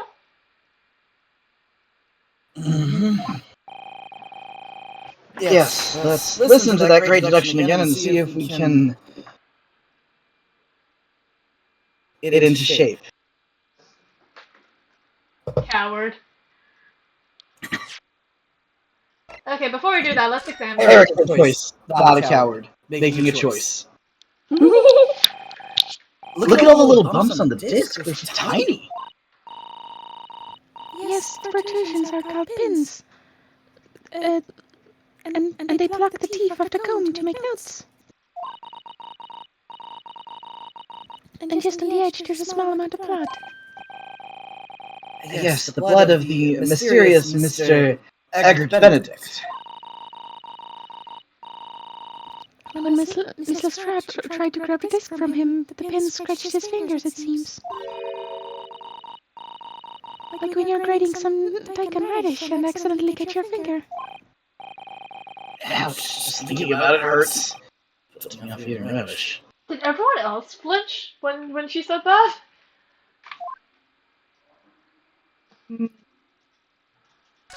Here's the big one. Oh, but there's a little scrap of paper stuck onto the reverse side of the disc, look.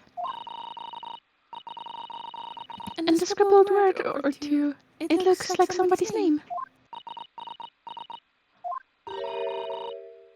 From a gilded. Gilded! Oh! I just realized! Hey, the trial of McGilded was 2 months ago on the 15th. Yeah, and that was also the date when it was the deposited the thing into here. Huh. But it is, Mr. Naruhodo.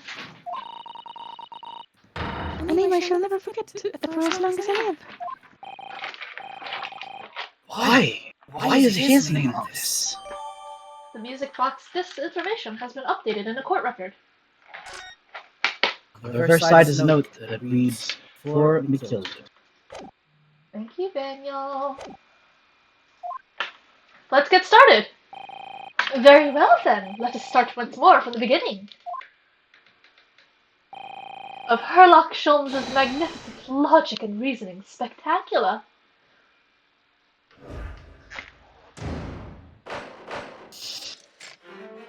Hold it, Mr. Sholmes! Was it not this one? Give me this, give me this. I said it once already, Sholmes!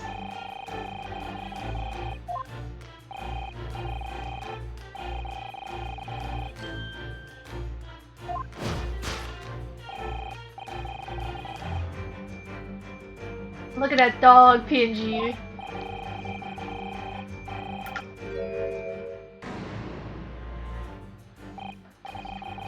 So, by Mr. Sholmes' reasoning, Mr. Benedict came here in order to apply for a job where he could dig down through the floor. Oh my god. Yes, in an attempt to tunnel into the sewers to gain access to the money in the vault of the bank across the road. But he wouldn't get very far with a broken shovel, would he? No, I think it's fair to say his motives lie elsewhere. The question is where? What did bring Mr. Benedict here at this particular point in time? The other thing is holding me. Oh wait, yeah, the... Oh, look, it's a little Gina! Oh my god, no way, where was that? Forgot for a moment we can spin him. Oh! Look at all the scribbled notes on the back of the flyer here. Oh, cute! It's a picture of her. I don't believe it! This is a shitty picture. What is it? Listen to what it says. Name, Gina Lestrade. Height, 5'2". Ha! Short! Green cap, scruffy waistcoat, grubby white shirt, blue satchel, ragged. It's a detailed description of Miss Lestrade. Goodness. There's even a sketch of her, hat and all. So cute. Although if he showed it to her, the smile of that smoke grenade launcher in his face for sure. And look, the details of the shop have been written down here too. Winterbank's Pawnbrokery, Baker Street. Redemption deadline 15 April. Which is today's date. Why would Mr. Benedict have all that information scrawled on the back of that piece of paper? Let's spin him a bit. Oh, we can see the camera from here. Oh, hey! And the camera over there. Hey. Oh, right. You missed this. Sholmes has installed 2 cameras in the shop to take pictures in 30-minute intervals. Wow. And you can see the cat picture and the kinda. retriever picture. Cute! Now let's spin him a bit more. Whee! Wait. Arian, you have to do it in his voice. You have to say "wee" in his voice. Wee. Wonderful, I love it. Love it. What's that? Oh.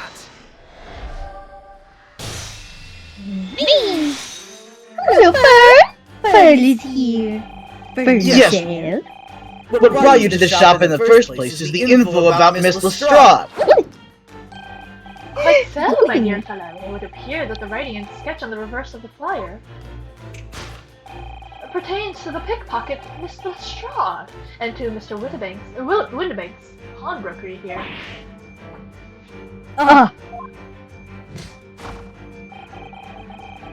You originally told us you had merely given chase after Miss Lestrade stole the redemption ticket from you. But that, sir, is a thinly veiled lie. It is the information on the back of the flyer that led you here today.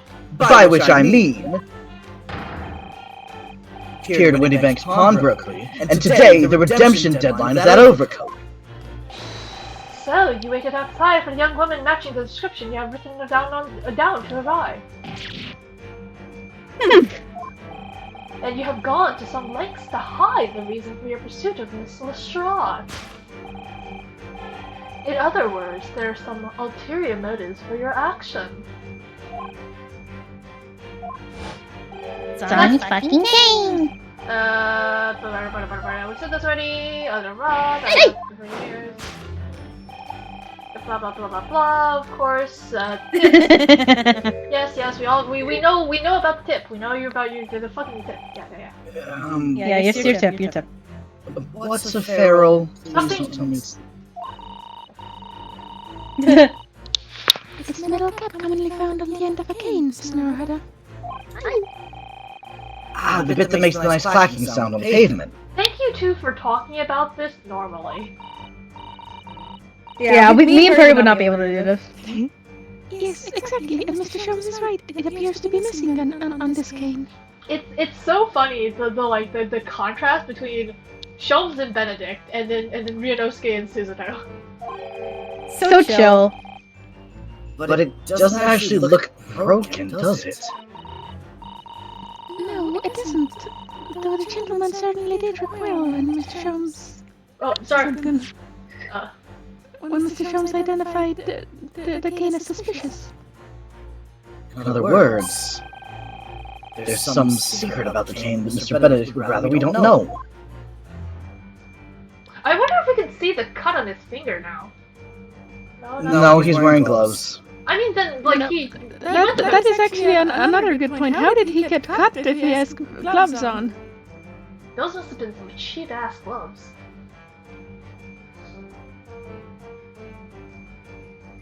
Weird. Anyways. Does it want the initials? Look here, Miss Suzuto. There's some letters on the handle. Yes, those must be initials, I think. In the West, it's customary for people to engrave their belongings with the first letters of their names. So Herlock Sholmes would be HS, you mean? That's right. Egg. And the initials on this cane, obviously. Oh. AG. Why does it feel as though that's not quite right? To the people who know, they know. I'm looking at the people who I've told this information to. Keep an eye out on that.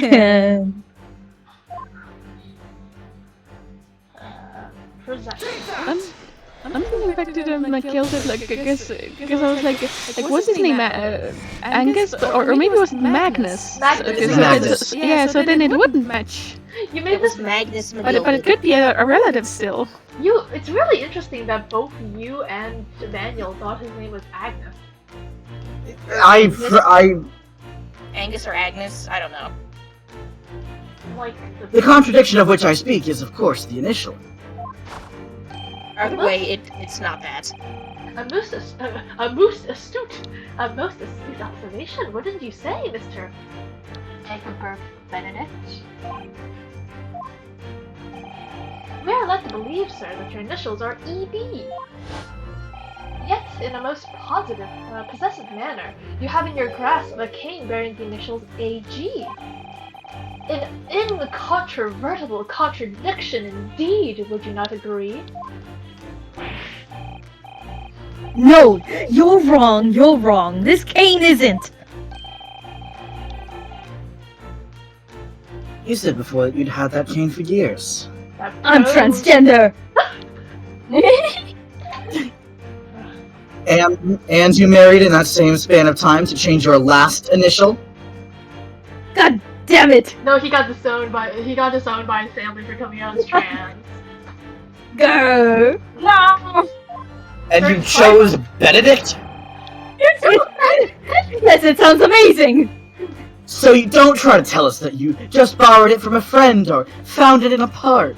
It's an egg metaphor, Daniel. He's talking about the metaphor of him breaking free of his egg.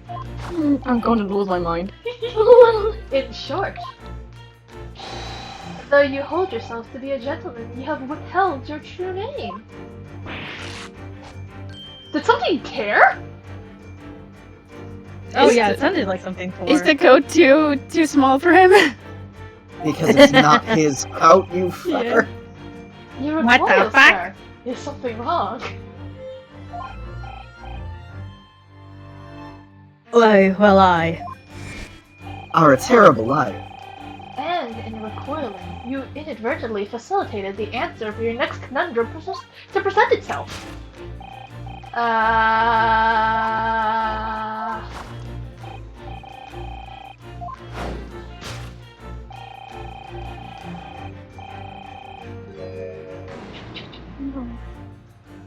Where's the tear? It is tear. Thumbs up. No comment. Let's consider the bare bones of what's happened. Miss Lestrade redeemed that fine-looking overcoat. It would make sense that it is hers, even if we didn't know, because she wouldn't have known the exact amount of money she needed to pay for it, or if it wasn't hers actually. Yeah, although it couldn't have been hers completely because it was big for her, so maybe a relative of hers. It could actually just be her dad. Now a mysterious man has appeared, introducing himself with a fake name. And claiming that the overcoat belongs to him. Would he be a relative of McGilded, or... Well, we'll see. But we know that he actually identified Miss Lestrade from a written description. Which suggests that everything else he told us is untrue. So what we need to do here is somehow prove that the overcoat cannot possibly belong to him.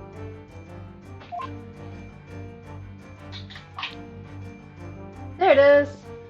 There! It's her! Oh! I forgot to inspect it first, sorry. Well, it's all good. The split seam which you evidently would like to conceal is the key to understanding this riddle, you see. Ah!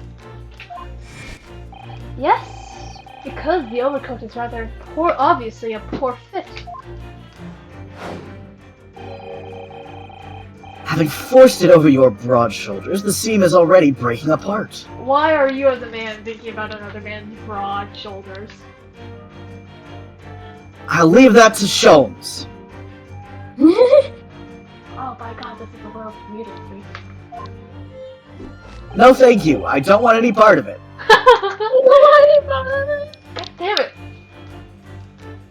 My suspicions were aroused from the outset. When you so badly lied about your name and so boldly waylaid. Boldly? sorry, boldly. Boldly? No, it's boldly! Boldly. Waylaid this pickpocket. Boldly? Sorry. No, I'm saying bald as in B-A-L-D, not boldly. I'm not correcting you. Yeah. Boldly. It was both of them, boldly and boldly. I'm not correcting you. I was pointing at the other one. I thought I said bodily. No. I thought I said bodily. No. You were perfect. It said boldly, and I was like, huh? That's interesting. This catalog of untruth has been for one very specific purpose. Ooh. The sale of this article that the young girl redeemed from Mr. Windibank.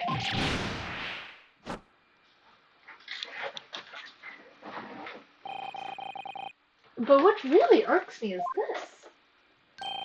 The considerable crime I initially imagined has been considerably curtailed. What does that look? Yay. Well, you're looking at us like that. I don't like him looking at me. End of sentence.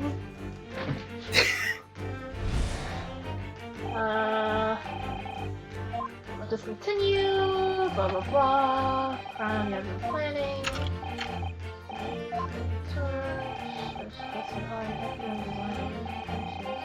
Oh, this is new. Oh, you suggest that I, a gentleman, design Louise to filch some tawdry article of pawnage? Have you forgotten that I redeemed the article in the proper manner using the watchword? That's the wave.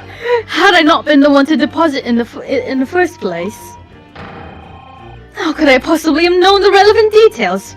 N'est-ce pas? That Canadian French education is coming in use. God damn it. Oh, but the watchword can be discovered. N'est-ce pas? As you're too well aware, Mr. Benedict. Guys, what does it mean again? N'est-ce pas? N'est-ce pas? Like, isn't it? Isn't it? Well. Yeah. Okay. Isn't it what? Like, isn't it? As a innocent. Isn't it? Let's not start who's on firsting. What? Let us consider how one might come to learn a secret watchword pertaining to the pawn property of another. I thought it was said like one night might, and I was like, what are you insinuating? Let's see. A legend? The direction of the deduction must change rather dramatically now, I think. Yes, no more talk of tunneling into the sewers. Which is a pity, because it all sounded rather exciting. Boy, do I have the book for you! Anyway, you can't deny that this mysterious gentleman did know the watchword. Yes, Professor. Blatant? If you didn't know the word, that word, Mr. Winterbank would never allow you to redeem the article. But also, how did he allow Lestrade redeem it then? She must have also known the word, that's the thing. Then why would him knowing the word give him precedence over her? Because he's an adult, and she's a little, what, ragamuffin? I think that's what he keeps calling her? A little ragamuffin? Or looking at it another way. He's sexist. I was just reading the line. Oh, sorry. Sorry. I have to stop pulling actual shoulder moves. My god. I'm becoming one. If you did know that word, Mr. Winterbank would allow you to redeem the article whether it was yours or not. The question is, could this gentleman have found the watchword out somehow? I wonder what is on the table besides the council notice. Oh my god. No, is there... Can I... Oh, so nope. Is it written just in the notelet? Yeah, apparently it's just this. Oh, nice. Oh, I see the key. Look at this, Miss Susato. It appears to be a memo that Mr. Winterbanks has scribbled to himself. Let's see, what does it say? So we can stop time to do this. Oh, Professor!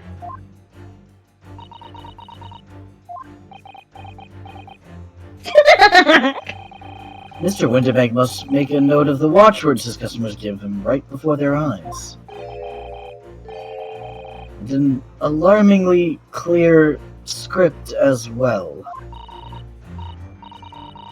Oh dear, I don't know where to look. Who knows what other secrets I might see. Take that!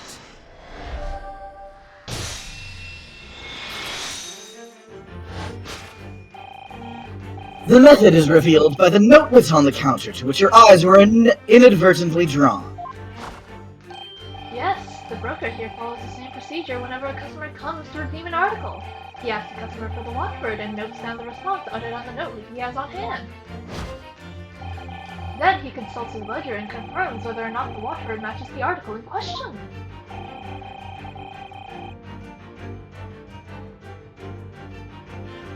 I would expect nothing less of a diligent pawnbroker. Daniel, are these violins?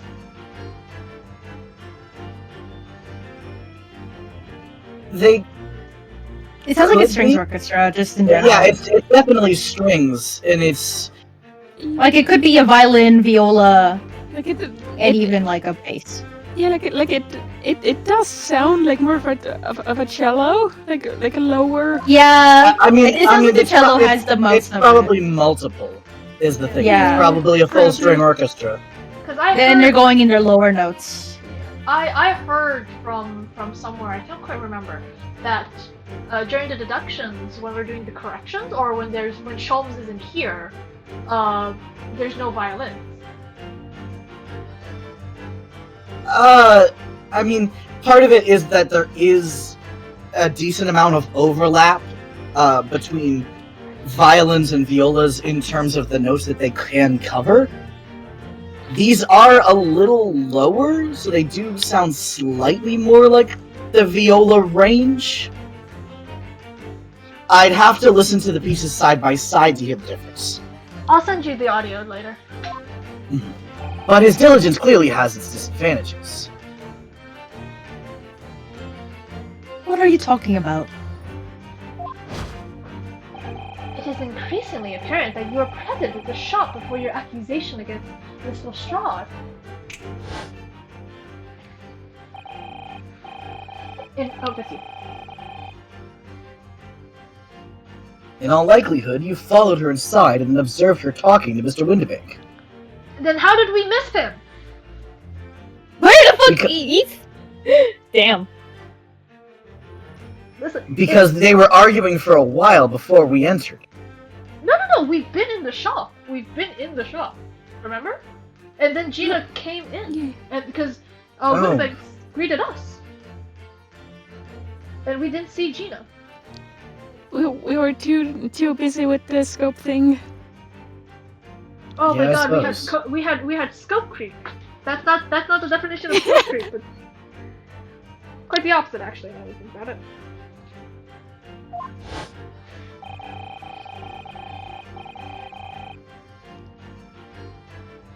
Oh, sorry, that's me. When the diligent broker made a note of the watchword as is his common practice. You observed him writing the word professor on the notelet beside the ledger.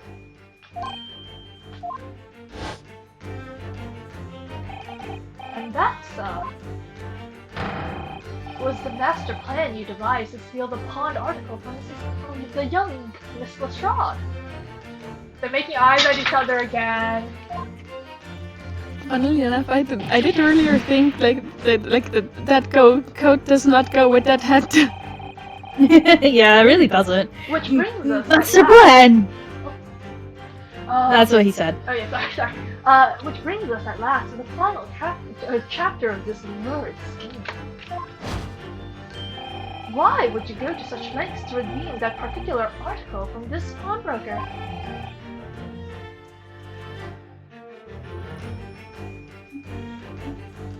Are you quite serious?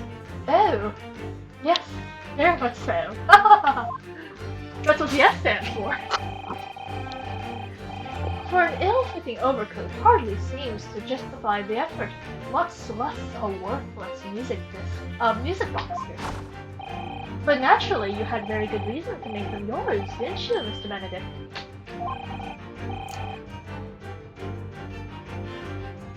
I have no idea what you're talking about. Allow me to present a rather interesting piece of evidence. You've seen this picture. The articles we're talking about are the overcoat and the music box disc that was in one of the pockets. Which, according to Mr. Windibank, isn't even worth a penny. And yet this man went to such lengths to steal them. Why? I wonder if perhaps we already have the evidence. We need to explain it, Miss Naruhodo. I must say, sometimes it does feel like they're hand-holding us a little bit too much. Could we? Really? I'd better have a thorough look through all the evidence we've collected so far. Hopefully, okay, here's the thing. Do I need to examine and then present this? No. We already have examined. Just present it. We got the updated court record. Gotcha. Thank you. You see, this music box disc tells us all we need to know. What's that on the back? It reads for McGilden.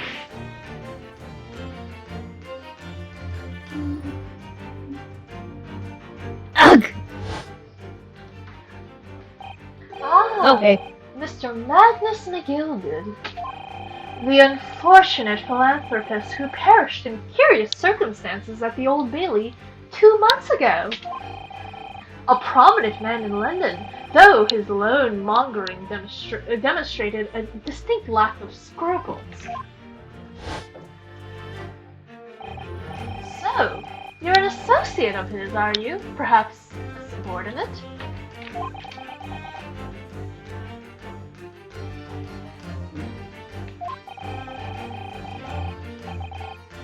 Mr. McGilded was a man of unusually small stature. In fact, he was precisely the right size for that overcoat that you've squeezed yourself into. Oh! Ugh! Your true identity remains shrouded in mystery, Mr. Egbert McGilded. Goddamn. Benedict. I'm sorry? Sorry! I was combining McGilded and Benedict. And that's what you ended up with? Wait, what did she say? I didn't hear what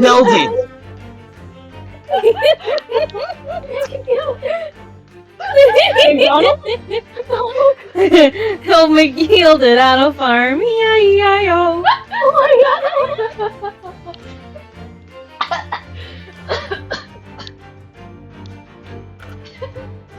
You didn't have to spell it out! Daniel, you didn't have to spell it out.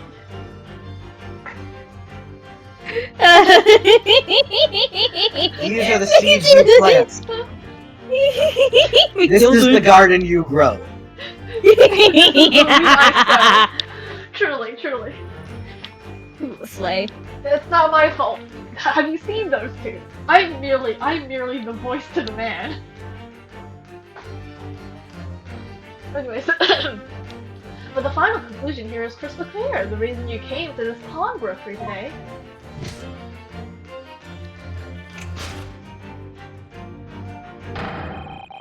Do you want to try? Wait, okay. Somebody else do the countdown. We go on 1. What 3? And Okay. 3, 2, 1. Was to retrieve an article left behind by the late Magnus McGilded. It was better. So, good news. You read it so slow, Purry. You read it much slower. Good news, it syncs up on my side of the audio, and that's all that matters. That's what matters. Stream, which I think is only Crow. You better appreciate this. Hey, Crow. Hi, Crow. Wait, let me check if my Maybe audio- Yulia. And Julia may have. Maybe if your audio was not recording, that would have been really funny. That one, this entire time, Shoals has just been silent. God, what was that one time that Crow didn't have his audio? Was that with Cosmo or was that with Van Zeeks? Feels like Kazuma. I feel like it was far. Hmm. It was very a while ago. It was one of the mods. There's always an issue somewhere.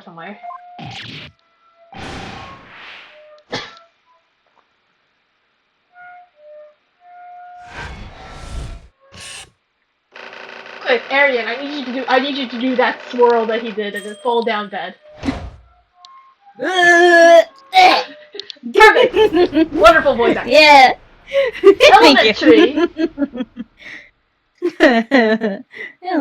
Elementary, my dear Watson. Who's dead? He's dead. Well, Mr. Magnus McGilded. Not a name I expected to hear in these circumstances.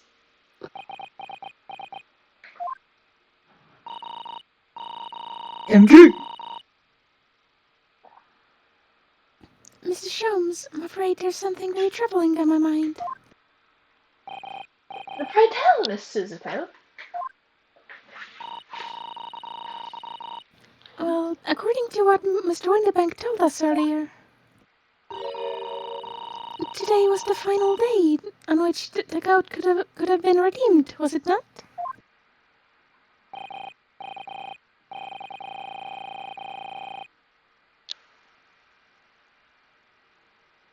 Zoom.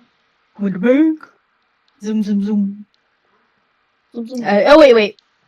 Is Zoom here? Wait, hold on. Yeah, Zoom's saying then you do strawberries. Oh no, BRB. Yeah, they're picking strawberries. Yeah.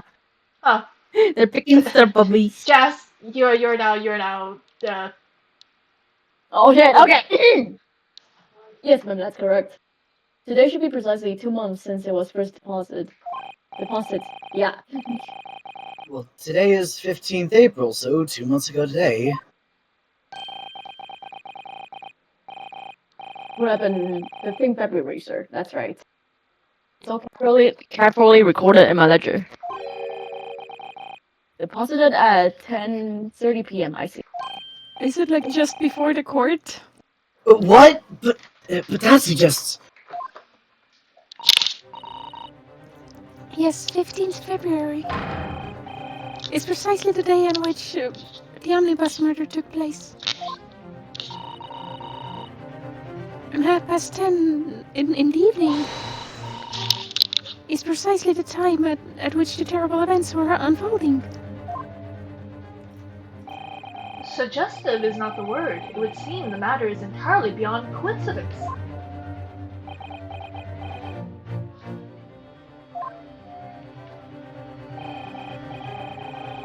You are, of course, at liberty to make whatever outlandish deductions you choose.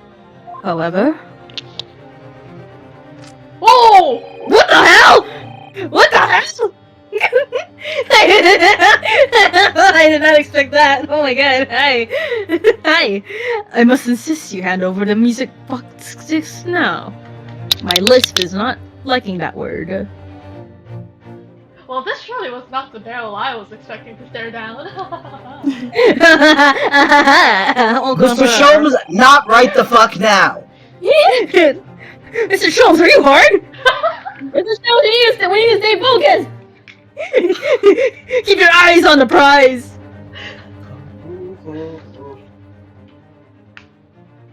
You're lying. Jones. It would be a terrible shame for you to return to your native land in a box. Jesus, okay. What do I do? No! No! No! No! Do not give it to him. We don't give it to him. It doesn't actually change the outcome, so I want it to be that we don't give it to him. Oh, I thought we were gonna get shot. We're not gonna get shot. What are you gonna do? Shoot me? Get shot. There are some things a man must protect at all costs.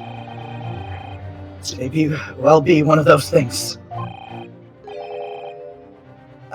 Then again, it may not. Oh! Mr. Windenpeg!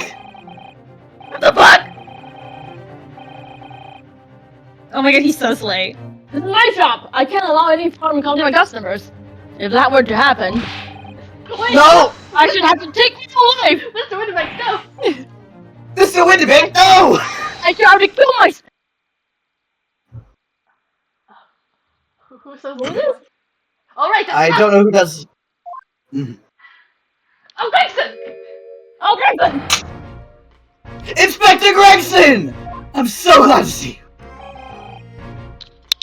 Inspector?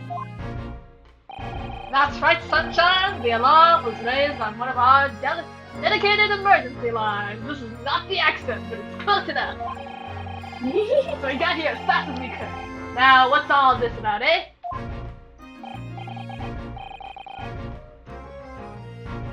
oh, Frisbee, you're here at last!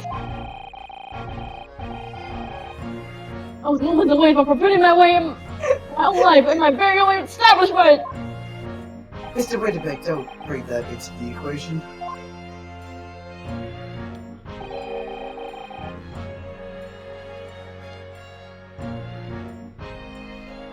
It would seem you have the upper hand.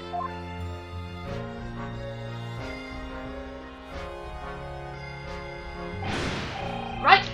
You've lost got some explaining to do. I don't appreciate being bothered with some petty argy-bargy. He had a gun on us, sir! Petty? Mr. Windenpeg very nearly met you at his end. Yeah, by his own gun, as far as I can tell. Oh dear. And the whole Britain could meet with its end if I don't get to the bottom of this case I'm supposed to be working on. What? What on earth is the case, Inspector? Spare no details, Gregson. Flexibility. I might have said a little bit too much. No matter, it's nothing to do with you lot. Anyway, sir, you're going to have to come with me down to the station.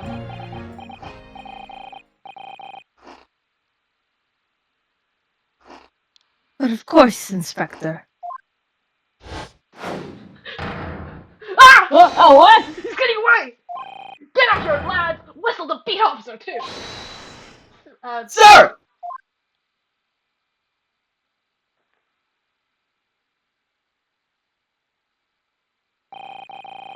There's been a spat of thieves at pawn shops around here recently, so we fitted emergency buttons underneath the counter for brokers to let us know when there's trouble.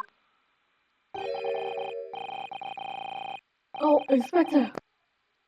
I was very worried there for a while. Very worried indeed. Now then, Mr. Permanently in mourning. Oh. Yes. I love how he immediately knew they were. 啊，怎么了？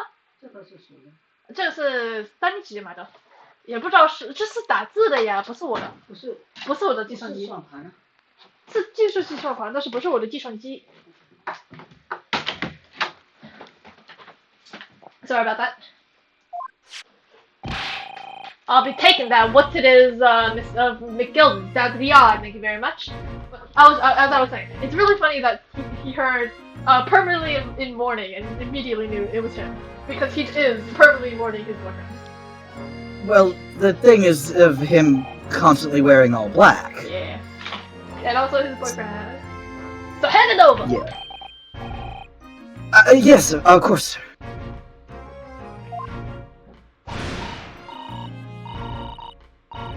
No, don't give it to them. It's mine. That is mine. I'm sorry, miss, but anything belonging to McGill that has to be taken in as evidence now. It's evidence.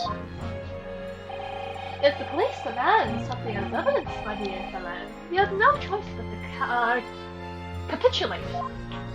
Mm-hmm. I almost said catapult. It's all yours, Inspector.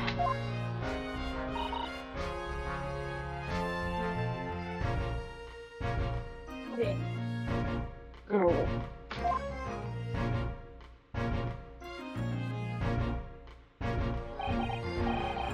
And so, we handed Mr. McGill's disc over to Inspector Gregson. And were summarily turfed out of the shop and onto the street.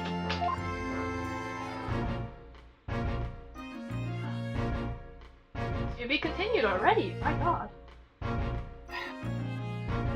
It has been what? A little over 5 hours? My lord. Give me 2 seconds.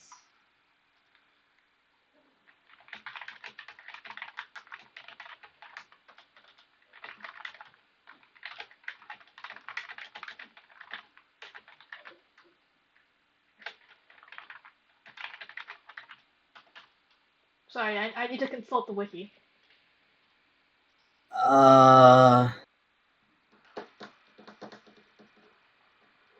Ooh.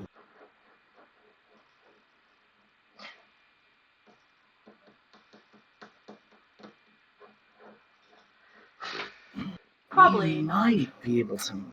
Yeah, it would be a hard push. It would be a hard push. I think 5 hours is more than enough for today. I hope everyone had fun. Especially you, Arian, voicing that fruit. What? Yeah. Is there something as an egg fruit salad? I feel like there has to be. I think there has been people who put like egg in their salad. Egg fruit. Well, egg salad is a thing, not egg fruit salad. But maybe they have it with, because like people have like fruity breakfasts with their like eggs. I mean, I don't know. you can definitely use egg as a sweet thing, so probably. Ugh, I don't want to think about that. Like here there's a drink where it's literally just put the egg with sugar and drink it. I mean, egg and fruit, yes. Egg salad, yes. Egg salad with fruit, no. That is the combination of spices that go into egg salad, because it's usually like a mayo and mustard based thing. Although, you can sometimes put apple in a normal savory salad to like add some like sweetness to it. That's true. Egg salad is more like tuna salad in that it's not like a leafy salad kind of thing. It's one of those American styled salad things that's not really a salad, that's just what it's called. Where it's like a globby mixture with proteins in it. Rip. So it would not be the kind of thing that I know what you're talking about with having a salad with fruit in it, but it is completely not the type of thing you're thinking. Like, Yeah, that is not the kind of egg salad I imagine. yeah, no, you can definitely put eggs on a normal salad and have fruit on that, but egg salad as a thing is like let me pull up a picture. Like, this is egg salad. How did we get into egg salad? I'm saying, is there such thing as a fruity egg salad? Because that's what Arian voiced. That is a very interesting salad. It looks like just mashed eggs. Basically, Nice, to all northern-based Americans and all Canadians, watch out for auroras tonight. There has been a solar storm that peaked at 4.67 over the weekend. Keep an eye out. It's apparently visible in 17 not America. Yeah, this is also a very interesting thing. Like in America or overall in English, when people hear salad, they think like the leafy greens and stuff. When I hear salad, I think like potato salad and like things with mayo. Yeah, that's what egg salad is. It's more like potato salad. But you do put apple in potato salad. Do you? Or at least I do. Not really, but I can see it. I feel like I have seen it. It adds a very nice pop of sweetness. Okay, sweetness. So you are using like Breads or Generals, not something like Granny Smith. Yeah. Yeah, I would say we stop it here, Puri. You're playing. I tried to exit the game. It's not letting me. Rose struggling. Vaughn's gonna be able to hear my rapid clicking. I'm just saying. Vaughn, you have to back me up here, Vaughn. You gotta back me up. I'm just a little guy. Ignore all the innuendos I've been doing today. I'm just a little guy. Just a little guy. Just a little guy. Okay. Does anybody want to say anything else to Vaughn before I end the VOD? VOD? Hi, Vaughn. I'm sorry, Vaughn.